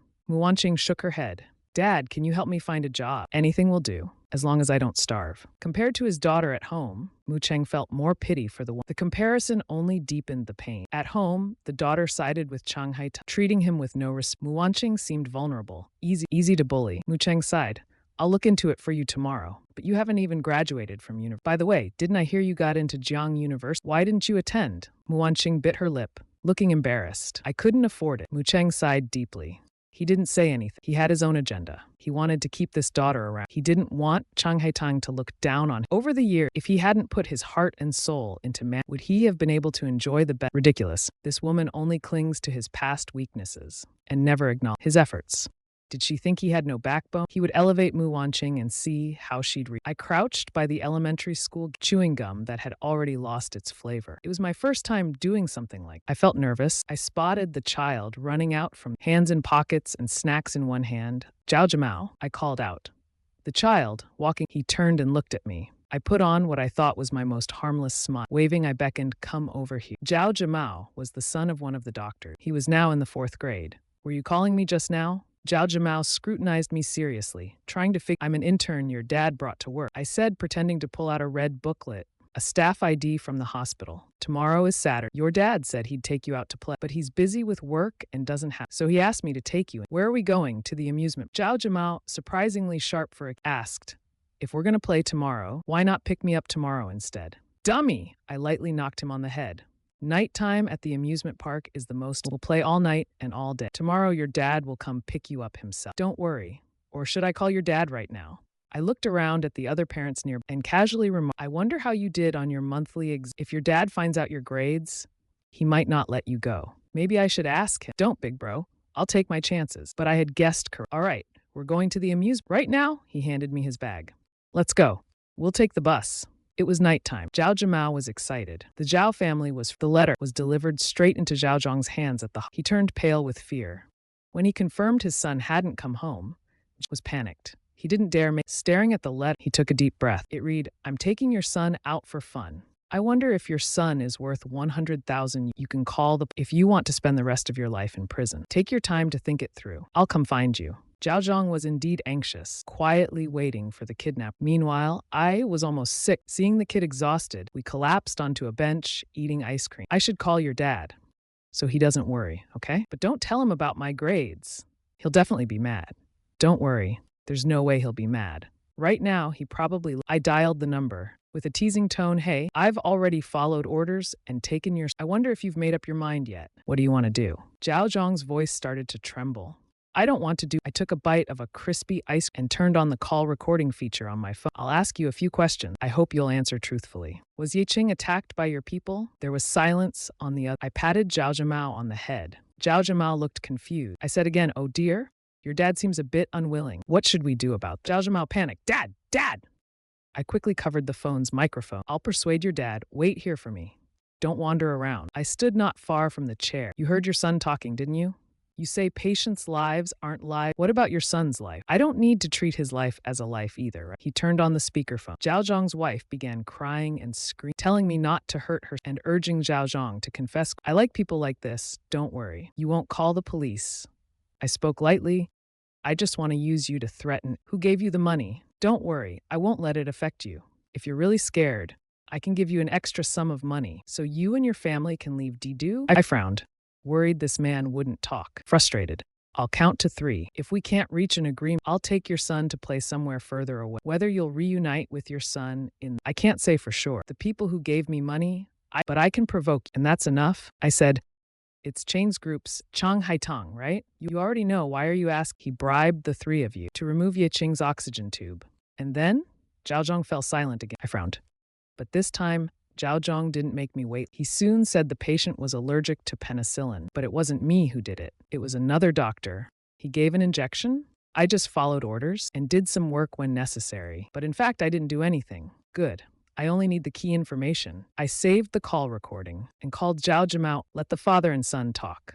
As for what they talked, I didn't want to know. At night, while Zhao Zhimao was I went to an internet and edited the record, changing the voice and removing key. Then sent it to Chang Haitang's, stating that if anything happens, no matter who does it, I would attribute it all to. Afterward, I erased my tracks and sent Zhao Zhong 300,000. Seeing the email marked as read, I smiled slightly. It finally arrived. Using the task, I accelerated the plot. No matter how arrogant Chang Haitang is, this is a society ruled by law. If he caused someone's death, Chang Haitang naturally noticed. When he received the email that he became restless. Muwanian ignored all. He just wanted to sneak into the company and retrieve what Guqing needed. As for the outcome, that's a contest between. He discovered Chang Haitang has been paying close attention to his. At the breakfast table, Muwanian finally couldn't help but ask, and Chang, have I done something wrong recently? You've done very well. Chang Haitang said these words, almost through. Muwanian tugged at the corner. Chang Haitang slammed her chopsticks down. Just, you think you can threaten me? I don't understand what you're saying. Muwanian frowned and lowered his head. He truly didn't understand. I didn't mention this matter to him at all. Wasn't it you who sent that email? Chang Haitang's fury grew. Using this to threaten me? Do you even weigh your own worth? If you're so capable, go. I'd like to see what a stray dog can accomplish that's so earth-shattering. Muwanian endured it silently. He wasn't foolish enough to ask what the. But seeing Chang Haitang react so agitatedly, like a snake. He decided to bear this. Muwanian wiped the and said with a smile, then Aunt Chang watched. Muwanian left and went straight to my hotel. After carefully observing to confirm no one was, he discreetly booked a room, then climbed the stairs to my room to keep it hidden. As soon as the door, Muwanian grabbed my arm and made me sit on the hotel sofa. I'm asking you, what email did you send? I was stunned again and blurted out, he told you? How did you know it was me? Do I look stupid to you? Muwanian pointed at himself. In the capital, the only person who can help, he doesn't even have to think hard about it. I shook my head, scratched my neck, and said tiredly, it's nothing. I just found some dirt on him. I'm worried he'll give you trouble.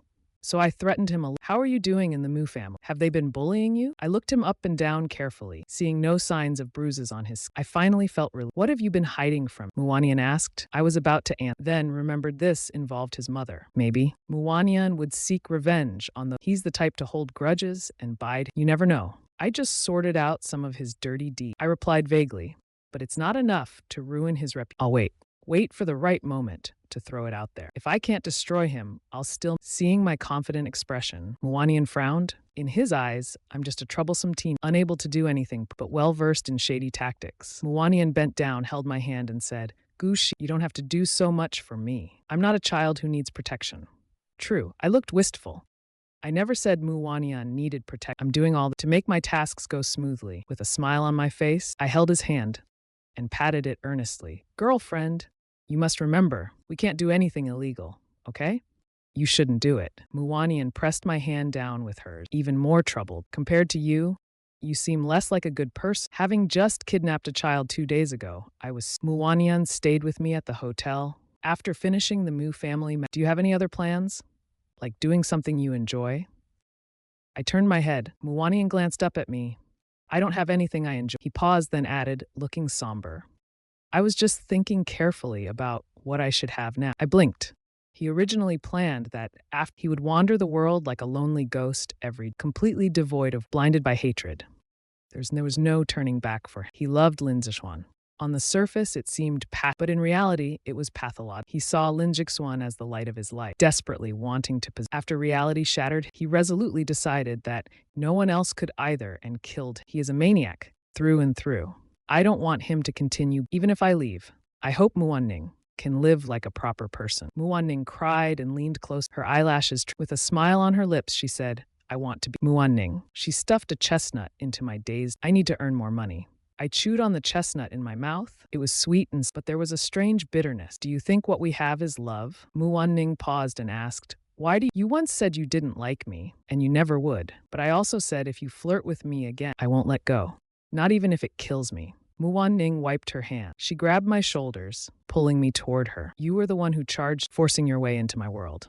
Since you're here, don't think about running. Time seemed to stand still. I could hear the sound of my heartbeat. A strange thought flashed through my mind, then quickly faded away. And you? Muwanning asked. Do you have any dreams you want to pursue? Yes, I said, looking at the sea. I want to go somewhere, to see who is actually waiting for me. Muwanning looked at me, my expression. It was the first time he saw this look on my face. Sorrowful, and clearly I was right in front of him, but it felt like I was far away. Muwanning instinctively pulled me, his eyes sharp. Could it be that apart from Zhang Yuyao, you're still thinking about another woman? Why are you bringing her up? I frowned. In Muwanning's eyes, I seemed completely evasive. He pulled me a little closer. With a smile, he said, What? You're unhappy when I mention your fiancé. What fiancé? Don't talk nonsense. I tapped his forehead. That was just something the families arranged for business. After I ruined the Gu family's home and lot, our relationship was over. Judging by your words, you seem not at all. Don't talk nonsense. I looked at Muwanning warily and said, my relationship with Zhang Yuyao can only be called. I was immature back then. Now that I have you, I don't need any female friends other than you. I leaned against his shoulder, full. My submissive demeanor satisfied Muwanning's possessiveness to some extent. That's better. Muwanning leaned and kissed my cheek. I have to go back. Remember to inform me when you go out. Things are only going to get more dangerous. I can't guarantee your safety. Muwanning was deeply afraid. Now that he had a weakness, he was no longer indifferent or unattached. All right, don't worry. I made a promise.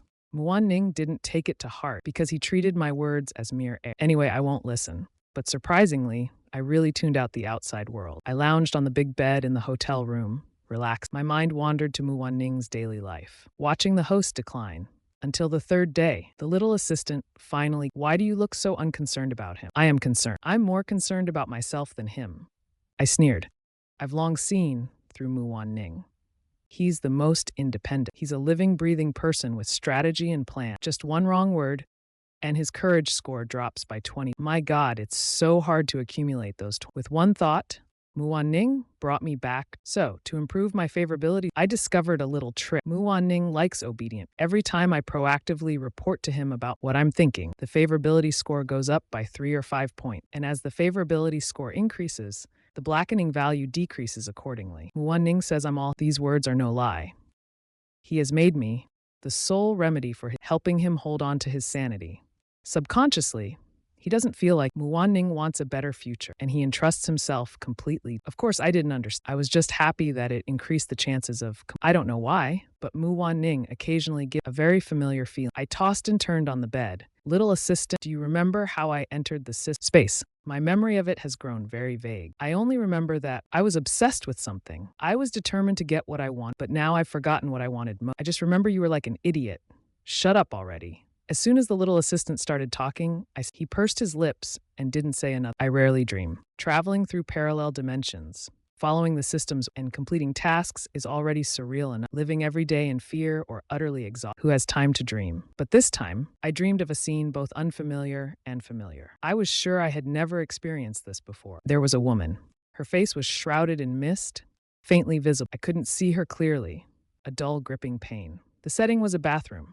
Blood was flowing from the woman's body, mixing with the shower water and swirling down the drain. A man in a blood-stained suit held his face in his hand, his shoulders trembling. The feeling was like watching a mission movie in the system space, viewing parallel time. I moved closer and heard the man speaking. He said, "Don't leave me, I beg you."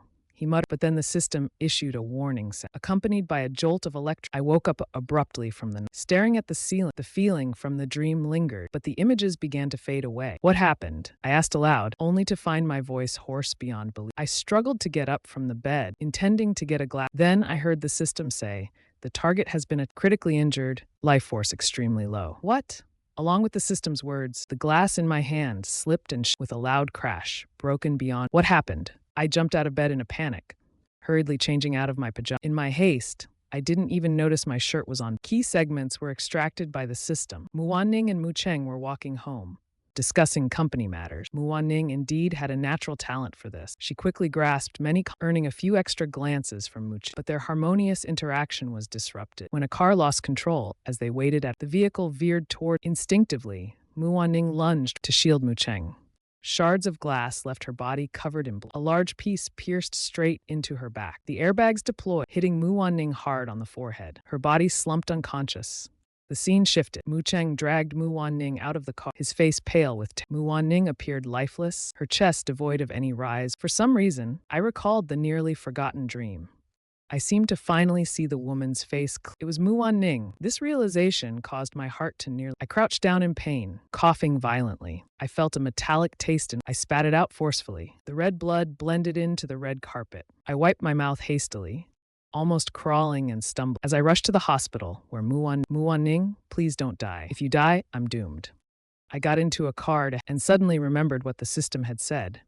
This wasn't an accident. It meant someone wanted Ning dead. When I arrived at the hospital, Ning was still in critical care. The hallway outside was empty. I went to Cheng's ward specifically. It was packed with people. Cheng had been well protected by suffering only minor surface. Gifts were piled into small mounds. The stark contrast between the two, although I had expected it, but seeing it with my own eyes, still. Man, I think I can understand Marshal Ning's act. As I said, he sprouted from darkness and bloomed on the edge of a cliff. Are Ning's relatives? The doctor came out and looked at some mistakes. It seems like it's the first time there was no one outside. I wiped my tears and stood up. Hello. You are Ning. He recognized me as, I have the authority to make. How is he doing now? The surgery was successful. No vital organs were harmed. A mild concussion. The glass fragments in his body have been cleaned up. The surgery is in its final stages. We need your signature. I glanced at it. It was the medical bill. I sniffled. Where do I pay? On the first floor, payment. Thank you, I replied. I stood at the door, waiting until the in-surgery light turned. When Ning was pushed out, His head and body were wrapped in bandage. Wan Ning, I quickly approached. I wanted to reach out and grab, but his body was covered in wounds. I was afraid I might accidentally. Why are you here? Mu Wan Ning's voice was strained. He tugged at the corner of his mouth, just a little dizzy. The patient has undergone he needs rest now. The doctor reminded me. I nodded. I understand. I'll visit later. I sniffled again and cautiously bent down. I leaned close to Mu Wan Ning's. Don't be afraid. I won't let anyone hurt you. If no one offends me, I won't offend. Mu Wan Ning's life is more precious than these were not in the original plan. I feel like I'm being petty about this matter. The system shouldn't blame me. Mu Wan Ning reached out and grabbed me emotionally. I looked at him and gently. Mu Wan Ning rarely sees my back. When we walk together, I always keep a small, like a little tail following behind him. Previously, it was always Mu Wan Ning. He was always the first to walk ahead. When the elevator doors closed, Mu Wan Ning saw me through the gap, my back growing further. He couldn't reach me. This sense of loss left him dizzy. Eventually, he couldn't hold and fell into a deep sleep. I leaned against the hallway of Mu, staring at the white ceiling light. Is it Chang Haitong? But what reason would he have to harm Mu Wan Ning? Could it be because of that email? No. Chang Haitong is the only daughter of the She's always been domineering, but at her core, she's still a woman. Otherwise, why would she go? And her husband leaving a will. Clearly, her heart is, even though she doesn't show it on the. She's been holding on alone for so who could it be? I pondered deeply. This is a good opportunity. Whether or not she has to take responsibility for this. To ensure Mu Wan, only power can guarantee it. Suddenly, I didn't have this habit, but the thought just popped in. So I went and bought a handful of candy, stuffing it all into my pocket. When the people in Mu Cheng's ward, I seized the moment and slipped inside. Mu Cheng seemed lost in thought, so much so that he didn't know. I greeted him first. I pulled a chair for myself. He pulled a chair for himself without. Mu Cheng snapped back. He looked at this unfamiliar boy, young in age. One might even say very his face bore a cold expression. Trying to appear, Mu Cheng smiled faintly. Are you saying you're? I replied calmly. Mu Cheng frowned. He hadn't ruled out this possibility. Because of Mu Wan Ning's arrival, his relationship with Chang was already at a breaking point. She's the type who can't tolerate any sand in her. The only reason she hasn't acted openly is her fear that a failed attempt might lead to a This kind of talk shouldn't. Mu Cheng said, Who are you? Why are you trying to sow discord? Do you want proof? I didn't answer him directly. He looked at Mu Cheng calmly and said, Wait, I'll get you the proof. Shh, our meeting is a secret. I stood at the door and raised a finger, making a silencing gesture. As for why I'm telling you this, I can only say he offended someone he shouldn't have. I won't let him off the hook. After I left, Mu Cheng kept pondering. Who is the person he shouldn't have? And who is this guy? Mu Cheng reached for a glass of water. Too many things have happened recently, and he couldn't make sense of them. I wandered aimlessly through the hospital with The system assistant asked me blankly.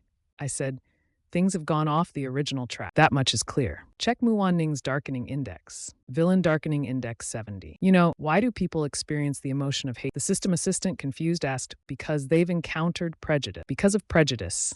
Because of helplessness. Because of unwilling. I crouched down. Although I don't understand your system or the definition of darkening, I feel that Mu Wan Ming's case isn't. This should be normal human emotion. You expect him to live peacefully and be a good person, not just Mu Wan. Even I would go crazy. So the host intends to. The assistant vaguely. I looked indifferent. After all, Mu Wan Ming was full of evil deeds. So I didn't dare to. I was also afraid he'd gain pleasure and go down the original path. So what others owed him, I claimed for him. What he couldn't do, I achieved for him. What he was unwilling to accept, I made up for. I crushed the bubble gum in my hand. I just don't believe he would still darken. He won't darken. But you will the assistant said faintly, knowing his host doesn't follow conventional ways. At the start of doing system tasks, it was acting on whims. Now all the things villains do, he has done, saving contracts along the way. It somehow seems justifiable. He thought, maybe following this host? Even his logic was going haywire. Although I said I made no move at all. When no one was around, I sneaked into Mu Wanming's ward and quietly cared. This time, I was genuinely discussing and surprisingly got some insights through our talk. The culprit was indeed Chang Haitang. Mu Wanming said this, as if discussing someone else. I frowned.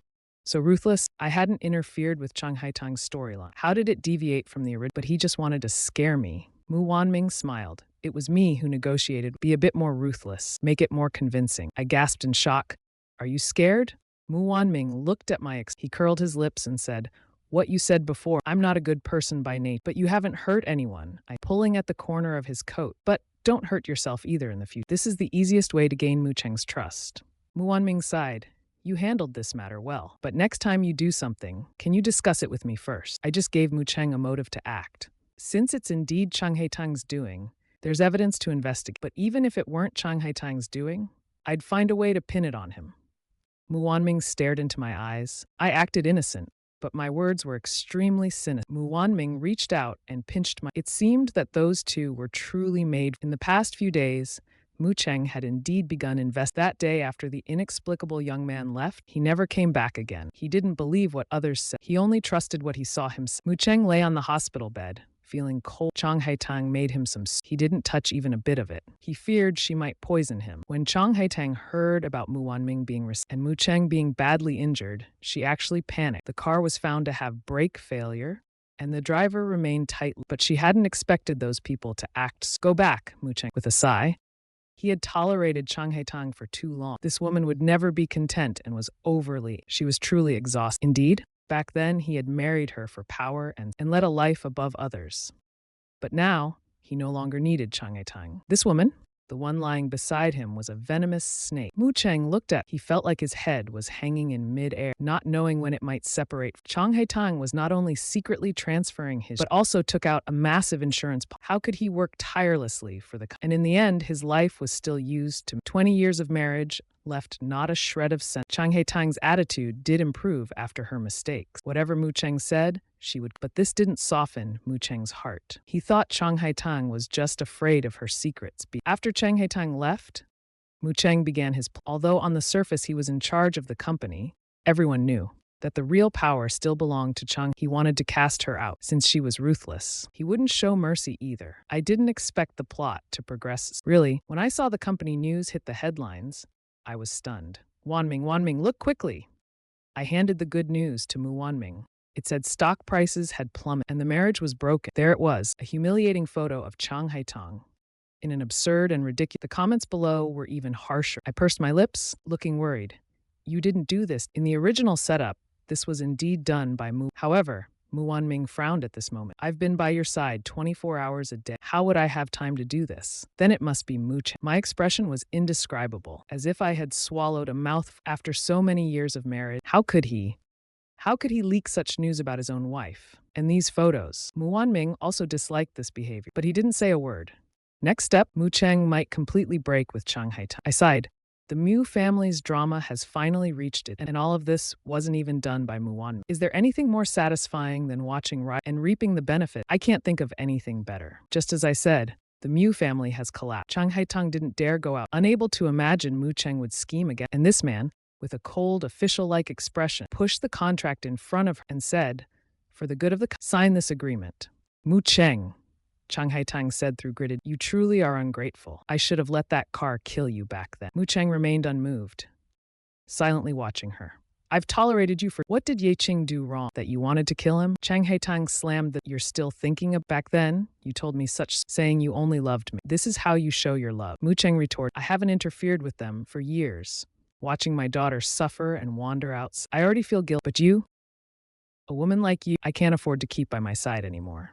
I didn't do much, but upon learning, merely wanted to drive Chang Haitang out of the... I went to an internet cafe and hacked into the Chang families of... Mu Cheng was too naive. He couldn't get rid of Chang Haitang. The company originally belonged to the Chang. Even without Chang Haitang, there were still other... A scandal involving an affair was too... At the same time, the media had already been waiting for explosive accusations of corruption, negligence, and even murder with no... These popped up from the website's message box, and the entire internet erupted overnight. The major plot point affecting Mu Wanming has entered its final count. My original timeline was 6 months, but now it seems I can wrap things up sooner. I was peeling an apple for Mu Wanming. The injuries on his body were almost healed, but unfortunately his already scarred had gained a few more faint marks. While I felt pain Mu Wanming seemed rather at ease. He instinctively touched his face, relieved that he hadn't injured it. I looked at him with concern and said, in a few, I'll go to the company and get what your father wants.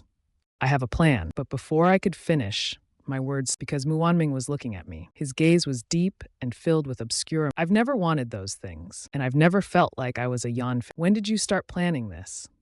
Mu Wanming's demeanor grew more intense as he leaned over the bed. Or is it that you knew from the beginning And that's why you treated me well? To get the I hurriedly turned my head away. That's not what I meant. I just wanted. He interrupted me before. If you want it, just fight for it. I felt like I had made another mistake. He seemed too fixated on the original plot, always pushing himself toward that path. Was he really just trying to fulfill the narrative? But what could I do? I lowered my head and didn't. Once I left, Muaming would be left alone again, without anyone to. The thought of it frustrated me deeply. I cut the apple into slices and held one to Mu Wanming. Try it, it's quite good. Mu Wanming obediently opened his. I lowered my head, let out a soft sigh, and asked, actually, I didn't want to push you into such a place. I just wanted to make your life better. Have you ever heard this saying? Mu Wanming looked up at me in confusion. I continued. Except for yourself, no one can accompany you till the end. Mu Wanming froze for a moment. Then he suddenly got angry. Grabbing my arm, he asked, what do you mean? If you have something to say, whatever you want me to do, just don't keep saying that make me feel like you'll leave me anytime. I looked at his emotional expression. I genuinely felt sorry for. I wanted to protect him, but at this moment, Mu Wanming continued speaking. His voice tinged with. His tone trembled, his eyes gradually turning red. He said pitifully, I'm scared. I'm really scared of losing here. He pulled me closer to himself. I don't even know why I feel this way. If you don't like me, I can change. I shook my head. Without finishing I reached out to embrace his shoulders. I'll never say those things again. Mu Wanming's eyes were red. Tears started streaming down He said pitifully, you want me to this year, I'll retake the exam and I'll study hard. Just wait for me. I still want to grow old with you. Promise me we'll live and die together. Okay. In my heart, I knew it was impossible. After all, soon I wouldn't belong to. It was hard to say no, so I forced myself to become firm. In reality, breaking meant my life in this world was destined to. But there are other ways. So you must live well, I said. I crouched down to meet his gaze. I like kind and pure-hearted people. Mu Wanming's expression shifted. He felt that my gaze saw through the filth, stinging him painfully. It stung him painfully. Pure and kind heart. He was nowhere near it. Mu Wanming didn't know what kind of person that, but since I liked it, he learned to do it. Mu Wanming's method worked. Mu Cheng trusted. He let him. He easily reached Mu Cheng's office.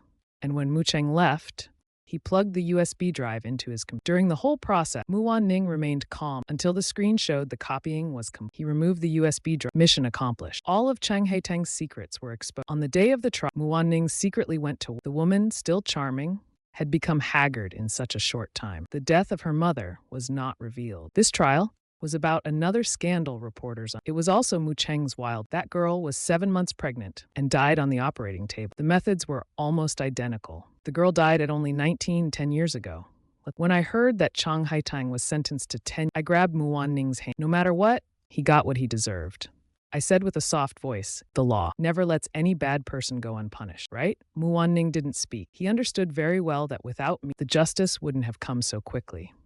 I walked out of the hall and stretched. The next moment, Mu Wanming embraced me from. Thank you.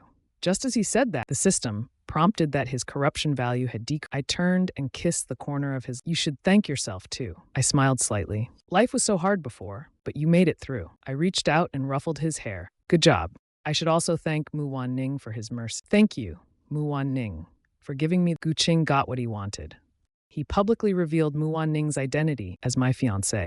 He also promised to host their wedding. That same night, the priest fell into crisis. There was too much so he exchanged it with Mu Cheng's rival, the trump card of the imperial capital. Mu Wanming heard tax fraud and bribery. His expression was cold throughout. When he heard that Mu Cheng won, he told the person who was speaking to him that he had never wanted to acknowledge. Mu Cheng's presence disgusted him. Now Mu Wanming held my hand, strolling down the street. By the way, aren't you planning to if it's not mine, I won't take it. Mu Wanming turned to me and said, we don't want other people's things, but if you really want something, I'll try my best. Hearing that, I snorted. Fine, if you don't want it, just forget it.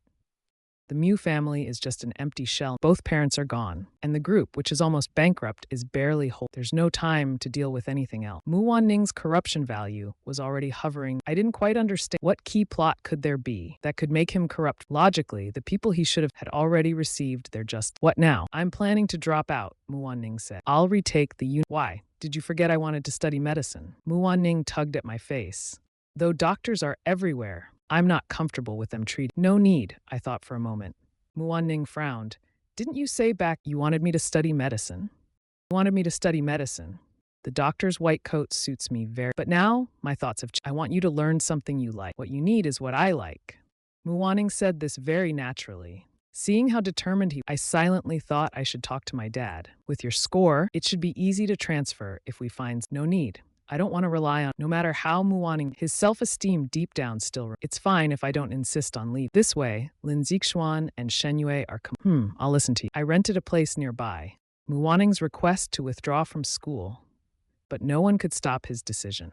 Every day I attend class, and every day when I come back, he's either doing mock exam or reading medical books. The days passed one by, but I never waited for him. The moment his obsession was, what do you think his obsession could be? I can't figure it out. Ask the assistant. The assistant doesn't know either. The pain of losing point forced me to lose the golden finger. I could only lie in bed, thinking over and over. Things reached a stalemate, and I felt helpless. 6 months had passed, and the weather was gradually getting cold. Muwaning saw me leave early and brought me a coat to put on. What do you want to eat for lunch? You're so considerate. I reached out to anything you choose, I'll like to eat. Muwaning smiled. I'll wait for you at home. I'll bring a bottle of your favorite. All right, I nodded. Muwaning. All right, I nodded. Muwaning. He buttoned my coat all the way down. He combed through my messy short hair. Go ahead, I kissed her cheek. I'm leaving now. Reluctantly, I took a few steps back. Muwaning waved at me. Then she watched me get into the elevator. Thinking about her becoming my wife in the future, Muwaning felt a strange and fearful emotion inside. Afraid that she wouldn't afraid that everything going too smoothly. At that time, the cost might be too. I don't care about how things are progressing between Shen Yue. I usually leave the dormitory, and the three of them are in different classes. They're not the kind of people who would greet each other. We haven't had any conversation. I went straight to the store. It seemed like it might rain today. The autumn-winter wind was. I rubbed my hands and pushed the shopping cart. I heard some people arguing next door. I just glanced over and froze in place. No way, that man looks familiar. There's a scar on his face from his forehead to the corner. The scar looks very menacing. I thought for a moment, then suddenly hit the shopping. I remembered. This is the first time I've seen him, but in the systems, he left a deep impression on me. He's the guy who insulted. Back then, he was so arrogant, as if he ruled the world. But I don't remember Muwaning ever seeking. Could it be that Muwaning's blackening is related to this man? The man was arguing. I casually wandered around, I secretly listened to their. I grabbed a few random things. When I saw the man about to leave, after paying, I quietly followed. He got into a car. I instructed my driver. The driver was confused, but he had to carry out the young master's orders. The driver was confused, but he had to carry out the young master's order. The man turned this way and that, arriving at a shabby. I'm not sure what happened, but I heard a woman screaming from inside, accompanied by the sound of I immediately dialed the emergency number. Officer, there's a fight here. The man is chasing and he's about to kill her.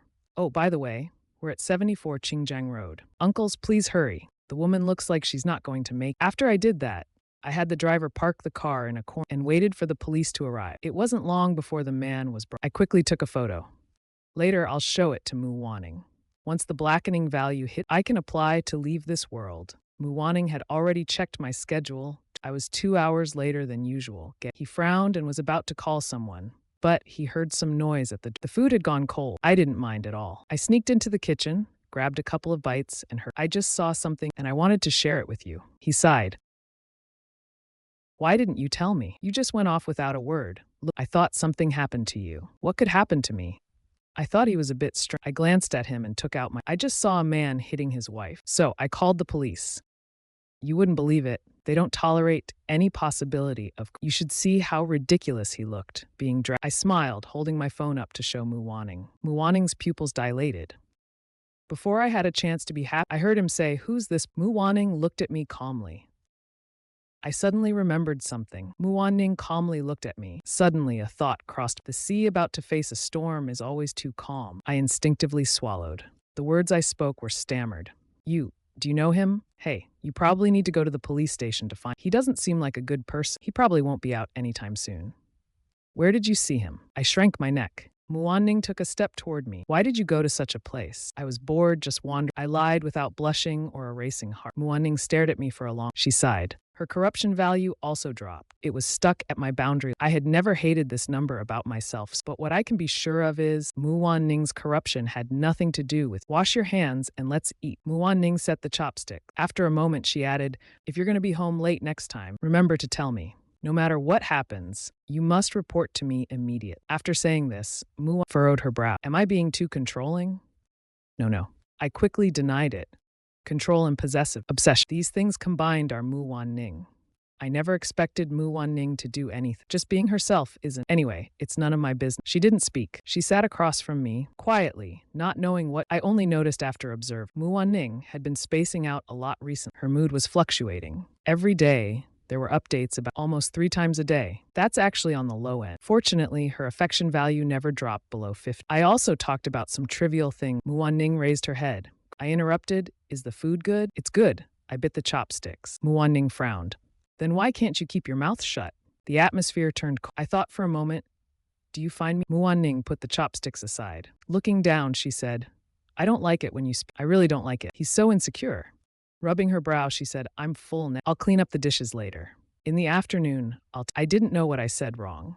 I watched helplessly as Mu Wan-ning left the table. I pushed some food around. Mu Wan-ning's thoughts were probably different from most. Mu Wan-ning said, so I walked with her straight to the class. Finally, I saw the class she often mentioned recently.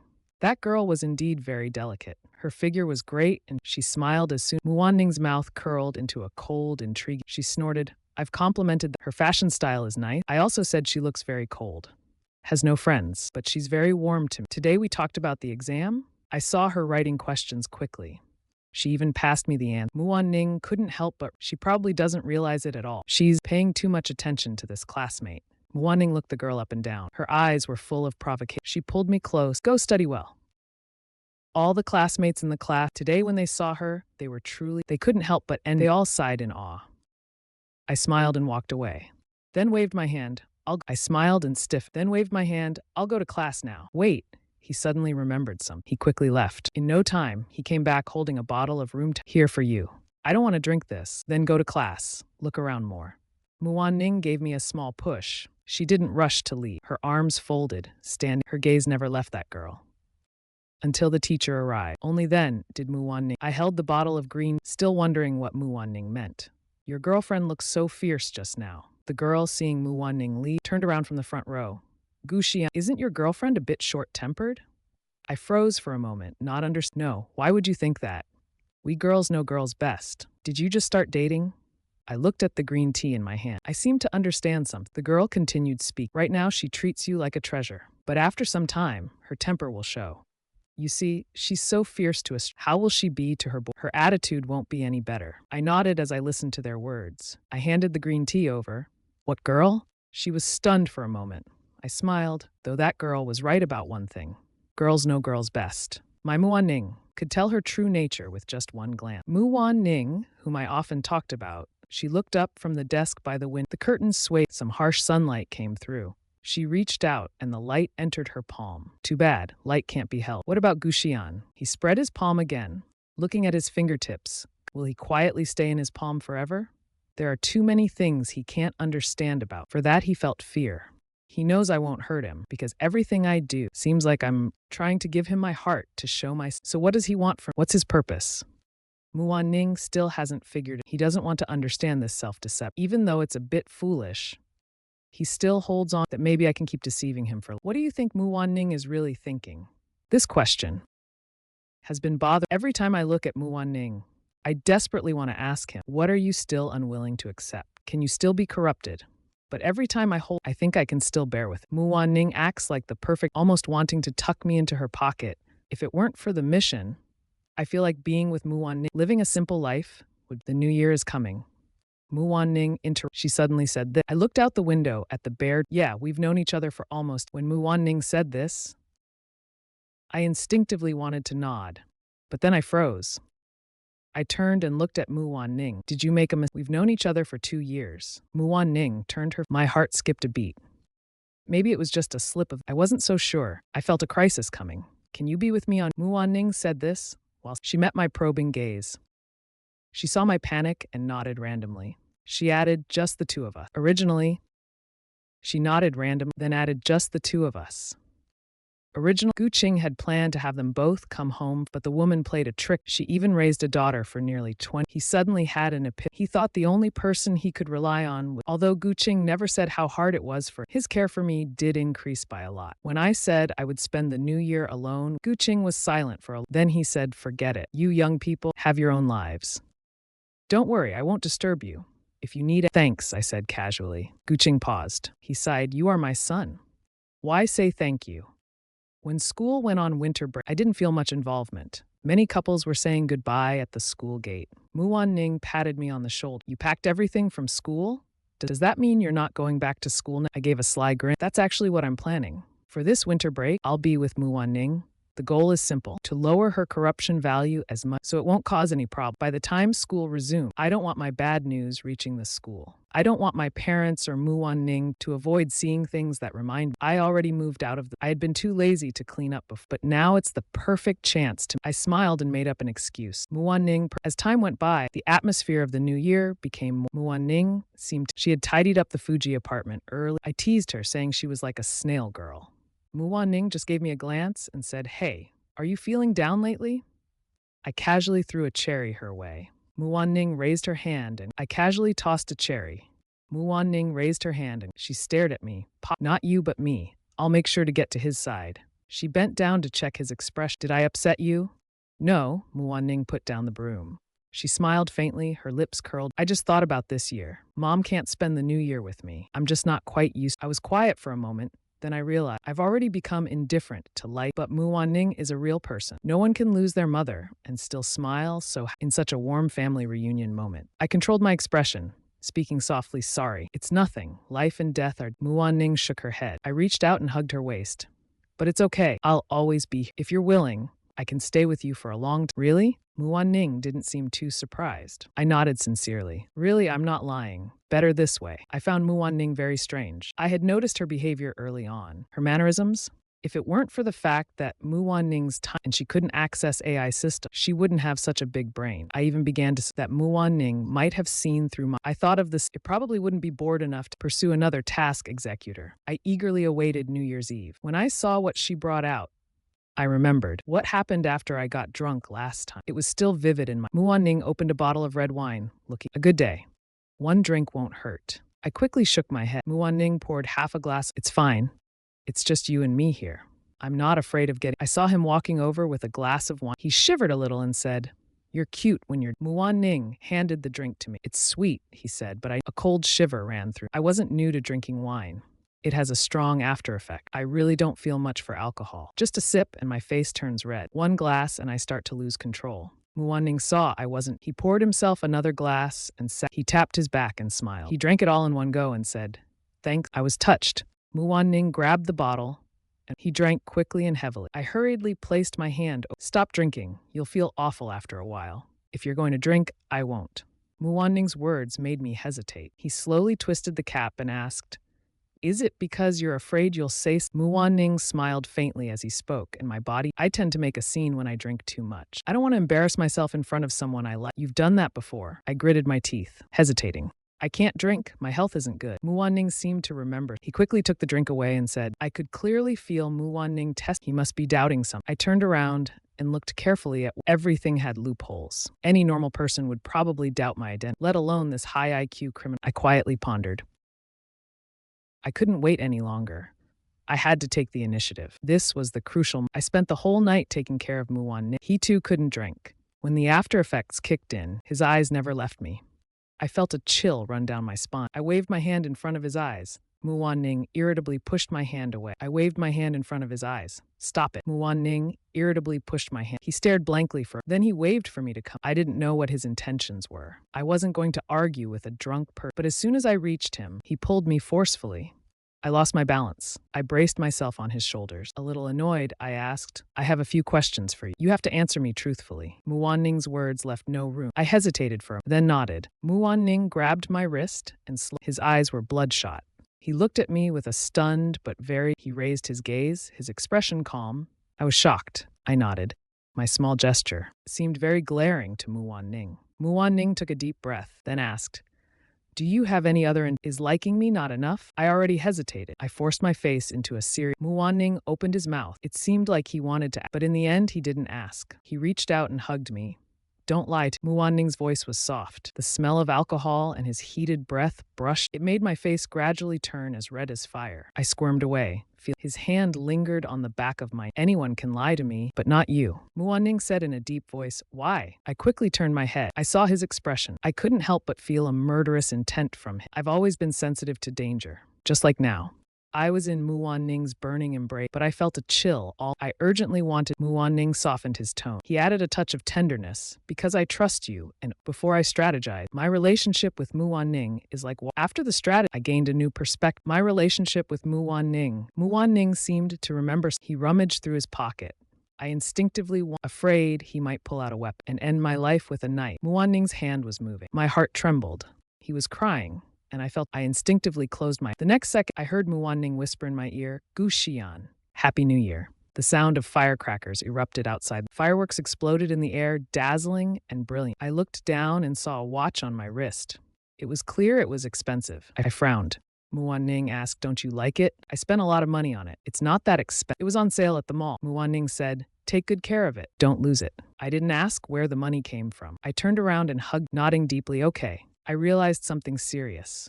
I was still subconsciously afraid of Muan. It was a deep-rooted fear. Muan-ning seemed to be struggling with his hand gradually moved to my waist. His eyes were downcast. Can I kiss you? Muan-ning said this, his face getting close. My heart was pounding wildly. I widened my eyes, feeling helpless. His breath was sweet with the scent of red wine. Just as our lips were about to meet, only a centimeter, he suddenly stopped. He looked at me. He sighed, Let's sleep. It's late. My throat feels dry. Not clear yet? You're so eager. Muan-ning hummed. He tugged at the half-lifted hem of my shirt. Wait, let's kiss next time. I've been drinking. After saying this, Muan-ning directly went to, leaving me utterly confused. I didn't know. After the bathroom door closed, Muan-ning stared at himself. He turned on the faucet and cried silently. When he came out, I had already fallen asleep on the sofa. He didn't know why. He desperately wanted to remember my. Muan-ning wrapped a blanket around me. As long as I slept, he watched. When I woke up, I met Muan-ning's red-rimmed eyes. With sleepy eyes, I stretched out my arms. Good morning, girlfriend. Villain's corruption. I immediately called the police. My heart pounded as I heard those words. I wondered if I was hallucinating. The system's prompt kept buzzing down. Villain's corruption complete. Villain's favorability 8. Congratulations, host. You've achieved reward 1,000. Does the host wish to exit the mission now? My body trembled. Muan-ning looked at me with a worried face. Is it your health? No, I said with a confused look. I couldn't understand what was. Muan-ning was just giving me a surprise when I least expected it. Muan-ning saw that my face didn't look right. He looked anxious. Did you have another night? No, I said, raising my hand to call the police. Muan-ning, confused, are you leaving? I only hesitated for a moment. I reached out and combed his hair back. He looked up at me with no intention. Muan-ning, I'm here. I rested my forehead against his, already prepared. He smiled and asked, Do you want to kiss me? No, I said. I didn't know why I was laughing so happy. It was the first time he saw me. Unexpectedly, it would also be the last. I felt a little regret. I blinked my eyes. Tilting my head, I repeated the, Do you really not want to kiss me? Next time, Muan-ning said as he stood. I hesitated for a moment. I leaned in and kissed his forehead. I was about to leave. I surprisingly felt a little reluctant, but just a little bit. It's still early. Go ahead and sleep a little more. I'll go get you breakfast. Just like before? 3 buns, a bowl of rice porridge with. I nodded. Buy 2 more eggs. Okay, Muan-ning said as he grabbed. When he stepped out the door, he felt a bit. He couldn't help but turn around to look at the young man sitting on the sofa.